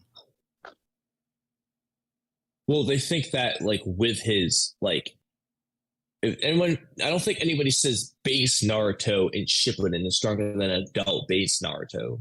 Oh well, when you say that, when you say base Naruto is the strongest, right? That like, or with his form, that's just the strongest version of Naruto. Because it's the same. No, I thought Oodie was asking me how old is Naruto? Oh, I'm gonna freaking word this. Okay. Well, if I worded it in a different way, you would just say Marion mode, which I didn't want that. Okay, so what were you trying to ask me? Yeah, so what? I mean, same thing I asked. What version of base Naruto is the strongest? Because his versions just scale based off that. KCM 1 to whatever. Sage. Well, this case. No, but you could. I mean, this gets into. I don't know if HEG is still watching, but this is where you would get into things like in Naruto Shippuden, Naruto had Truth Seeker orbs. He had 6 paths in Jutsu. He used the Ashura avatar things he doesn't use in Boruto. So you would be able to argue that if you wanted to, you could argue Naruto's extra power-ups there outweighed his growth in base in half of Kurama and Boruto. That's a whole different debate. But like you could argue that. Because Naruto had additional powers he lost. He also used the tail beast abilities more. Or you would have to say that adult Naruto's base just got good enough better that it made up for it. So it's not the same in that sense. But his base was better. But anyway, whole scaling Naruto thing also aside, says he's rusty at the beginning of Boruto. that's fine. But yeah. He was rusty. I just said Boruto Naruto. I didn't say a specific date. But anyway, what I was saying. I'm back home, by the way. I got 83% battery. I don't know how it It's works. going to be drastic. It's not even necessarily a drastic thing either. I just like when it just feels like I probably this also goes back even in Naruto. Like Kishimoto admitted she got over the top with the explosions in Naruto.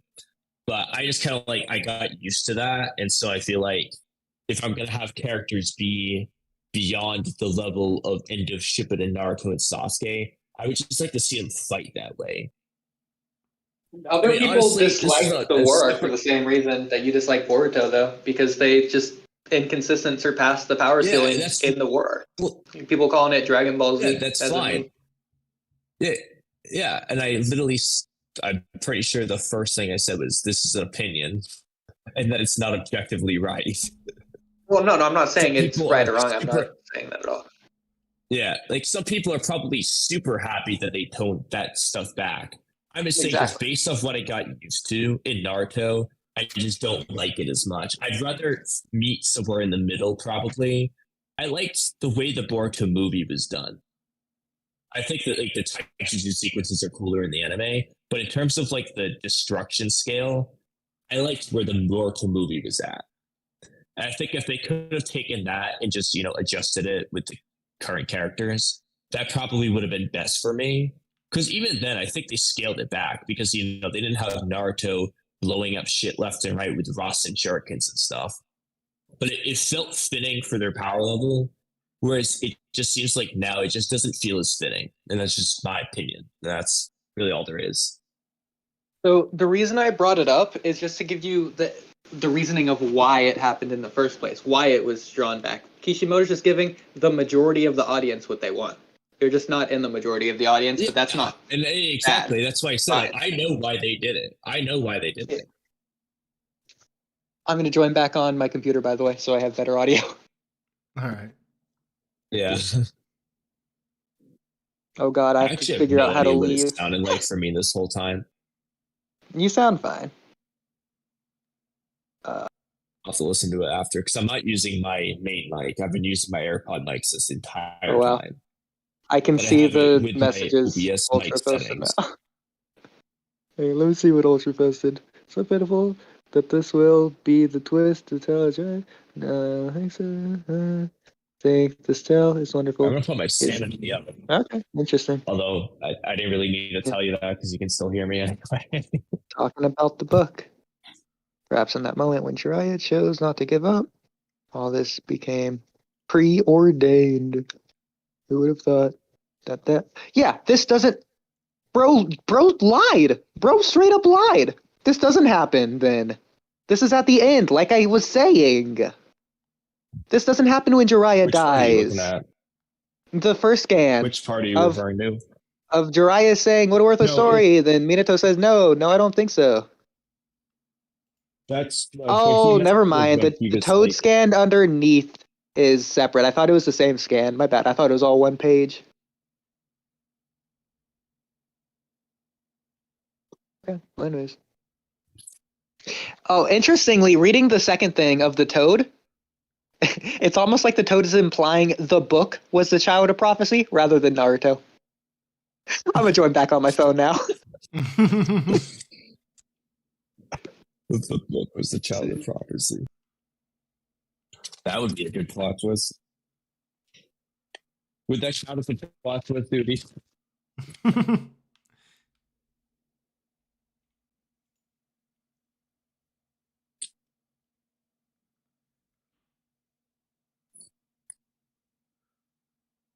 Okay. You know, actually, we should let Trippy debate someone. Oh God, you sound so different.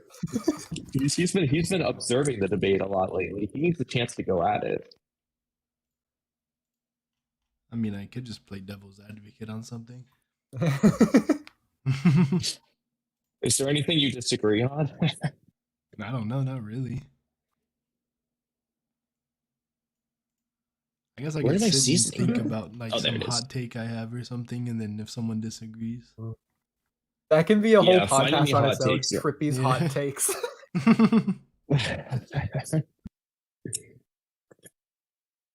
Well, I guess I'll just address some of the other thing you were saying. With the thing that you said that wasn't your preference. I forget what it was exactly though. You just don't. Well, I guess it's all your preference, but. So Which part? The way it's drawn, or just the scaling in general? yeah, when it's drawn. I mean, basically, Yeah, so when it's I think the best the summary of what I would say is, given this everything the way it is, in terms of scaling versus visuals, I think the Boruto movie had it best to my preference.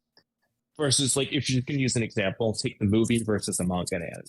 I prefer the way the movie looks, like in terms of scaling, not in terms of taijutsu sequences. The anime was best, but like, you know what I'm saying. And then in terms of like the scaling itself, I would just say like maybe don't go as extreme as you have been, and then I would be cool with it.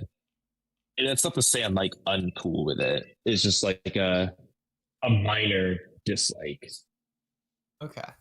Obviously, it's not major. I would not have a YouTube channel for it. So I do want to go back a good bit to something you were saying. So I'll preface this by saying that I am a power scaler. I did learn power scaling. That goes along with I learned debate and debate terminology. So when I say this next thing, it is a debate term. And that's very important. So unlike you, I immediately knew how strong Damon was from the chapter he was introduced in. And that's because Damon's ability is unlike anything we've seen in Naruto. It is something that's called conceptual. And I don't feel like explaining exactly what that Well, I term knew is right Damon now. was OP. I was just saying, like, I mean, I knew he was OP. They literally said it. It wasn't a mystery. Okay, well, but again, because it's not an ability that we've never seen, but we've never seen a conceptual ability displayed within the Naruto series. So Hidon staying, Hagoromo, none of that's conceptual. Damon's ability is the first conceptual ability or thing in the entire franchise. And so again, that's a power scaling terms. But just like omnipotent, if Eida's omnipotence, that you can power scale her based on that. She scales to omnipotence. So Damon just scales to like the power of conceptual, which is again unbelievably high. This is the highest point we've ever seen, other than like omnipotence or Shibai, if you want to consider that.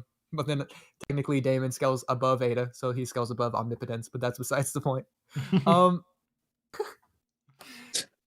So keeping that in mind, that is where the character does scale in terms of AP. So AP, again, this is another. So I think that only is further solidifying my point. Oh, hey. So AP attack potency is how much damage they like basically can do. This is my way of understanding it. It's not necessarily correct. In fact, I think Rain can correct me. And then you have DC, destructive capability. It's how much damage they do. So for example, you said that you didn't watch Dragon Ball earlier. That Dragon Ball is the easiest way to understand it. So Goku is multiversal. If Goku wanted to, he could destroy the multiverse.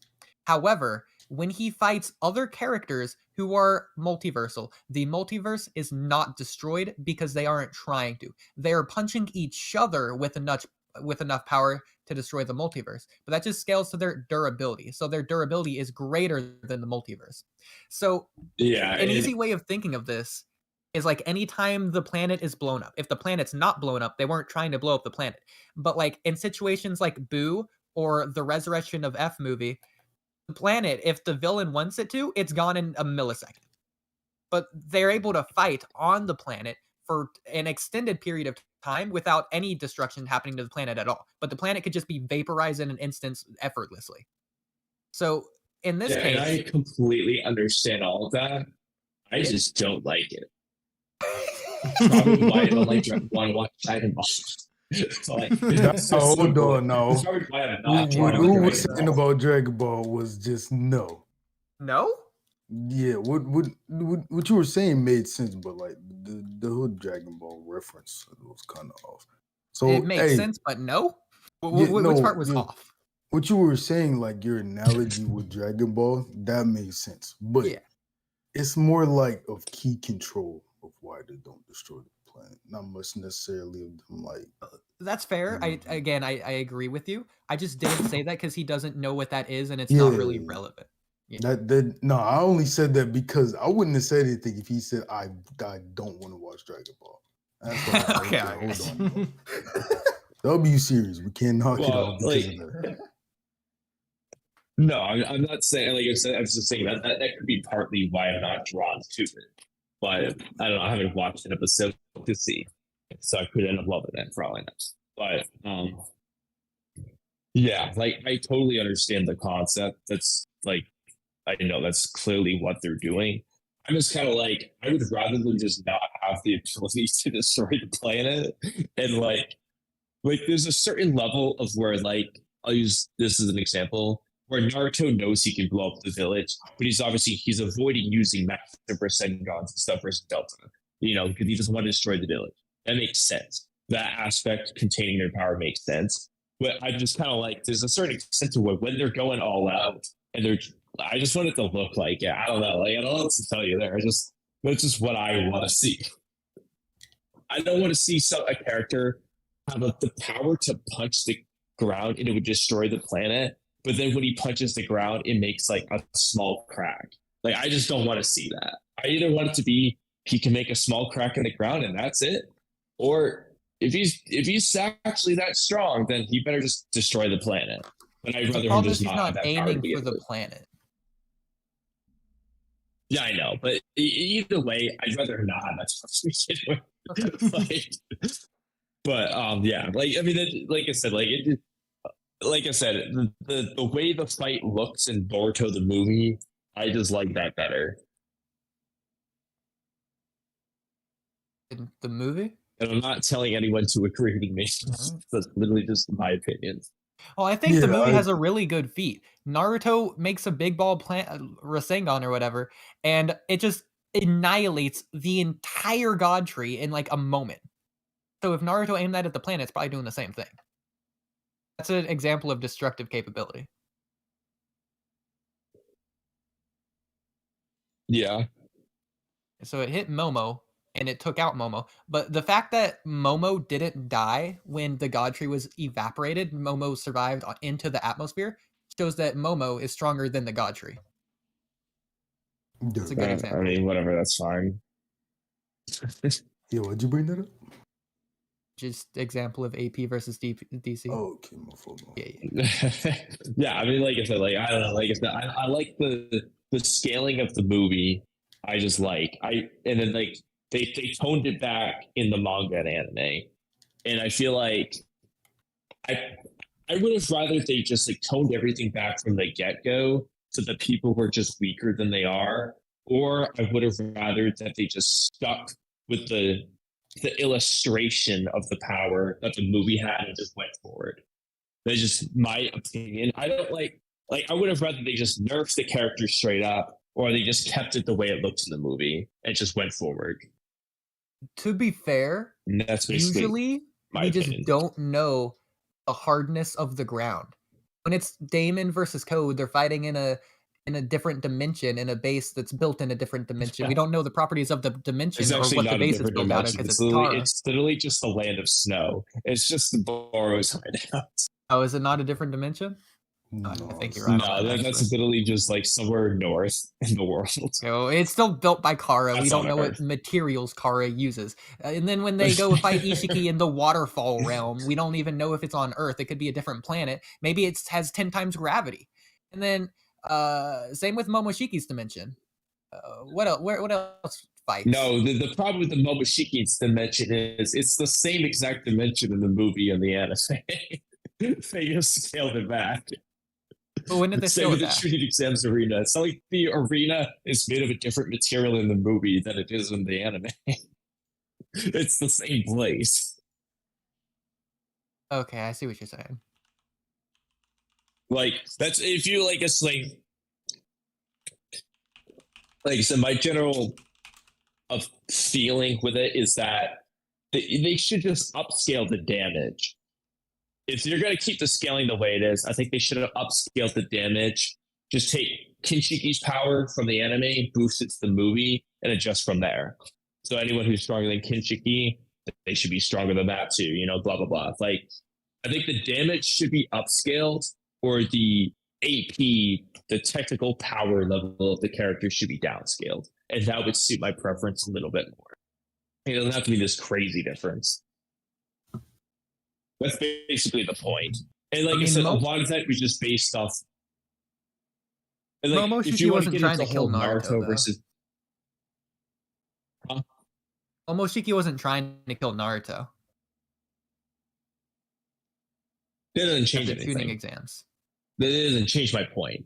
My point is just literally just like the destruction capability that we see is just better in the movie to my personal preference based off what we know about the character. Like I said, underlyingly, like it does stem from Naruto because like that is the foundation of the verse. So like in Dragon Ball from the get-go, like I probably still wouldn't like it as much because of my personal opinions, but they probably established early on that like characters like will punch each other with the power to destroy the world and whatnot, but like they don't. Like it's just probably like a thing that's established in the verse fairly early on. In between Dragon Ball Super, and whatever different versions of the story there are, it's probably the same. That one. I don't know if it is. It might not be the same. Maybe it changes. I don't know. I've not seen any of them, so do not quote me if I'm wrong. You can tell me. But if they are the same, all right, Rain, have you seen all the Dragon Ball thingies? Yeah. Okay, does the way the fights like? Do they like between Dragon Ball, Dragon Ball Super, and whatever Dragon Ball Z, whatever different Dragon Balls there are? Is there like a big disparity between the way the fights are like drawn versus their power levels, No, or is it like consistent? it's consistent. Like, can you say that louder? Oh, my fault. My fault. No, it's consistent. It depends on what fight you're talking Okay. about, but yeah. Okay, but if it's generally consistent anyway. So I feel like with like obviously Boruto, they made an intentional choice to change that, but I would rather it You mean be the consistent. anime versus movie? How it was in Naruto. Oh, Yeah, from Boruto like to it was Naruto. like an intentional decision in like the manga too. And for the movie, I would have to look at the timing of Kishimoto's interview. I don't know if he decided the whole scaling thing after the movie or before the movie, because in the movie, in my opinion, it looks fitting. So I don't know if he decided it after that, but either way, by the time the manga came around anyway, there's like a change, an intentional change. I would rather it have stayed consistent. I disagree. Which I What do feel you like think the movie is Naruto's consistent. What do you think Naruto's greatest destructive capability feat is? Like the biggest destruction, like Naruto the character or Naruto the series? Character. What's the biggest thing Naruto's destroyed or whatever? The biggest attack that had the most potential to destroy? I'd say like the Final Valley fight. For sure. Yeah, the Final Valley fight's probably the one that had the biggest potential to destroy. I'm not sure off the top of my head what it actually destroys because they did it in the middle of the air. Yeah, it did nothing. So because it was in the middle of the sky. I mean, it's not like there's anything to destroy at that point. In terms of what he actually does destroy, it's probably like when he Eida destroys the god tree, I guess, or when he slices it in half along with Madara or something like that. Probably the biggest things he does destroy. So for me, something. His biggest destructive capability feat is destroying the god tree, but you're talking about the wrong one. I'm talking about the one in Boruto, which happens both anime and the movie. And yeah, I mentioned both. You might have just not. Pardon me. I mentioned both. I said it destroyed the god tree, or when he sliced it in half. Yeah. Okay, so I thought you were talking about the same one. So I excluded both of them, like kind of as potentials, because I didn't really pick one. I'd have to re-look at them, to be honest. The one in Boruto that he gave to Boruto might be the biggest Rasengan explosion of destruction, but the one that probably had the most potential would have been the Final Valley one. If you look at the god tree and you see Naruto and Sasuke fighting on it, you can see how ginormous it actually is. And then you compare the size of the god tree to the size of the Rasengan and what the Rasengan does to the god tree. And the Rasengan doesn't take like any damage or anything and just keeps going. It goes all the way to the atmosphere. It's by far, in my opinion, definitely the most destructive capability he ever has. Like if people say that Naruto versus Hashirama is actually a debate now, when Naruto made that Rasengan at 50% chakra in base, it's absurd. There's no way. Naruto in base can I mean, double like, that. I don't actually think that God. Yeah, based off my memory of it, that thing was huge. So yeah, I agree. But like, what was your point with that? Were you just randomly asking me that, or were you gonna like get into something? Well, I did have something else to get into. If we forget about that. It's just a random point. But if characters are holding back, and this applies in Shippuden too, obviously we're just not going to see as big of destructive feats. Like Damon wasn't going all out against Code the same way Naruto wasn't going all out against Code. Here's the thing. That's fine, but Code was not holding back versus Damon. He still doesn't do shit. If a character is weaker than another character, it doesn't really matter. Okay, I mean, none of this really matters anyway, though, because all I'm saying I'm literally taking the exact same fight in two different versions of it anyway, to use my point. Like, Naruto and Sasuke versus Momoshiki in the movie versus in the anime or the manga. That's literally my point. It's the same fight. So their holding back levels are identical, yet the destruction is different. So this is why I brought it up. In the movie, Momoshiki's just holding back less. In the anime, he's just holding back more. In both versions, he's still holding back. But if Momoshiki was going all out, So you they think just so? would have Then seen more because of that, destruction. Naruto and Sasuke are holding back more. No, Naruto and Sasuke are just weaker. I'm talking about at the tuning exams. So you're admitting Naruto and Sasuke are weaker in the anime than in the movie? No. So what are you trying to say? All right, look, I'm just saying. Okay. Talking about the tuning exams part of the Boruto fight. In the movie... Oh, so you meant Kinshiki. You meant Kinshiki then. No, I meant Momoshiki. Well, what feat? Momoshiki doesn't do anything much at the arena. I guess Yes, you he could does. say So he when he kicks first comes Naruto down- through the wall in the movie, Yeah. but he only kicks him into the wall in the anime. I guess you could use that, yeah? Yeah, that's what I was referring to. Okay, I thought, all right, yeah, all right, now I know what you're talking about. But in both versions, he doesn't want to kill Naruto because he wants to extract the Nine Tails. The same later on at the end of the movie when they do their final fight. He still doesn't want to kill Naruto. He still wants the Nine Tails. I mean, none of this really changes my opinion. In the movie and in the anime, in the final fight, Momoshiki is still holding back. The very mere fact that he used shadow possession instead of just killing them is just kind of evidence of that. Yeah, I know, but like he lost. I mean, he lost for a second on Clash. But regardless if he's holding back or not, doesn't really change the fact of just saying the visuals I prefer. Like, I mean, yeah, you could just say that he's. You could say that Naruto, Sasuke, and Momoshiki are all just trying less in the anime than they were in the movie. That still annoys me. Why are they not trying? That's a separate discussion that would annoy me. So that doesn't really make me feel any better. The point is that, okay, well, first of all, if I was going all out, I could punch a hole in my wall right now. But also, if I'm not going all out, that doesn't mean I'm going to punch a hole in the wall. So, obviously, it scales to the point of literally zero destruction.